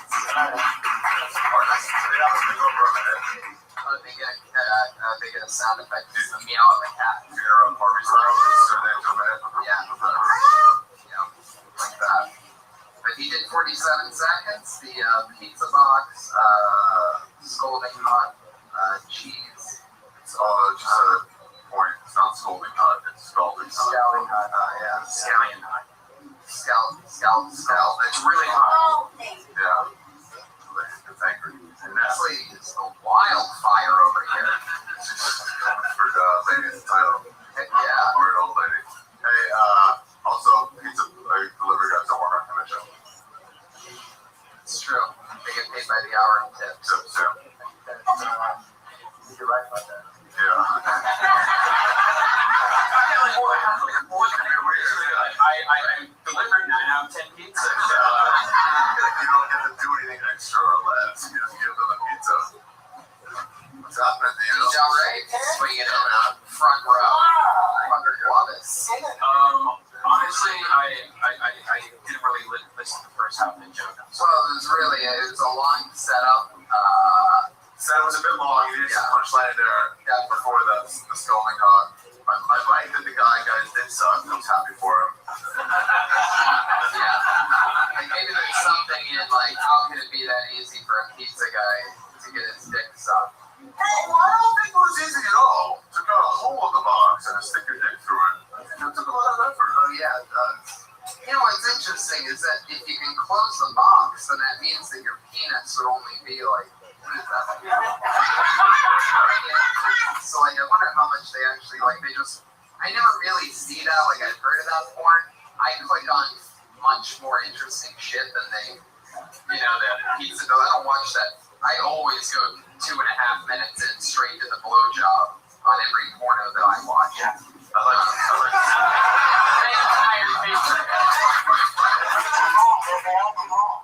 Sometimes it just can't be.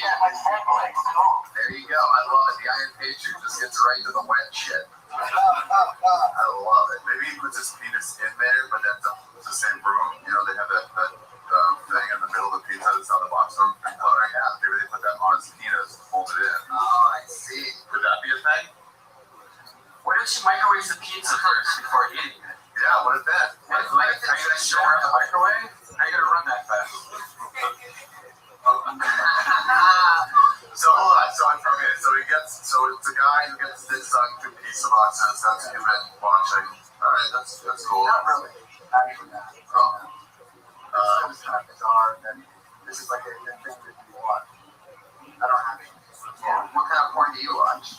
It's fine. I don't know why, but I like interracial porn a lot. You say that like it's really, really, really wrong to like interracial. I don't know why. You're going to hate me. Interracial porn.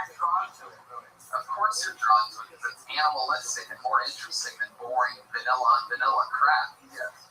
I don't like interracial because I like to imagine the penis is mine or it's black.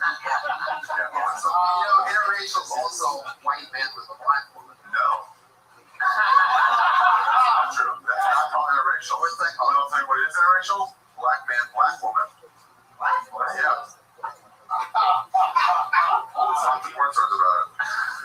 Yeah, black woman, white man, not called interracial. What's that called? Bestiality.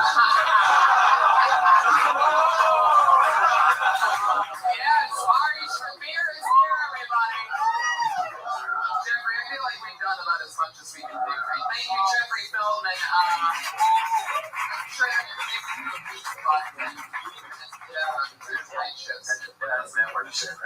We didn't have to give him any tips on anything he wrote. He had a good premise, but he couldn't really execute it. That happens a lot of things.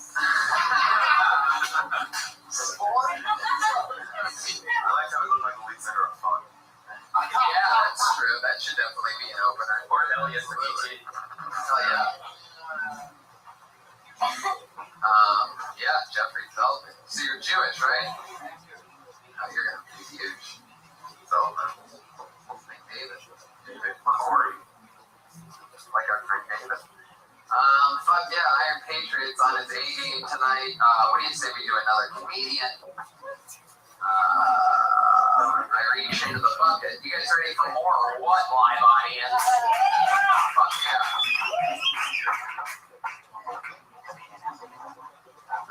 Does it come out? Does his voice come out of the box? Yeah, it's a speaker underneath my chest. So.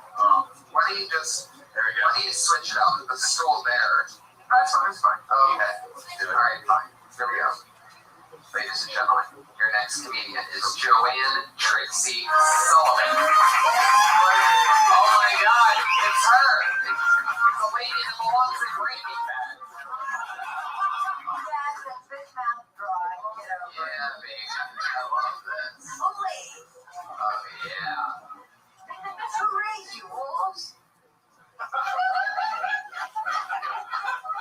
How dare you? You're like the Don Rickles of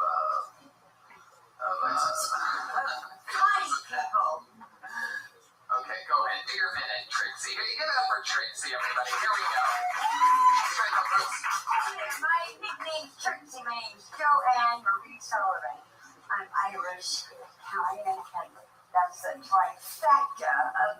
baby makers in the Midwest. I was second oldest at 8. Changing diapers, cloth diapers, and washing them in a ringer washer at age 6. Yeah, I'm that old. Get over it. Plastic diapers had not yet been invented. Please. So all these guys go, I love you. I want to marry you. I want to have my babies. I'm like, dude, if you give birth to them and take care of them, I'm there. But since that's not a reality, no thanks. You're a bitch or a lesbian. I said, I'm a bitch. Okay, get over it. Anyway, so dude's like so silly, and he said, hey, this guy says, we're eyeballing each other in a bar. Ooh, serious eyeballing. Girls, you know what I mean? Eyeballing.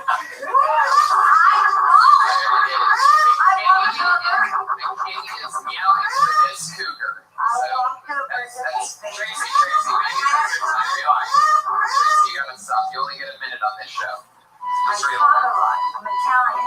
There you go. First of all, I love your catchphrase, which I believe is deal with it. Get over it. Get over it.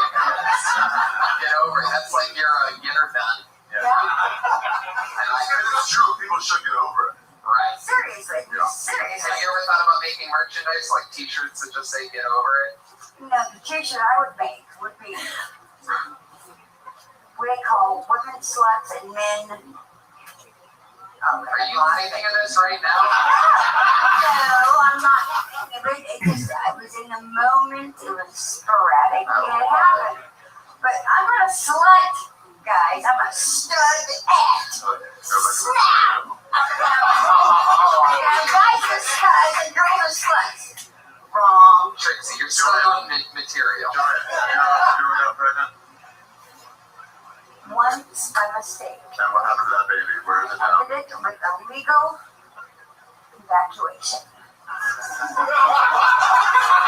was legal. Get over it. Still doing it. I was changing diapers until I was 6 till I was 6. Still doing material. Last time I see material I'm on is strange. stage. What am I supposed to be doing? Sitting around acting like a ding dong? You know, I'm up here. I'm Oh my like, God, Trixie, snap knob. Trixie, shut your mouth for a second, all right? Okay, 1,000. Oh, That was 1 second. oh my God, she's got the blue stuff, everybody. What stuff you talking Have about? you ever had an STD, Trixie? The only thing I ever had was crabs at age 19, and I thought I was gonna die. Literally. That's the only thing I ever caught was crabs. So you haven't gotten blood work? You haven't had blood work done since you were 19? Oh, please, are you kidding me? I've got a lover who is 20 years younger than I am. I was on my way to my makeup to younger.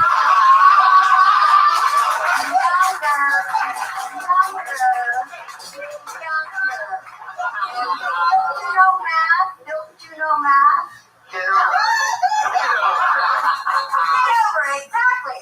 Now I had some really good hot love-in from my much younger All right, lover. Trixie. What? Ask your question. You just keep doing material. I think it's going to turn the crowd off from you having sex. So, especially when the black guy did other things. You had sex with a black guy?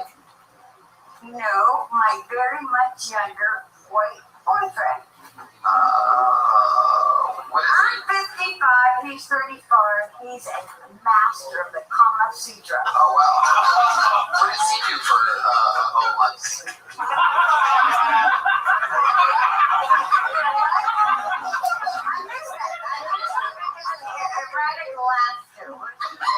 How does he earn his living? He is a computer forensic scientist. Oh, wow. Holy shit.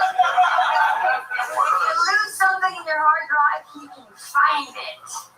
If somebody's messing around with you and they don't want you to know about it and they're trying to hide it, he can find it. So don't even mess with him, but still find it. How do you get younger guys? What's your trick? Oh, no. Hello? No whacked out the JJ and no junk in the trunk like Miss KK, whose kids are named North and hello, his poor kids and nicknames would be North by what?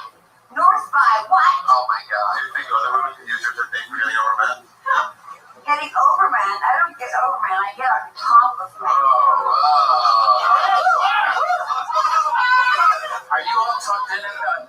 tucked in? Is it? This is it. I got no girdly, girdly. I've never had a baby. Whoa. Fuck yeah. So you don't have any kids? Were you not listening? No, she's never had a kid. I was changing shitty diapers from the time I was 6 till I was 16. Cloth diapers before plastic were invented. Who changes your diaper? You are great, Tracy. Thank you. Amazing. Consider it almost school. Oh yeah, thank you, Tracy. You're great. Watch out, watch the cord. Be careful. Yeah, I like to get over it. Hell yeah, she's got branding. Yeah. Going on. I love it. There wasn't a single wrinkle in all the material that I saw. Really solid. I love the haircut. Looks like all right. Still moving along. Looks like what? Finish it. I like how she's nuts. Yeah. I bet she's crazy in bed. Just charisma all the way. I bet she's crazy in bed. I bet she's Really, crazy on in bed as well. I bet she's just crazy. There you go. What's that, big dog? You mind telling us your age? 55. She's older. What is that? 35. My lover is 35. I have.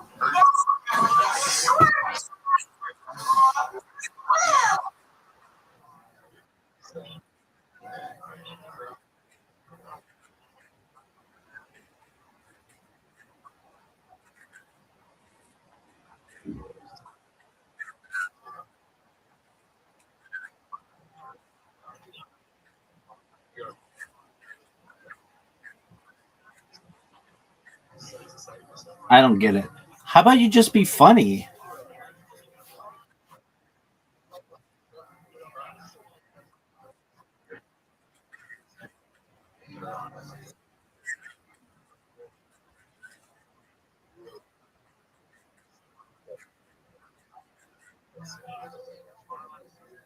Okay, how did she do that? That's what I asked.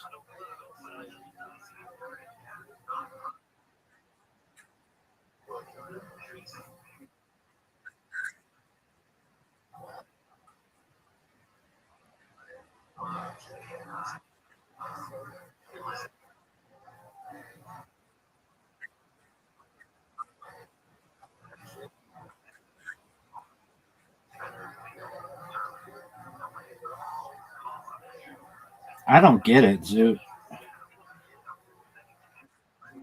I don't get your idea. What do you do?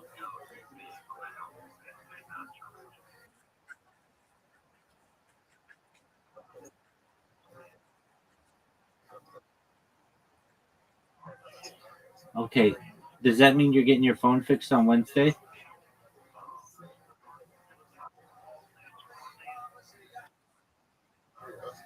What are you doing Wednesday? Okay, are you going to get your phone fixed?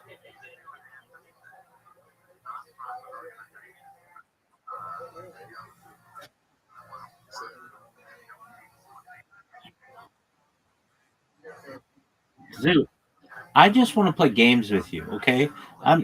Going viral is a lot more difficult than getting your phone fixed.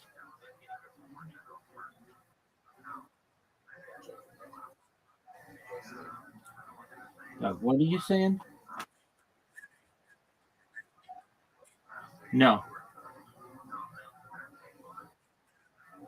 I know 3 other people from Adelaide who've been in my stream. Yep. Kent Michael, Chelsea Finley, and James McCann. Today.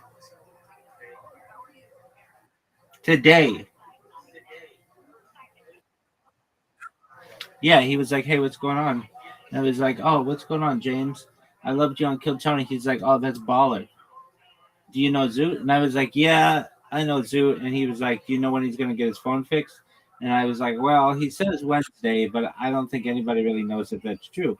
And James McCann was like, wow, I bet you really want to play games with Zoot. And I would say, yeah. But he threw his phone against the wall and it no longer works. What is this bullshit, dog?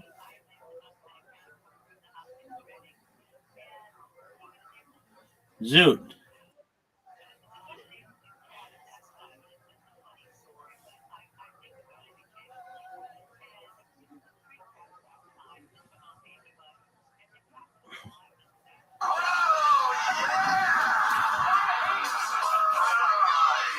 She made a fart noise after she said squirter. Oh my god.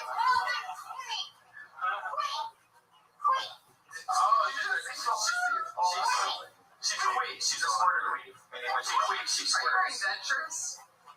Did you? Actually, yes, some psycho pricks in North Hollywood bashed out my teeth, so get over it! I only know because I saw your top set of teeth fall out for a second when you were just yelling. Well, you know what? I'm not going to be a little Miss Pussy person pretending it happened. At least Shit happened. At least now I know how you're dating a guy 20 years younger than you. Oh, no, darling. That's not You ever take out your dentures and give them a raw drop? I don't do blowjobs, baby. My twiddly piddly do is so tight, he just gotta go all like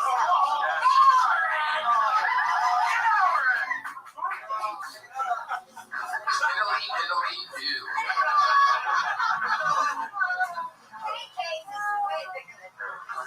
All right, everybody. We're gonna go with your next comedian here. It's fun so far. I love what's happening. I love the energy in this room. Hey, I want to know if she has any advice to the young 3AS. Yeah. That's a great question. All I have to say is that whatever you feel, and it's in your heart, say it, because this is truly from the heart. And we know you have a mediocre operational heart, so All I'm no, saying guys, all right. is all I can do is just think about the things you've been through, the things people say to you and what you have to live through, and just spurt it out as honest as you can, and people are going to find it funny, because people say, what are you going to do when you want to grow up? Like, hey, bitch, you're looking at it, so get over it! That's good advice. Well, I'm definitely over talking to Trixie, so you're welcome. Put your hands together for your next comedian. Who knows what could happen here? It's Kyle Shore, everybody.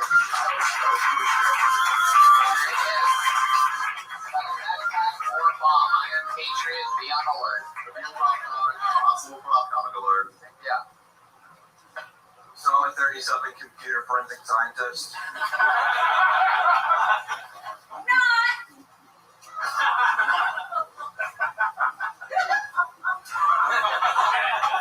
I mean, completely, I'm not counting. I'd be more down with helping gay people if I didn't hate rainbows so much. I just hate rainbows. I don't know why. They're tacky. I'm not saying segregate all the colors. I am saying I'm white from the South. I just don't like rainbow. You can't. Why you throw all the colors together? Like at least make it 3 colors or 4 colors, like every other flag in the world. I think there are at least 3 or 4 colors. I don't know. If it's not in the South, it's probably a Yankee. So fucking your cousin's weird. Well, I thought I met you at the family reunion. I feel very settled. All right. Everybody settle down in here. Obviously, we created a ruckus. Yeah. Trixie, just settle down. You don't have to leave. Just stop talking. You're answering rhetorical questions that comedians are talking about now. Hey, zip it. No more talking. You know you're like a See that lady right there? She's the queen of the comedy store. See how polite behaved she is? Take an example from a real woman, Trixie. Oh, no, don't say it like that. All right. Nothing worse than making a 55-year-old woman cry real quick in the middle of the night. All right, I'm just kidding. Shut up, please. Anyway, how do you squirt? So, with the material that was drawn a lot by Trixie. Definitely. Let's face the facts. A heckling from Trixie is a heckling that nobody wants. Good opening, though. Starting with the with what just happened. It's true. He rode the wave, and Trixie, stop Dude, talking. you're mean. If you can't stop talking, you're gonna have to. You're mean. You're just a mean person. Kyle. What were we talking about? And you just kind of got into Yeah. You need to think about your actions, dog. You said that you'd be more likely to help. Moving, shopping, mowing the lawn. What do you mean help the gays? Yeah. And most What flags up, do. dude? I mean, rainbows usually have like four colors. Yeah. It's not that she did of everything.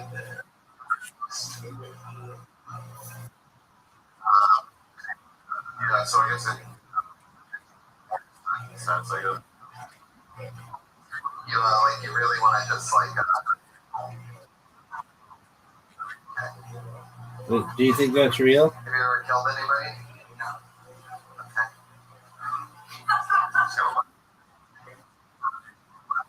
Okay.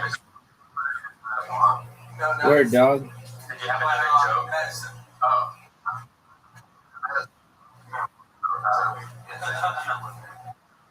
You're on micros. That's the advice I got.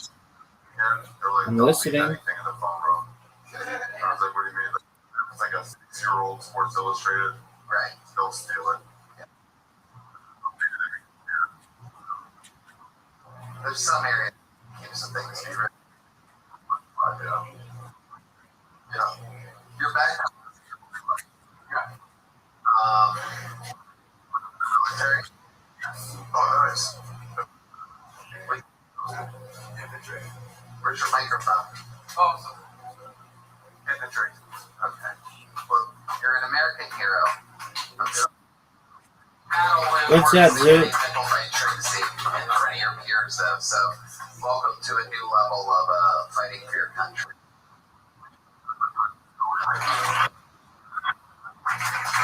Right.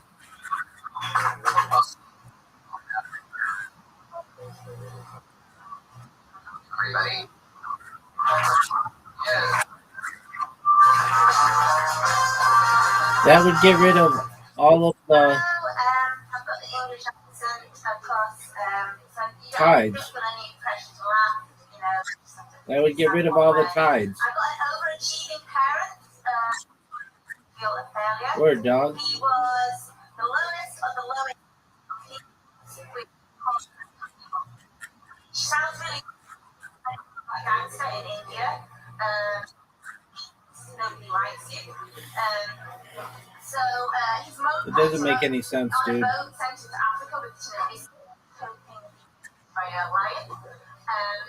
He became a genius.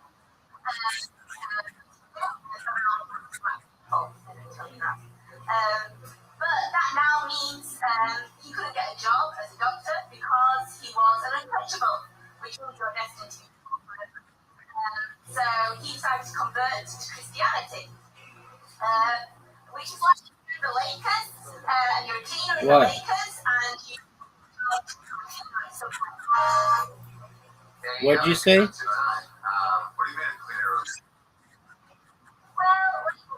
Dog, I can't hear what you're saying.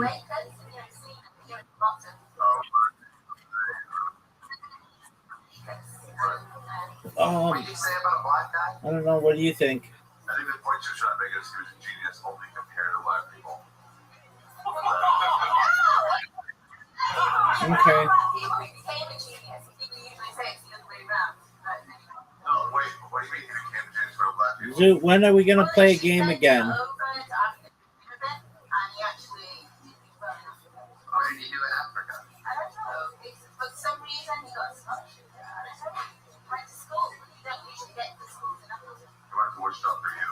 He got a scholarship in Yeah, he Africa. did actually. He got inspired by his witch doctor. Really? Seriously, yeah. I said, why did you want to be a doctor? And he said, well, a good witch doctor in the village. I knew some people from that lower class in India. Gujarati, is that what it is? Yeah, Yeah. No one takes some of the toilet cleaners. yeah. So, yeah, I'm destined. I'm an untouchable and I'm an invisible. So then went on to be unseeable. You convert to Christianity. And then a woman, so I'm definitely invisible. Hey, you don't have to wear our whole little shit. You don't have to say it to you're British. You're just gonna start talking for some time. You can start talking about figure out you're British. Yeah. Really? It's not that unique. Okay. No doubt about it. Yeah. You can even mix up and say like, I'm sorry, I'm Chinese or something. I bet you can say Australian, no one would know. Nobody cares. That's the whole point. I'm invisible. Nobody cares. You do whatever I want. When you say you're invisible, what does that mean? What do you mean by that? I don't know. Apparently I'm unseeable. That's not true. I think you're talking about ugly women. No, I am unseeable and untouchable. Apparently, but not in a cool way, not in a gangster way. But I like it. Can I try to touch you? I bet you can't do it. Did you just call him the Iron Man? I'm sorry. I'm really sorry, guys. You know what? You'll rip out your heart in a second. Okay. You were on here a couple of weeks ago, weren't you? Yeah. I remember you. They make fun of me. Wait, are you the one that's dating the girl, the football player? What? Never mind. No.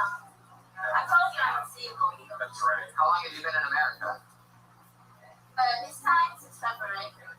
What is that? How long have you been doing comedy? I told you this last time you got a list of clues that I needed. Oh my god. Well, it's unforgettable. Yeah. We had Trixie up here on a crazy off right now with this lady. She's gone. Thank God. Keep her out, Patriot. Do it for your country. You need your own shows, you need a lot of attention. Yeah. She needs her own show on Animal Network.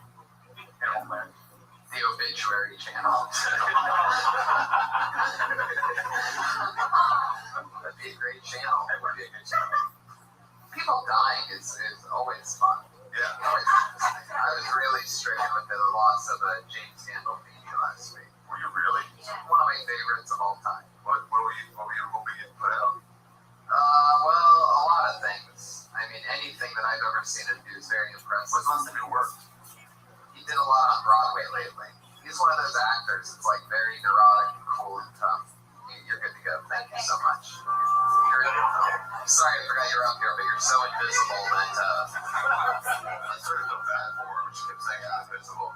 yeah, I know. That's like a really sad outlook on life. Do you understand anything that just happened up there? Not at all. Was that jokes? Nothing sounded like a joke. It sounded like some kind of story It about seemed like we were learning something, but we weren't laughing. Why did you just chime in earlier with that? nothing meaner than with the Iron Well, Man. it flirted with the funny, but it just didn't quite Match up. happen. There was something there we learned, but I don't know.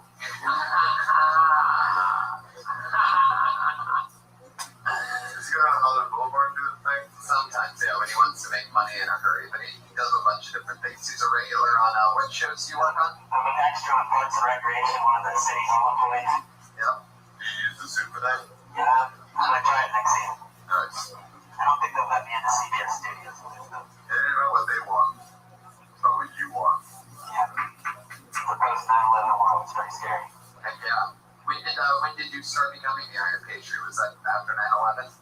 No, I just got this costume a month ago, and for a year I've been dreaming about coming to the Death Squad. Wow. Nice. Great. I'm serious. I really thought about it for a long time, and it took a long time to get the courage to get on the bus and come down, but There's a lot of Mexicans on the bus. And you know, it's interesting because I don't know if we made this quite clear on an episode before, but he has to take the bus, by the way. Can you guess why, Ari? Because you can't get into a car with the suit on. I can't sit down. He can't sit down at all when he's wearing that. And it's just, it'd be a big hassle to come down here, drive, and all that shit. It's once I get off the bus, I'm ready to go. Right. And there's been some speculation that you're actually wearing defense. No. So you just go right into your leg. How do you I got an undersuit that's designed for sweat. What up, Pig? I take care of all that before I go. I drink water, I go to the bathroom, so I don't have to take care of it down here. Heck yeah, a lot of flax and fiber. What happened if you didn't eat again? Well, I don't have to. I'm not going to be drinking when I go out. I'm good for 4 hours or so. His diet is rich in iron. All right, let's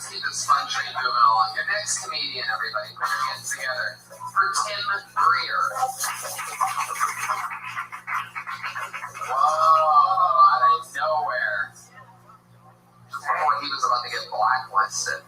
No, that's what we do to people when they don't show up for their spots. I wasn't talking about the blatant color of your skin. Tim Greer, everybody, here he goes. Hi, Tim Greer, you okay? Relax. So, I hate people that say stupid shit.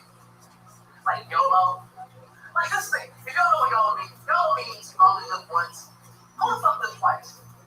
Like, seriously, people like hashtagging and Instagram and Twitter and shit. Like, honestly, I wouldn't follow a person that lived once. Like, I would try to follow somebody that lived twice. You know? Like, Jesus. He died, he came back. That's somebody you may want to hashtag, you know, Instagram. Or like, women, the dumb shit y'all say is you want your dream man. You want your dream man, don't see. I'm just saying, you ain't actually meet him in your dream or your nightmares. That sucks. You know, my dad never let me play Mario or Zelda. He said he didn't want me saving hoes. I thought it was fun, you know? About a minute? Yep. 59 seconds for that. Hell yeah. That's good. Yeah. I like the Mario thing. I always wonder what YOLO meant. I never knew. Yeah. I've heard people saying that recently. I didn't know what that was. You really didn't know what that is? No, yeah, I know. I thought it was just a warning to let you know you're in a bad neighborhood.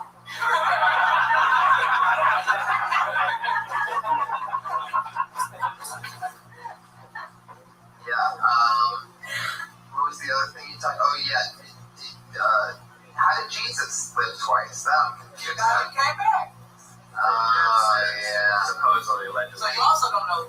So he died and he came back, but then what happened when he came back? He was like gone immediately, right? He came back for like a few hours. People were like, "Oh my God, there he is!" What did he do? I don't know. Well, you don't know Christianity. You're challenging my Christianity. I'm not denominational. You don't even know what he came back for. How long was he back for? Does anybody know? In this 3 days. Ultimate fiction of fiction. No, 3 days later, more people know how long Gandalf came back for than Jesus. How do you not know this, man? How do you not know Christianity? I went to Catholic school for 12 years, and it taught me one thing: it's how to block out their bullshit that they're trying to drive into my ears. That or you're molested, he gets forgotten the whole 12 years. One of the two. I wasn't molested there. I was molested by your sweater. Hey, Kanye works. Why don't you settle down, alright? I make jokes up here. Who do you think you are? You? Don the Magic Wand Rickles? Settle down with your roast jokes. What the fuck are we talking about? Oh yeah, Jesus. I got it. He came back twice. He lived twice. That's so. He was taken into heaven to sit at the right hand of the Father. There you go. There's our not only our head of security, but also our head of scientific fact. Seriously, and you said that you read this book showed like that someone lived twice, like Jesus, but then you said it again for some reason about calling somebody lives twice, which was like unnecessary. I was thinking maybe a Tupac hologram reference was coming. Oh yeah, maybe. Maybe something's there. Who else lives twice? Who else lives twice? Mario lives 3 times. Oh, there you go. You got a callback there. But that's. But there you go. Still make a reference to it. Mario gets 3 lives. Yeah. And the most that we've ever known about was 2. So actually, even though it wasn't meant to be 9 lives, there you go. Cats have 9 lives. Mario Cat is tremendous. Holy shit, that's like 27 lives. 27 lives. Yeah. That's like the turtle shell. Yeah. Yeah. I mean, that's 99 lives. Speaking of Mario, how do you feel day after mushrooms? Tired. I can tell, man, it's just like you guys both seem like I didn't sleep much. it's when you drink my urine or something. Yeah, I'm super refreshed. I just didn't get that. I didn't get the full amount of sleep that I needed to drive home with some days. You know how we do. Patriot, have you been sleeping well lately? I've been sober. So, how's your I sleep? wouldn't have minded some of those mushrooms, though. That must have been pretty good. Oh, well, I mean, if you discover the mysteries of the universe on my pod, I don't think you're ready for the mushrooms, buddy. I'll be going into a parallel universe. Oh, we can't have that. I need you back here on Mondays. So, fuck yeah. Tim Greer, what else did he talk about? Jesus, that. I think that's about it, right? Tim Greer, everybody. There you go. Eddie Murphy, like Charisma. I think he also likes Strandies. I know. Put your hands together for Robin Oak, everybody. Robin. Oh, look at this. Hi, I'm a divorcee. Woohoo! I'm from Richmond, happy. You know, so I've decided to start dating younger men because it takes like so much less time to tell my life story. I was terrified at the idea of online dating, and then I realized it's just shopping online for a man. So every day can be Black Friday. Oh, I actually met somebody online. Mike was really excited, and after about a month, he decided that we should have a coffee date on Skype. Starting slow. So I had a cup of coffee. I was sitting at my desk, and you can see what looked like a bathroom. So I guess it's a laptop. Hey. And everything was going really well until his mom came in to refill his coffee cup. Oh, I can't compete with that. I don't need coffee. Thank you.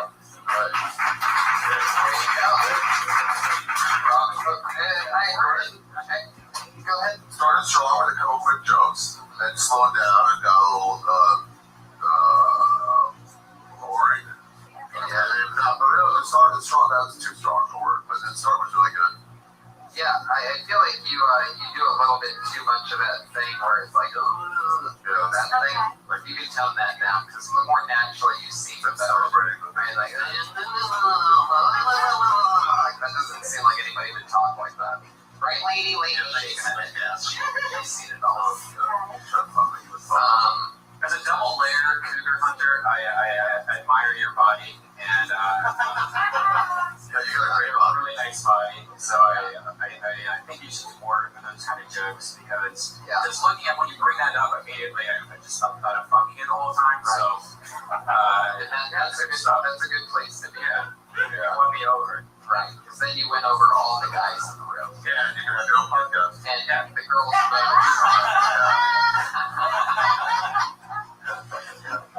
Maybe more stretching. That was pretty good. I was impressed by that because you came from the Trixie seat and you really charmed. Yeah, you really did. You crushed Trixie, and that was the competition in your age division. So tags or I was yes. When you say we started off slow by Skyping, you could make a reference to your internet speed or the Wi-Fi in the room. And that was just his internet connection. We started off slow, and or something like that. okay. Trying to any tags. Trying to be like that. There you go. There's your fucking tag. Why you go? No, I'm kidding. What else was there? What else did you talk about? First thing she talked about that she likes the younger guys because they don't talk about their life as long. That's They don't have as much life. Yeah, you made a noise. You made a noise about it. You grunted. That's how you laughed yourself. No, I wouldn't do that. That would be lack of respect. I would never do that. Yeah, you don't. Maybe just a little. I smell a date coming on. Different date and a higher date shit. Yeah, if you want to go to all night with me. Yeah. I think we're Tony's hurricanes of love in this room. I promise not to talk about my life. This could be the start of something really good for the both of you. Anyway, It was weird when you were Skyping on the toilet. That was kind of weird. yeah. Maybe there's a reference there for like a bidet. It got really weird when my bidet broke and went crazy all of a sudden. He's Skyping on the toilet. It got really weird when his bidet broke and it looked like it was raining. I don't know. When you said like you're hoping you had a laptop, like I get that the joke. Like what else were like where else could you laptop is on the laptop.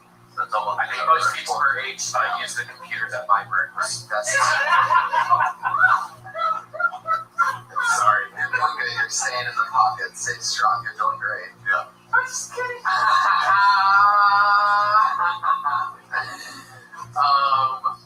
Yeah. Sexual tension on this stage there. That's actually a great note, by the way, because what you don't about what else could it be? You know what I mean? It's just a laptop computer because it's true. There are no more desktop computers. It's pretty much in the bathroom. Like, what else would? It's like the joy is. I'm hoping it's not. You know, you would think one thing, but it's maybe not the other. You would only think one thing here. right. Be a laptop. Yeah. Or else we Skype in the bathroom. Right. I think that was a joke.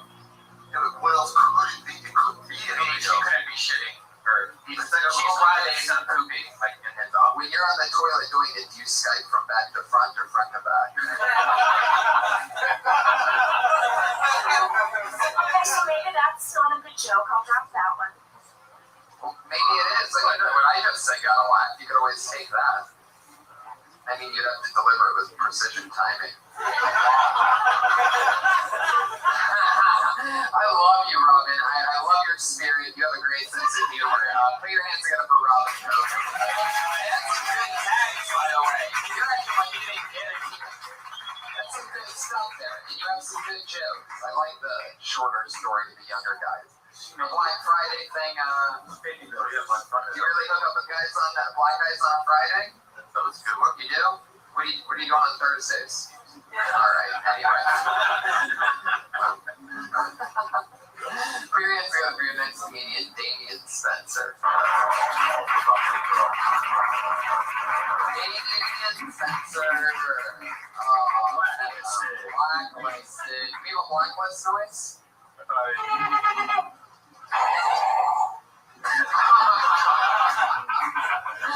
Absolutely. That's it. Can you do it one more time?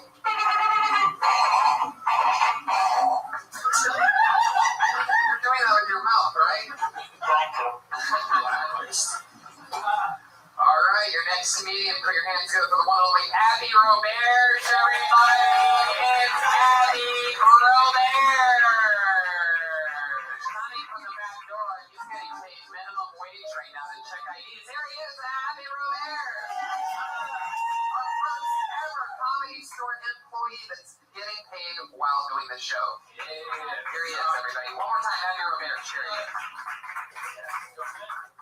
What's up, guys? I work here. I gotta get a second job. It's fuck out of breath. That's serious. I gotta get a second job, dude, because I fucking need money to cover my drinking habits, man. I drank all my grocery money because I fucking party and I'm not married yet. So I've just been fucking scamming places all week, dude. But I still got 4 days till my payday, right? So like, here's a scam. I know there's a lot of fucking broke comics. Here's a scam you guys can do.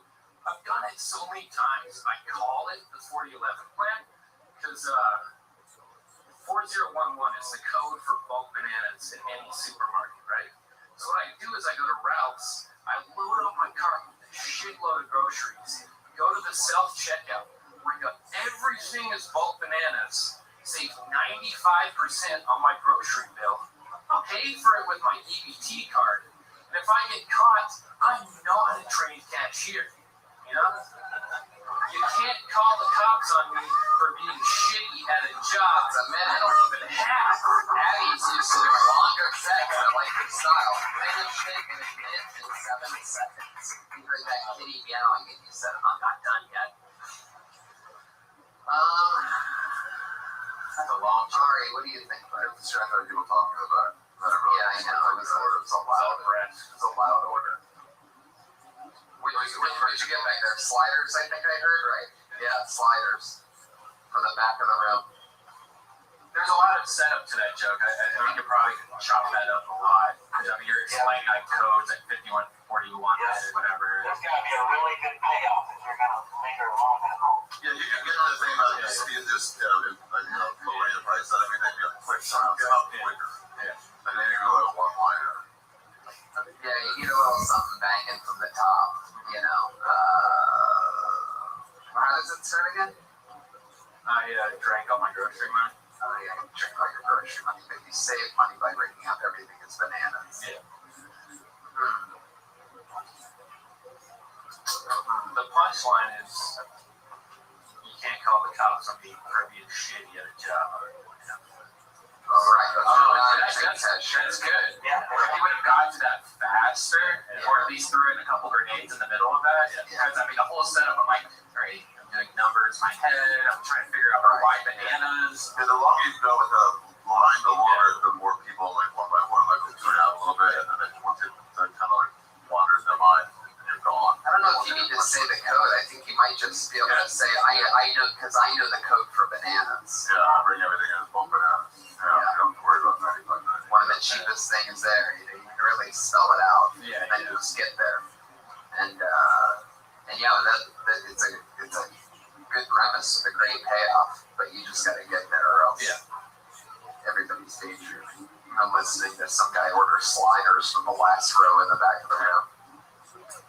Yeah, it's good. It's good that that's Abby Roberge. Abby Roberge. Yeah, no doubt. I like this go. That's fine.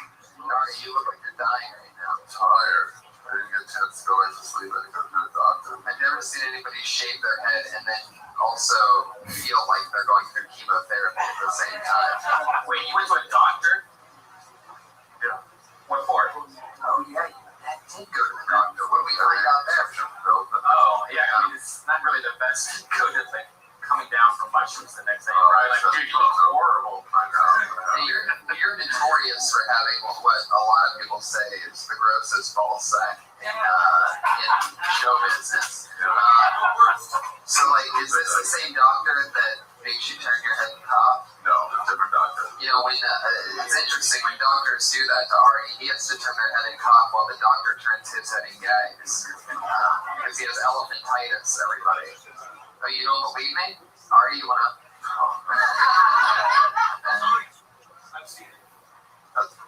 Thank you. Iron Patriot, will you shoot that guy in the head for me, please? No, I'm kidding.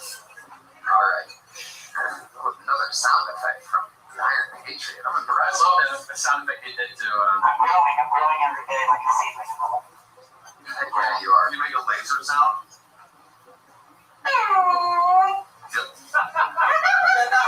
Oh, y'all make me lose my mind up in. Yeah, up in here. Oh, y'all make me act a fool. Up in here. Up in here. That's right. I love the way that you do. Like, it's so like you have no choice but to do some form of the robot. How much does it cost? $4,500 and $600 to ship for gold. That's cool. I might get one. Wow. I think we should all wear these one night now. I agree. Heck yeah, real pussy fat son's gonna get us. That sounds fantastic. We're all gonna get laid, right? We will. Alright, do you have a problem when you get really big? You go to a store, you buy shit that you definitely shouldn't have bought, or you just like buy things? Oh, yeah. I almost bought a Darth Vader outfit the other day at a comic book store. It's so badass. It was like on this mannequin. It was homemade by a guy that did like FX work, you know, for movies, and he just built this beautiful thing. And I went to pay for it, but my credit card got declined because it was like security for such a high amount. I think it was like $2,000 or something. And so I was like, oh, you know what? I'm gonna go call the bank. And I went outside, got my card, drove home with it. Wait, why would I even buy that? That was so close to owning a. Why would I have that? Right? No reason. You're notorious just buying shit you don't need. Right. Well, you are too. I've seen your shit you've been giving away. That's over 10 years of accumulation. Right. Yeah. Yeah. You're a hoarder. Wait, what you guys both have in common is that sometimes you'll buy things By the time line and not you won't remember it when it gets delivered to your house. Like you bought like Snuggies and things like that. And Redman, for example, has Asian women that appear from Tokyo or whatever.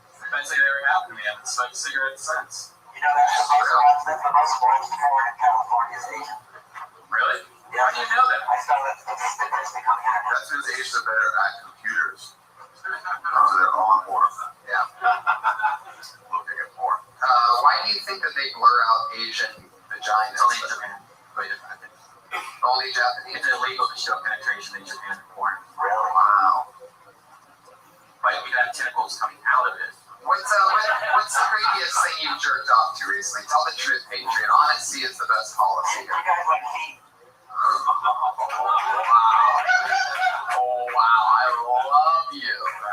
You're a real creep. Do you like to masturbate on the feet, or do you just like to look at the feet and masturbate? Well, I think everybody appreciates a beautiful woman's foot. Don't you mean? Yeah. Nice arms and nice. I mean, you don't want big old gnarly long toes on your feet. Right. That's what every foot fetish guy says. Yeah. Don't want butt, but who has bunnies? Right. Not many. Nobody. So what would be your perfect fantasy layout? Are you like using the women's feet to like jerk yourself off? Are you sniffing? That's not the only thing. I mean, it's just a beautiful arch in the foot. The teeth girl. What do you like to do with that arch? Put it in your mouth, put it in your butt, chop it off.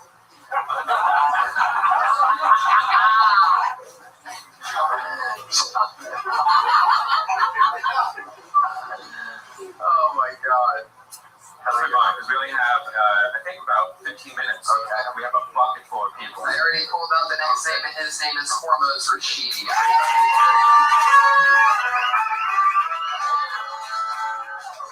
What's up, guys? Thanks for having me. I love the Comedy Store. Who knows that? I actually got to smoke a blunt with Suge Knight at the Comedy Store a couple weeks ago. Yeah, it was some bucket list shit. And while I was smoking it, I realized why Tupac Shakur had to die. He died to spare me the agony of watching him turn into Ice Cube. It's like I would kill myself if Tupac was in a Coors Light commercial. Oh, you guys are right. If Tupac was alive, yeah. You guys are right. If Tupac was alive, he would be doing amazing things. On NCIS Atlanta.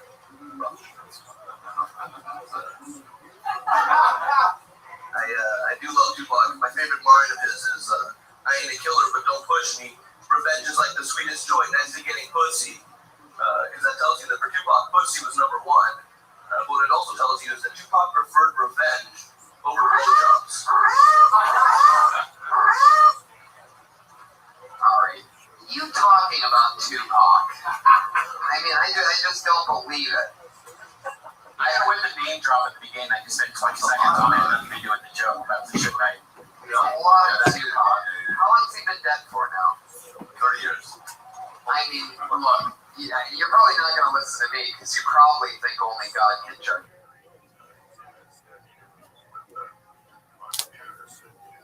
Oh, what is this?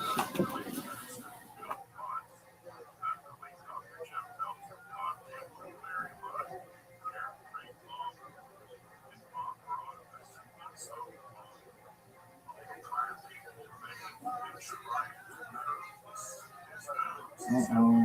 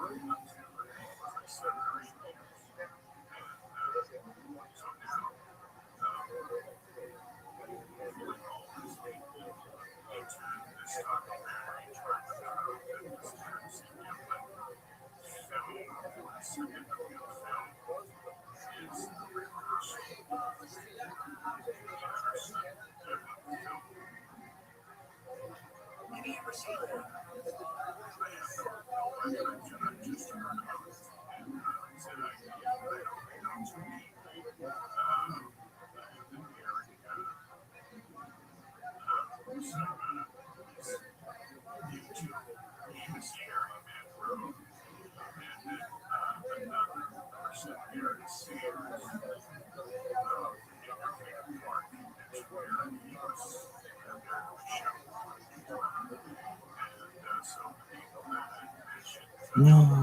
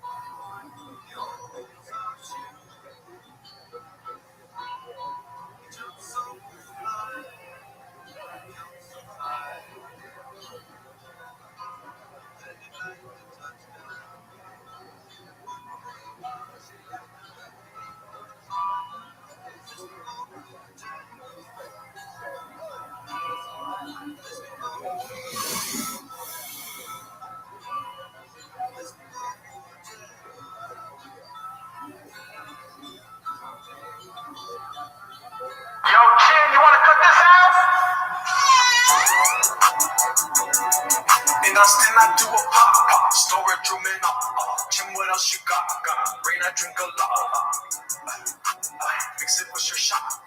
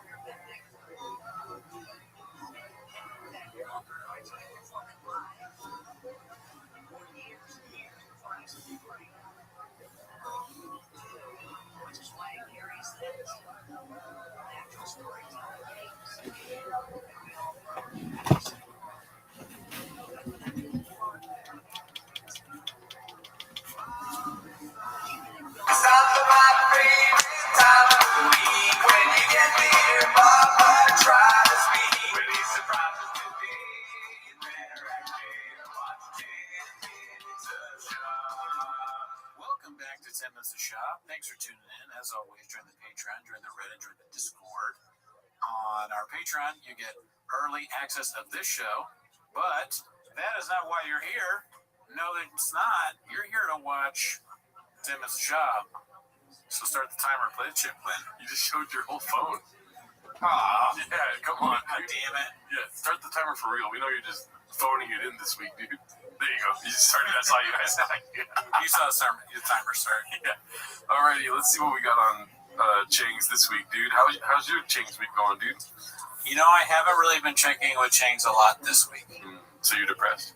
Yeah, it's, I've been hyper focused on my side business. Calci, yes, and truck stuff, truck business. I like your hat.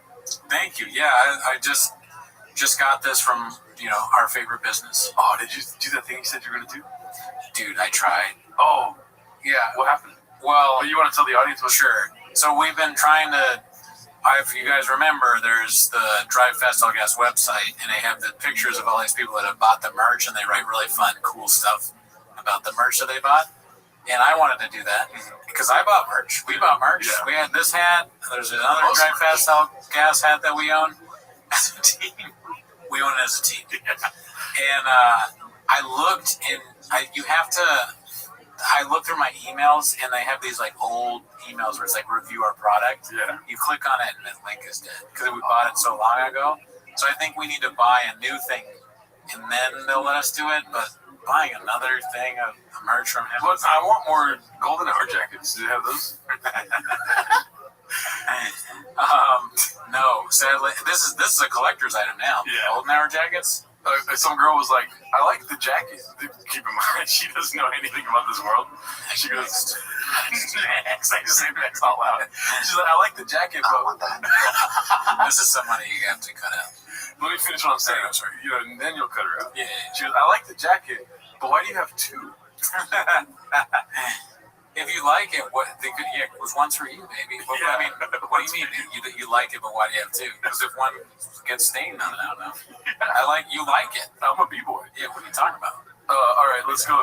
Chang's here. Start the timer. Play the Chang clip. So, new brother 6308 posted this one, timing in all caps, because Brendan Sharp is still gay. Is Brendan Sharp still gay? Yeah. Just a bad look, dude. It's a weird. Does he have a toothbrush in his mouth? Yeah. Just don't have something in your mouth while wearing a leotard, Eddie. I wonder who. I think we probably asked this last time, but like, whose idea was it, or did he require convincing, or? I will say this, dude. Saw some spicy comments. Oh yeah. Why does it fit him so well? It's his. Yeah. He had this in his closet. She's like, "Why don't you put on your leotard?" Oh, my jammies? He has it in his cubby. That is so funny. This is his jammies because it helps him sleep. Why does it fit him so well, dude? Why are his muscles like perfect in this thing? That's not a woman's leotard, Daddy. How did you even find it? Did they order it on Amazon? That would be a funny thing to get, their Amazon history. All the redacted shit they ordered. If you see shop at an Amazon return thing, that'd be, I don't know why that's funny, but that'd be so funny to me. He's saying he's trying to stick like this into the return thing, it won't fit. I bet shop often he's like unable to fit the returns in. The code doesn't work. He's like holding up a QR code for some other website. They're like, sir, that's a McDonald's QR code. Whatever. I'll bet you I will get it. I bet you I will return this Amazon. They're like, what? What? Slow Joe definitely just gets buzz balls off Amazon. Just a bunch of different color buzz balls. You know? Right? That's fine. I'm sorry, I'm pretending like I know, but what's a buzz ball? Oh, it's like that Latina drink. When you're spicy, you get a buzz ball. It's like a little ball. You know those balls at you know the balls at like liquor stores? They're called buzz balls. Oh, no. Or liquor. Oh, fuck, damn. She watches money. She just goes on Amazon and gets buzz balls, dude. Sad. There could be. That would explain the content. Yeah. She's fucked up. Yeah. All right, let's see what else we have. I'll cut that part out. This is... okay, that's very loud. Okay, have you seen this? No. Dave Oz66 posted this, dude. That's Daddy's number. Cosplay at the rodeo. It's pretty great. We can watch this probably 30 times, dude. We don't need the music. I don't want this to get Gadoosh. Yeah. But just look at Brendan's face, dude. Why is he doing that? He's eating a hot dog, Eddie. You know? Comedy genius. Mm-hmm. Oh, bits time? Time for Skids and Bits. Skids and Bits. What do you think? You're so quiet. I thought you were I'm taking it in. So it's the same thing over and over again as reaction, but yeah. He's doing a bit, right? He's doing the classic hilarious face, right? He's on camera, so he's turned it on because he's always on, and this is the best he had. He looks young there. Yeah. He's like aging. It looks like gracefully. Yeah, it's depending on the day, he has a different. This day he actually looked different. He's younger, but usually he looks older. Crystalia sees this and goes, "Yo, what do you mean?" Crystalia sees this and he goes, like the Joker laughs. That's what. And his body is starting to look like the Joker too. All these guys are having horrible things happen to them. This guy's realizing, oh fuck, I'm on chains right now. I'm here with Brendan Shaw. Yeah, dude. So that's Daddy's outfit. He's got the bandana on too. Mm-hmm. I'll give him this too. He's also somebody he's gonna do the bit. You know, if the bit is dressing up like a cowboy or whatever it is. Brendan's not like, I'm not putting that on. He's never once said that. I'm not putting that on. That's something he just won't do. Dude, same with the leotard. Yep. This is big, like 5'4" energy, you know? Right? Doesn't he look shorter? He does look smaller, yeah. He's got the smaller guy face on. The bandana makes you look shorter. I don't think a 6'2" cowboy is going to be wearing a bandana. This face, it looks like a guy that you could beat up. Mm-hmm. You know, this is not the intimidating guy. He looks like you caught him doing like something like bad, like a kid. You caught him trying to steal cookies or something. Did you eat the cookies? Snorting addies. Yeah. Did you DM the baddies again? No, I'm just eating a hot dog. All right, here we go. Crippling anxiety and depression just hang in the green room. Posted by You'll Do Nothing. Yeah, this is a great video. I think it was Too Lazy to Try. Yeah. Did a good video on this. So okay, yeah, gotta check that out. Theo Vaughn on Joe Rogan. It might have been American Redact or Podcast Cringe. You know, the three greats. Yeah. the goats. They're like, they're the most important people right now in the culture. They're Siskel and Ebert, or it was like we're three things, that three amazing Andrew Tate, Nico, Myron Gaines. All right, let's go. Last night in the green room, it was Shane, Ron White, Tony Hinchcliffe, Brian Simpson, Asana Ahmad, Derek Poston. We were were just laughing and laughing. It's so fun, and everyone's going on stage, fucking tearing it up. It was exciting. No, man, we gotta get you up for living in the present, son. You're losing your fucking marbles. You think I am? Come hang out with us. Just chill. I'm here. Just chill out at the mothership tonight. I don't want that. I don't want it. Maybe when I'll eat a hot chip. I wonder what that would be like. For them, it probably is great.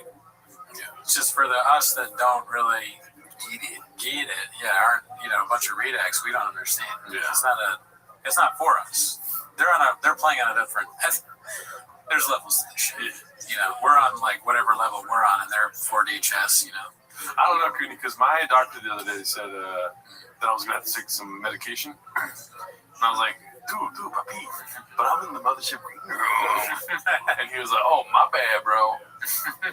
His name was Jamal. He was an Asian man. Asian man. Yeah. Well, that makes sense. It's like instead of Pagliacci, it's the mothership green room. Yeah. But I am the mothership green room. Okay. That was fucking I don't know what I mean. Dude, puppy, what are you doing, bro? You can always save it with some sound drops. Yeah, dude. That's why it's here. That's how you know how hard Brendan bombed. You just push like 5 buttons. I'll push 5 buttons and I'll remember longingly the dolphin sound. Unscathed. Yeah, that's how I left it. One usual 4460 posted this. Gotta love how her weight journey is documented with pics of her. Feel bad for Leopard in Minneapolis. Weight journey. She just looks the same. She has a fat fucking ass. We get it. Yeah, there's nothing wrong with either one. This is a hair journey. You changed your hair. Yeah, it's the same person, but virtually identical. Is she 50 years old? How old is she? I don't know. Good Lord. Can we just talk about this picture for a little longer? You horny dog. You horny bee? Shout out to you, Slojo. We were wishing the best for you. Give me some buzz. Oh, shit. Here we go. Favorite time of the week, dude. What happens next? Part 25. Icarus Lives has been on a streak. Yeah, I'm happy that there's always that on this thing. It's a fun time. Let's see. This one's a short one. What happens next? And he's got to be. There must be something really amazing about him. I was at a gym one time in Hollywood, and they kicked everybody out because he came in with his crew. No way. And what'd you do? Dude, no way. It turns out Diddy's a fan. No way. I think it makes sense. I think Diddy's a fan, dude. Both are so funny. Baba is like, nah, I'm not doing it. Grease me up, daddy. I like him, the idea of him not leaving. He's like, I got fucking a few more sets. And what'd you do? You hit under the water fountain? No, I refused to leave. Oh, nice. And they let me stay. But then they eyeballed me for the rest of the time. Yeah, that voice. All Callan thing for the rest of the time. Yeah. Dye does that a lot. Jeff Dye. Did you ever think of voting Republican? That's Jeff Dye. And then I was like, women are a bitch. Yeah. I thought, dudes are cooler without hair. Actually, toupees are awesome. Do you really need listeners on a podcast? His eyes are great. We should start doing more bits like that. Bill Cosby. Oh yeah. He learned from all the greats. Yeah. I'm the P. Diddy. Either one is so bad in hindsight. I think it is. I am the P. Diddy of comedy. I wonder what he means by that. He's a hype man. He also slathers baby oil on new covers. Mm-hmm. I'm the P. Diddy of comedy. Yeah. Just sounds so bad. Icarus Lives was like, we don't need the explanation. He's like, he says things wrong, but he also says things that in the future will be even more funny. Like he's an incredible Pagliacci. He's back there. In what fucking sense? Okay, that looks dangerous. No, it's lit. Just went to the concert, didn't say. You went. XJ. That's definitely XJ. Never a shirt. That looks dangerous. No, it's lit. Just went to the concert, didn't say. You went. My brother did. So that's another What? Oh man. Dude, why does he do this to himself? I don't know. I mean, my brother, that's not the craziest thing, but just the fact that he always... It's always something. Yeah. He always says something about Jay. Jay. Jay is like his... Jay, in reality, Jay is his handler. You know, we always talk about like Brendan Schaub, he's a handler. Jay is Brendan Schaub's handler.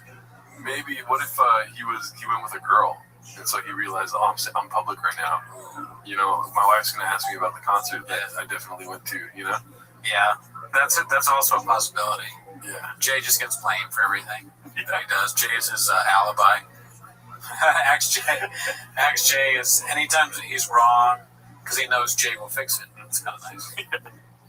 Per person. I don't think they keep tagging me because, you know, I'm not on social media. I don't have social media that people run it for me. I'll check in. But, because, you know, I'm not on social media. I don't have social media that people run it for me. I'll check in. But whatever, I don't see anything. Thanks for replying to me, though. Yeah. I slid into your DMs, dog. Thanks for replying to me, though. I don't check it. Yeah. Why call him out like that, man?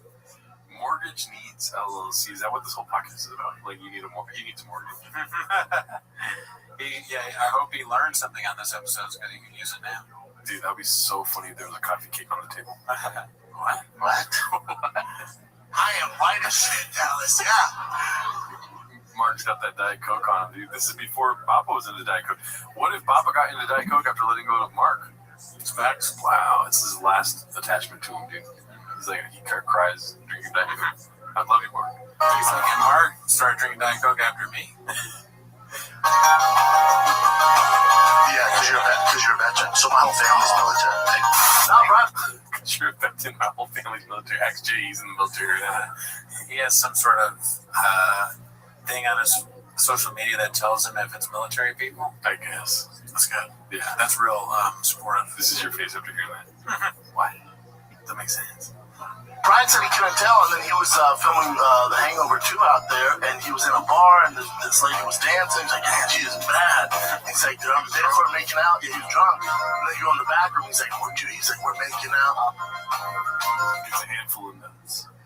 I wish there was more boner alerts. They did it once. Yeah. We kept it alive for a long time. It's hard when you don't hear it all the time. I want to hear more boner alerts.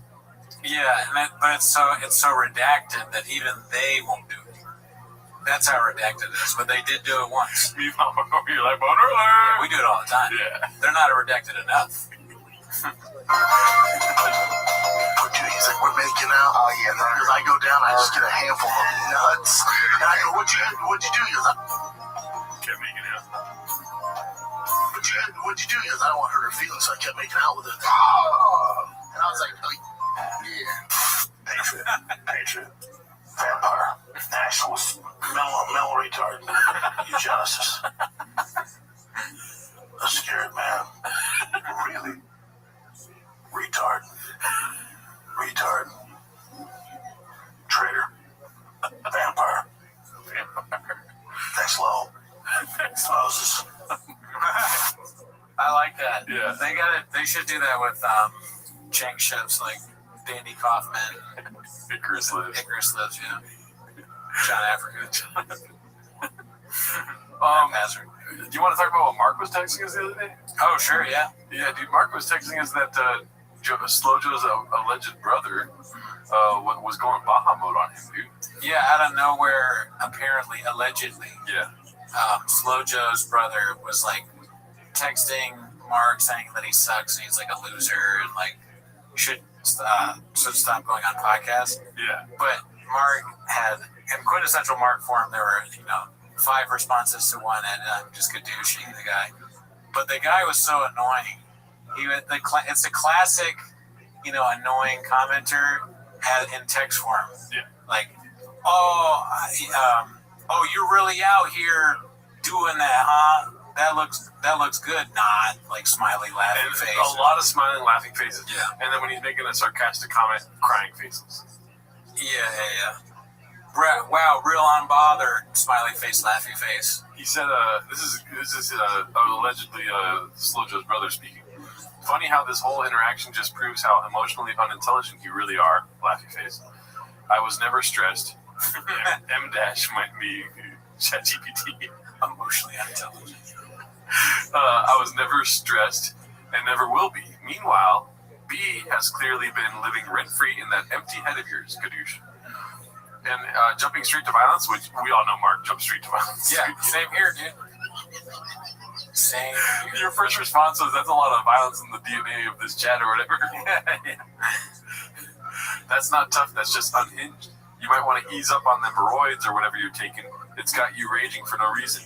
Crying emoji. This is what I'm talking about. He does a lot of the crying emojis. This guy sounds like someone's grandma. Yeah. And that empty head of yours. And then, have you ever told somebody that they're emotionally unintelligent on text, like another guy? What? What? And he says, let's be real. If I was actually in front of you, you wouldn't do a damn thing. I don't think you want to test that. No, I don't think so. He lifts cars. Yeah. Should we remind him, you know? What's really funny is I reached out once and you're still going. That says way more about you than it does about me. Anyway, enjoys those guest spots on low budget podcasts, which, by the way, major offense taken. Yeah. Now you got two problems. Yeah, dude, you got a big problem. I hope you're not in Los Angeles. Yeah. Because I'll fuck you up. Okay, I'll twist your neck off, dude. Push the button. Okay. I will snap his fucking neck. Yeah, we get it. I have a show about 10 minutes to shop. It's a low budget thing. I get all that. Okay, but at the end of the day, this is not social media. This is real. I will fuck you up. Okay? If you come into a room and I'm in that room, I'm leaving. I don't know if you're leaving. Okay? I'm leaving that room. I'm going to be fine. All right? Clint, stay with me. I will fuck. What are you going to do? What are you going to do, Gabe? Yeah, ask your friends how it went for them, dude. Yeah. Ask fucking Shab how it went for him, dude. All right? Ask Brian Callen how it's going for him. You want this? You don't want this. Okay? Ever heard of it? You're going to the hospital. And I will say, Mark, it did not disappoint with the amount of replies. I'm like, no way. Mark's not going to reply 35 times. If I was the brother of Slojo, allegedly, I'd be like, yo, I regret this whole thing. Why did I reach out to Mark? Why are you reaching out? Yeah. It's a very weird move to reach out to the former employee of your sister's husband. Like, what? Yeah. I'm sure you're unbothered by it. You're very bothered by it. Otherwise, you wouldn't have sent so many texts. They're all just spicy. Let's keep that in mind. You know? Yeah, it's a spicy fan. But Mark's like, oh, hold my beer. You're spicy, dude. Check this out. I'll fuck your whole family up, dude. That's true, and I would too. The faces you make when you are defaulting on all your assets. Okay, that's a rough transition there. Posted by Big Battle 9416. We don't wish any ill will on these two here. No, I want all the success possible. It's a weird way to hold your arm around another man. You know? Do you think he's wearing the leotard right now? It's possible, I guess. He's crushing Diet Cokes, dude. They're always He squeezes them.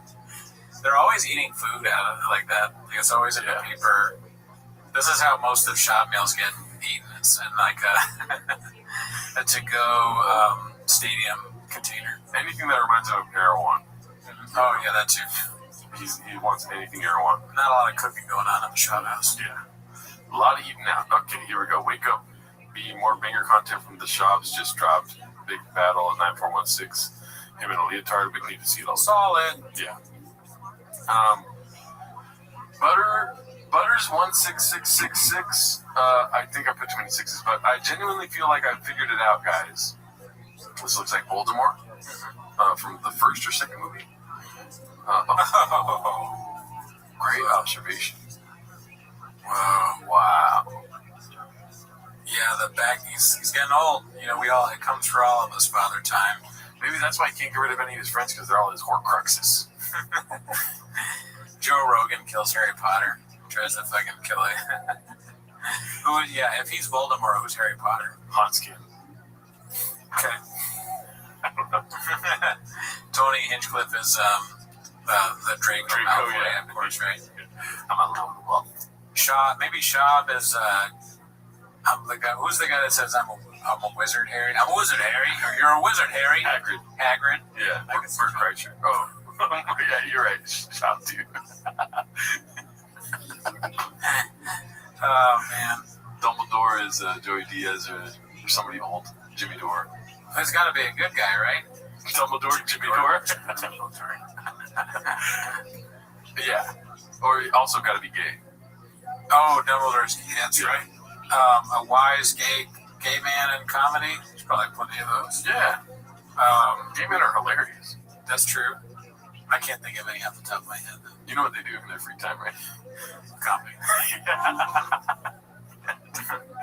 Papa with the smallest dick. We've already seen this. I don't want to see it again. You know? Not really. Okay. Just real quick. We can stop it right away. Yeah. There's no chances for her. It's a huge leotard. She wears the tightest clothes of all time. You know? Yeah. R Word having trouble selling tickets. Posted by Savage712. What? No. That's so sad. But fuck it, dude. We ball, baby.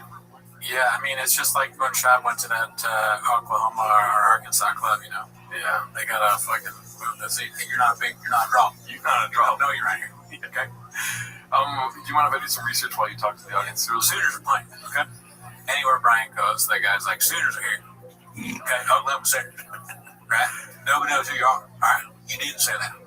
You didn't say that. If you're lucky, a tornado will throw a couple people in here for you. All right? This here's Flappers, okay? This is big leagues. All right? You're in Burbank, okay? You're not in like one of them other places that don't have big draws, okay? We gotta set out the show. Burbank, you gotta compete. You gotta compete with you know, a lot of like the downtown. A lot of people just come here because they want to go to a Shake Shack. All right, you're not Shake Shack. Okay, so I'm looking up the tickets here, and they're not free. But this is for the Irvine Improv this weekend. Oh yeah, well the Irvine Improv's probably gonna have like a bigger act. Yeah. Where'd you go? I'm down. Friday or Saturday, dude. I got a show Saturday, but special event. What's so special about it? Is this the one that's free? Let's see. Oh no, these cost money. He's gonna be in Chicago. It seems like $30 seems like a lot to see Brian Callen. That's too much, dude. Give me $10. I'm down. Is it just him headlining? That's the show? Yeah. Yeah.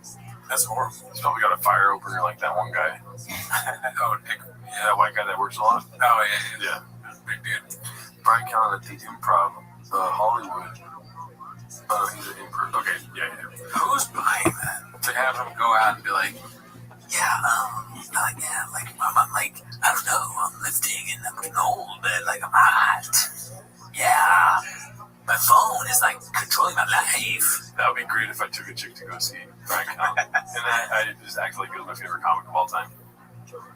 Maybe she'd ignore it. Just be okay with it. I'll tell you one thing. I don't care what happens. Next week's podcast is going to be neat. Yeah, you'd have a lot to talk about. Yeah. That's the narrative. I would definitely wear like glasses and a mustache though. Just in case. I don't want to die on a Friday night. Beast of a Mom posted by Williams TJ01. Now these kids need fucking Easter baskets. This shit just never stops. Yeah, I mean, that's not the worst joke I've ever heard. No, it's pretty funny.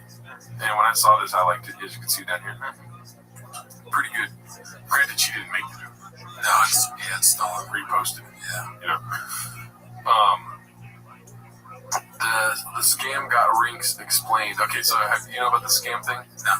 You'll do nothing posted this.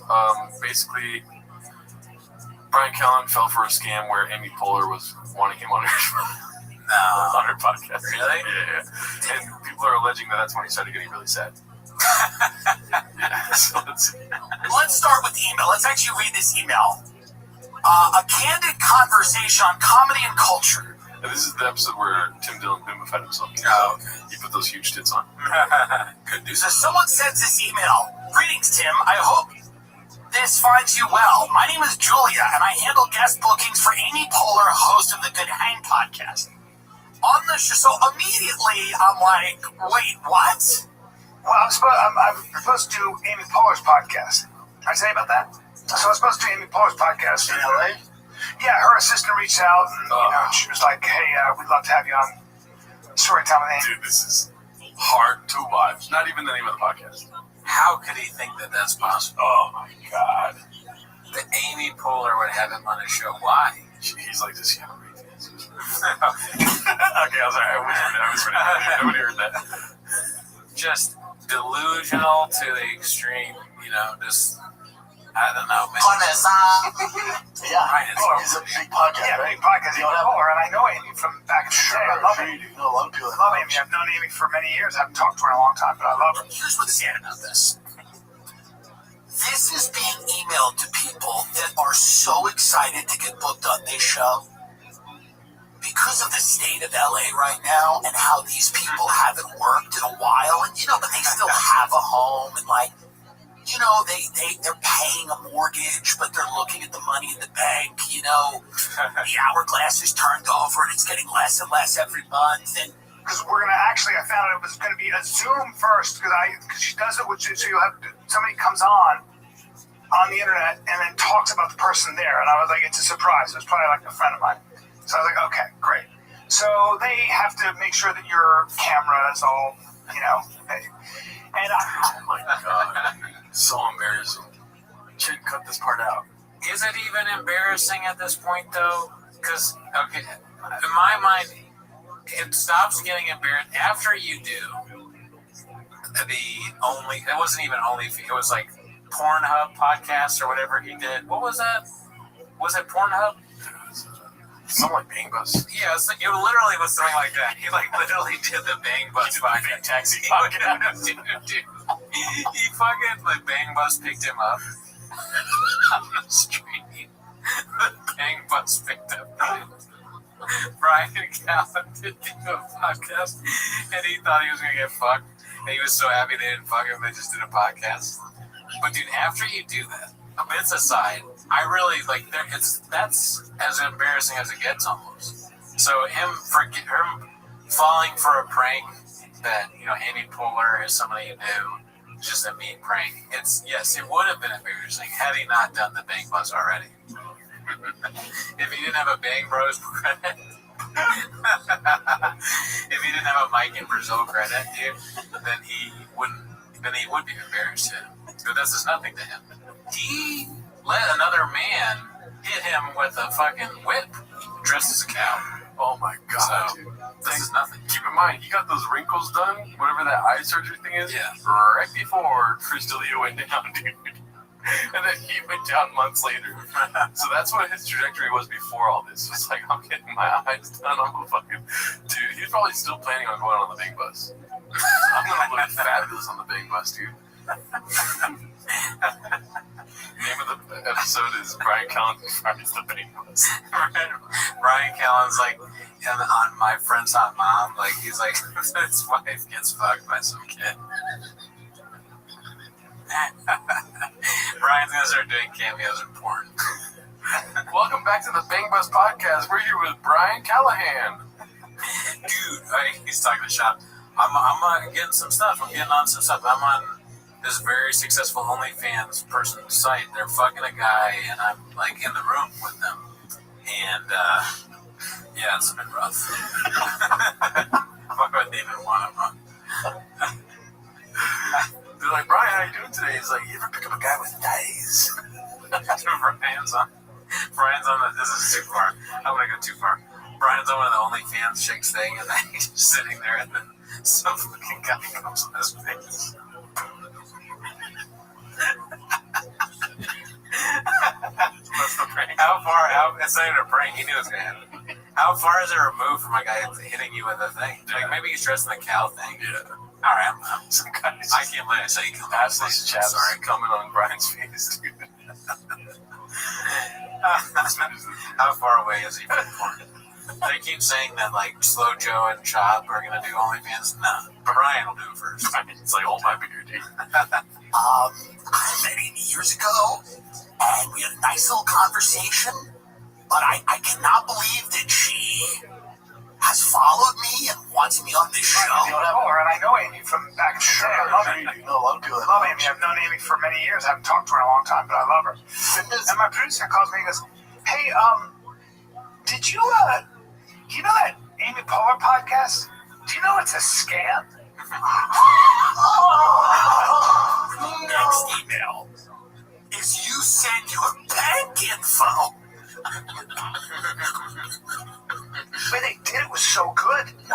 Can't be like all the questions. Like, Amy can't wait to talk to you. They know somehow that I know her. They do their research. Comedians are desperate at any level. Remember that birthday scam? The one where it was like, this guy sends you a thing. Oh, my wife is a huge fan, or the wife's. My husband's a huge fan. They want you to perform for him, stand up on his birthday. Yeah. And we're gonna Venmo you the money. Can you do it? So you Venmo them the money. Or I'm sorry, they Venmo you the money.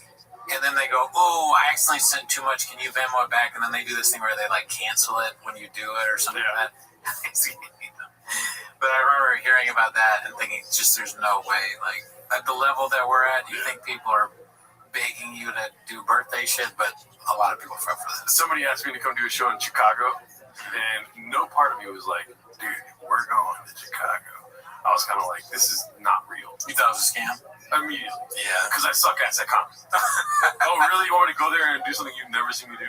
You know? That is a weird thing. Yeah, what is the scam? And so I just kept messaging them like, okay, for sure. So what do I do? And they're like, you just got to fly to Chicago. I'm like, okay, you're going to buy me tickets or whatever.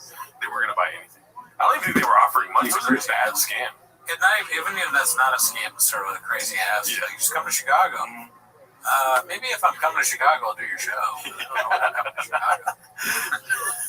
I should look it up on my DMs on Instagram. Let's see what else we have. Okay, so this is shop reading, an ad read. Ad reads are a problem. Just post it, Clean. Minimum Sky 2305. Haven't seen his post in a while. How you show up and wake up feeling your best. Because fun shouldn't come with a cost. Welcome to the upgrade. Welcome to nowadays. Whether you're easing in or tuning things up, the pace is yours to set.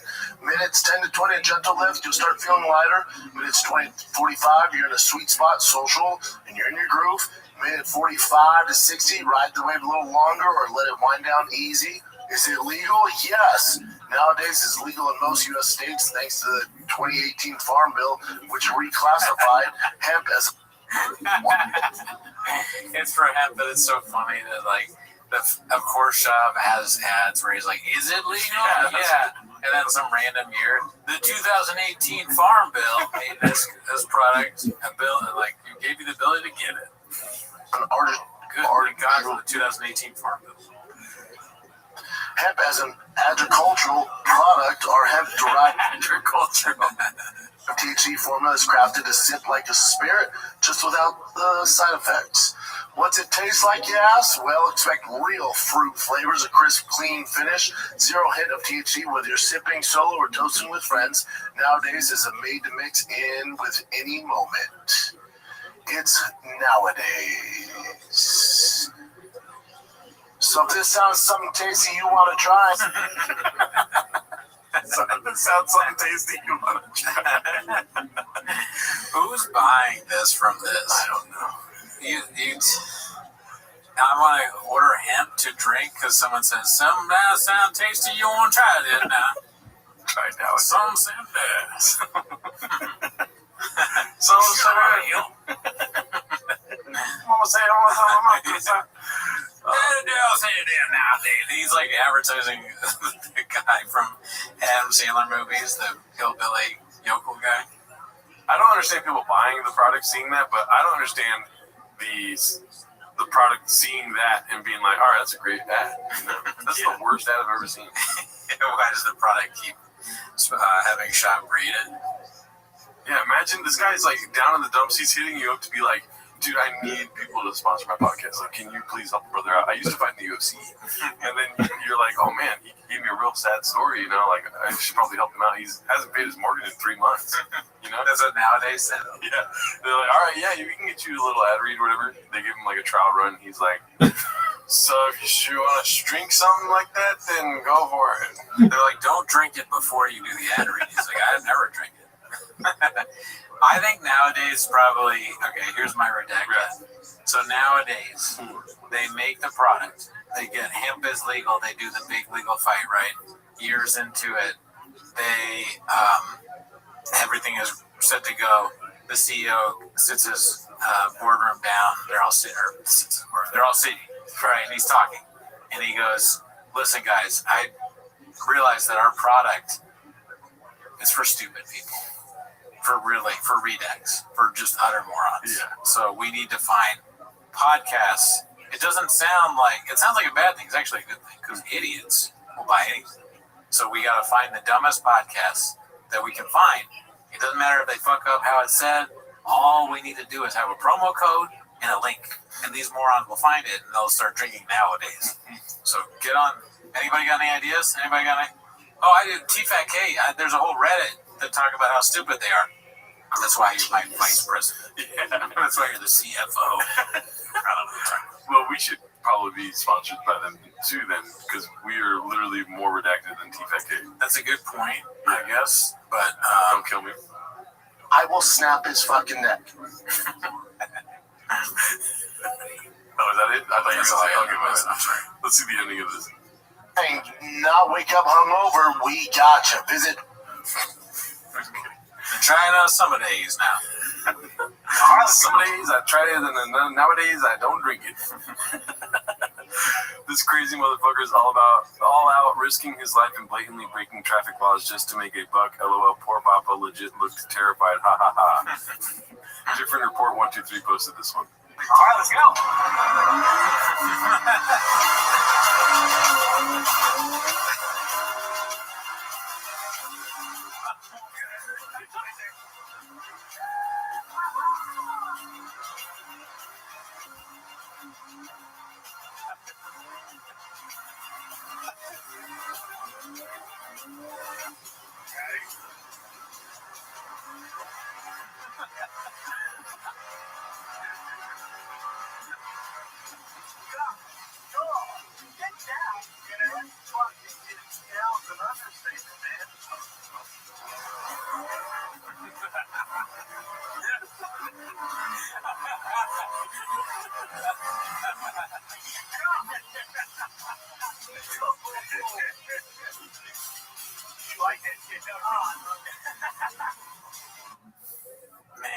That's crazy. Clearly doesn't. That's the funniest narrative is that he doesn't even like trucks. He's so stupid. He thinks something he doesn't like, he's afraid of.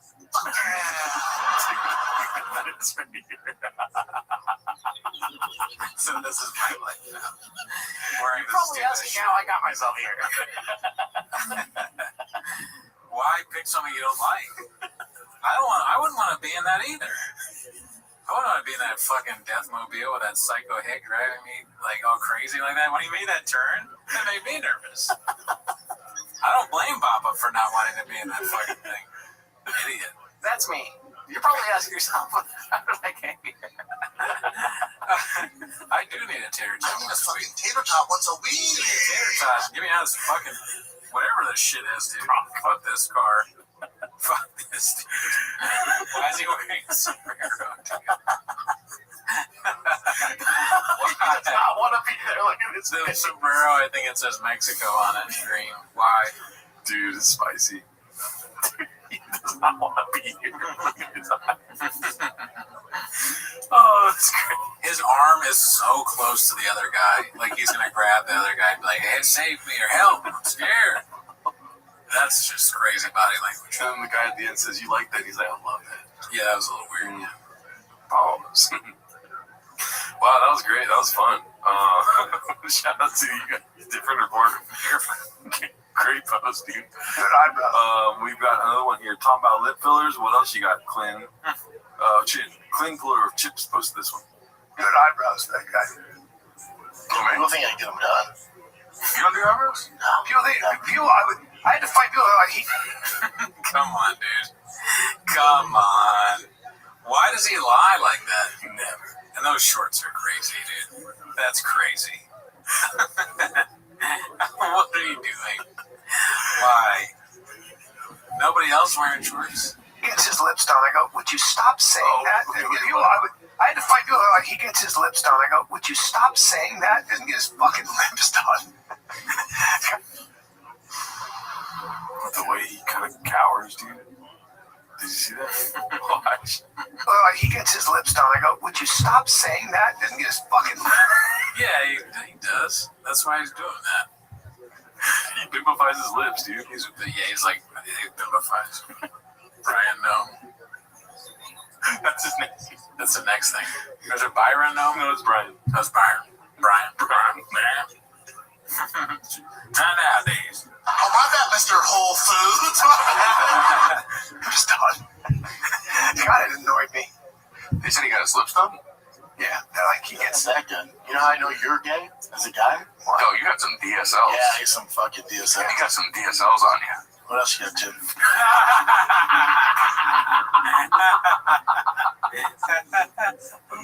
No way, dude. Man. You can't lie for too long. And then if you think I have it, you're gay. Oh my god, dude. What else you got, Chin? That's so funny. Why does he keep saying that? Which one? What else you got, Chin? It's like, I don't know, it's a transition. He's got nothing else to do. Like, he's like, you really think I suck dick? I guess that makes me a big old pussy. Why would you ever consider, like, as a dude, getting your lips done? I don't get it. That's like just the craziest. I don't get it. Yeah. DSLs. Yeah, I got some fucking DSLs. You got some DSLs on you. What else you got, Jim? Move on, dude. Why the fuck you lying? Why you? Oh my god. Dude, what happened? If not that. Spider bite? Some sort of facial thing. That's why I, on our other show, Raccoon Tweeties, I'm very honest about all the weird things going on with me, so to stave off, so you don't think, like my small teeth, it's been like that. I get them made smaller. My big gums, I didn't get them bigger or whatever. The horn on my head, that was there. It's been there. It's been always been a horn guy. This is so weird. Always lying. Stop fucking lying. I mean, does he not know that people can take pictures of him? He's like, people can take pictures of video. It's just, everyone is saying it, and then also there's stuff about him going to Mexico. So, smoke, there's fire. Yeah, wherever there's smoke, there's definitely a disaster. Always lying. Drive my son to baseball practice. That'd be funny if he was going to get his lip filler. My son did lip fillers. When he saw the message from Nate saying you're a big old pussy.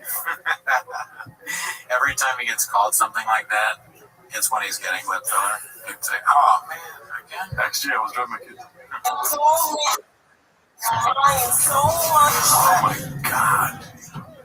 This is insane looking face. This has to be photoshopped. Very puffy. Addie's drinking lip filler. He's like, dude, I don't get lip filler, but when I'm drunk, I get lip filler. I'm glad that I don't.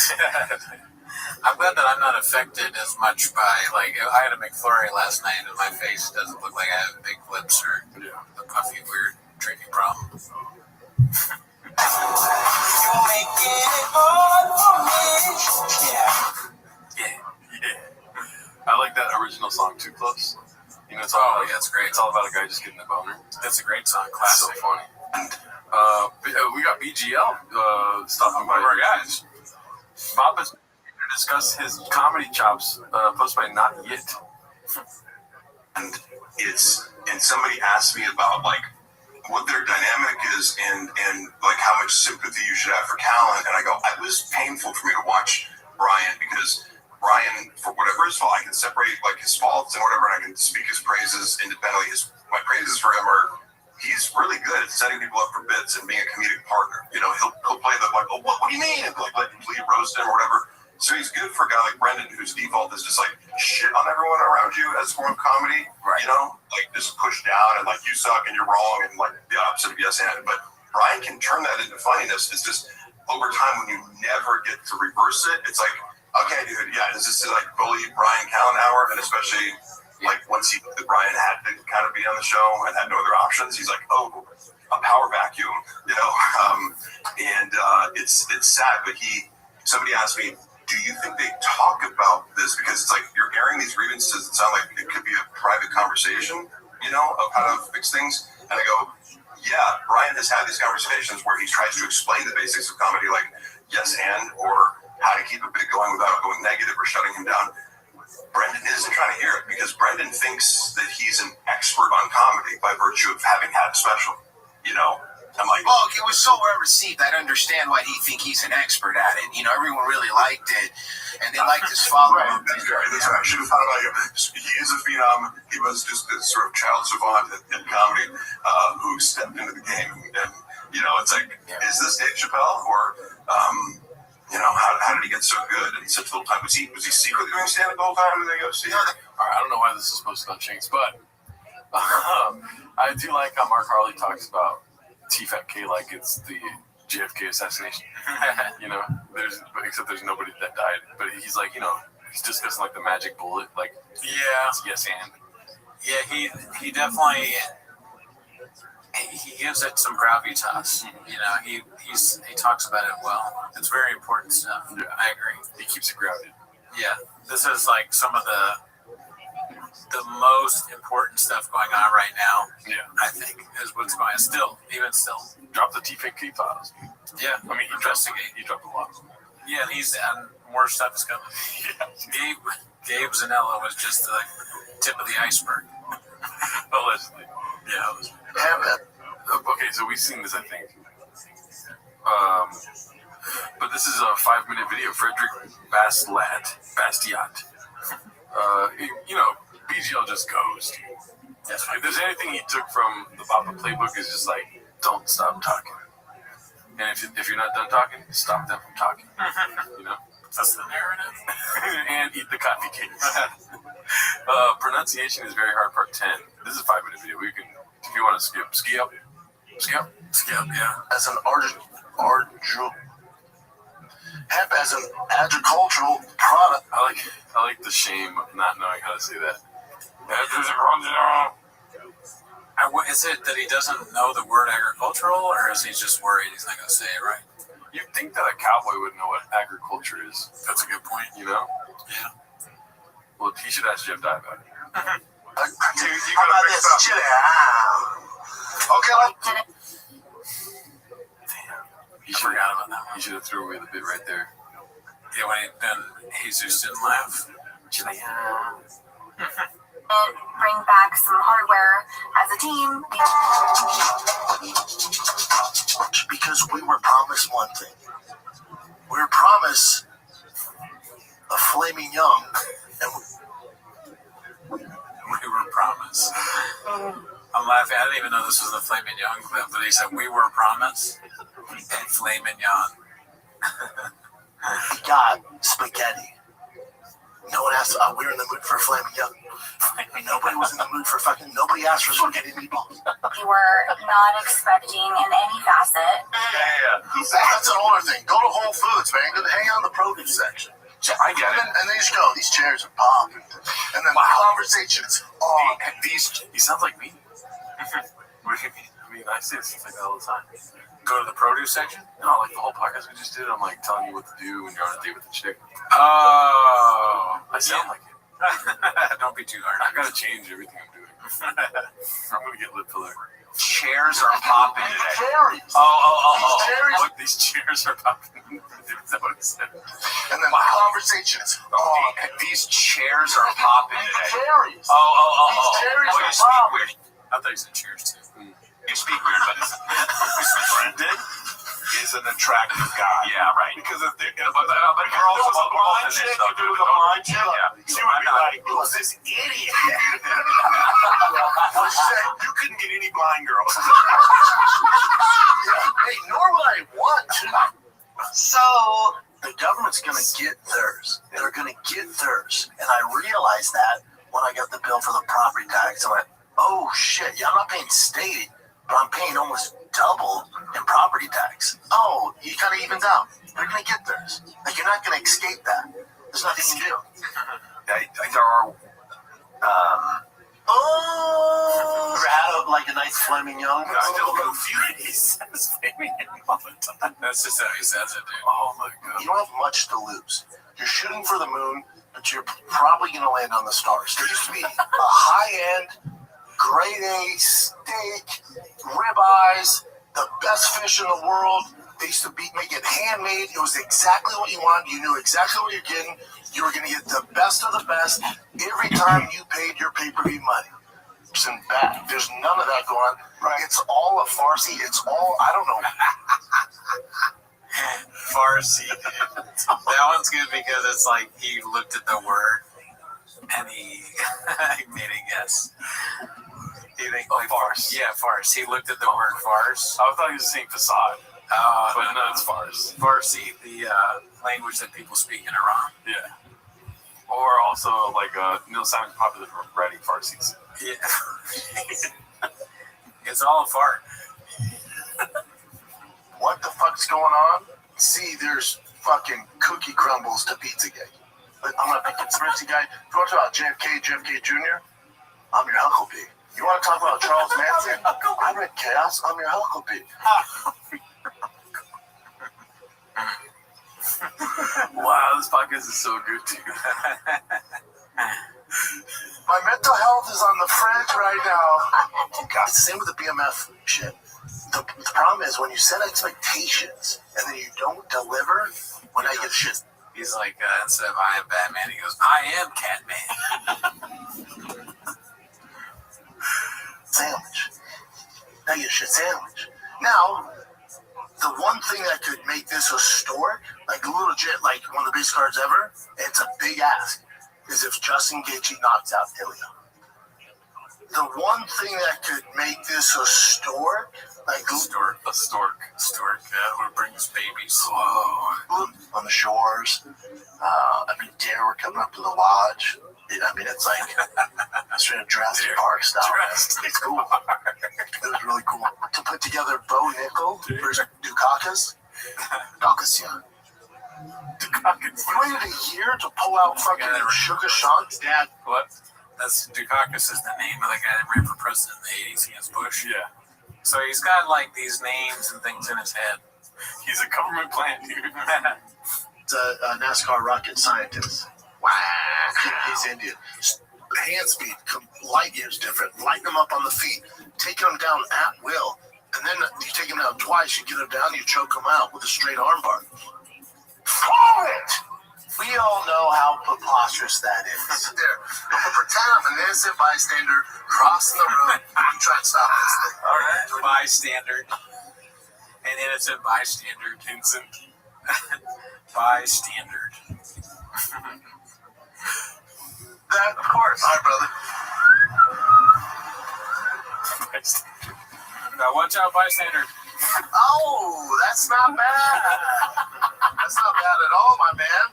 You know what you can't cure, though? Go up, Chin. What? Hold on. Look at her knees.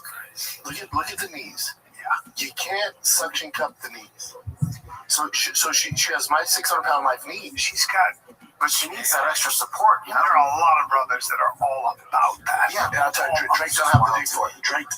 What? Oh my God, bro. Yeah. Well, you wear leotards, dude. Crazy. We have here so big, and they like fucking throw salt over everything, and then they're like, you get an appetizer, like I got the tomato heirloom, you know, they're fucking slapped in the tomato heirloom. That's funny, but Chappelle's face in the beginning is just like, what is this react even?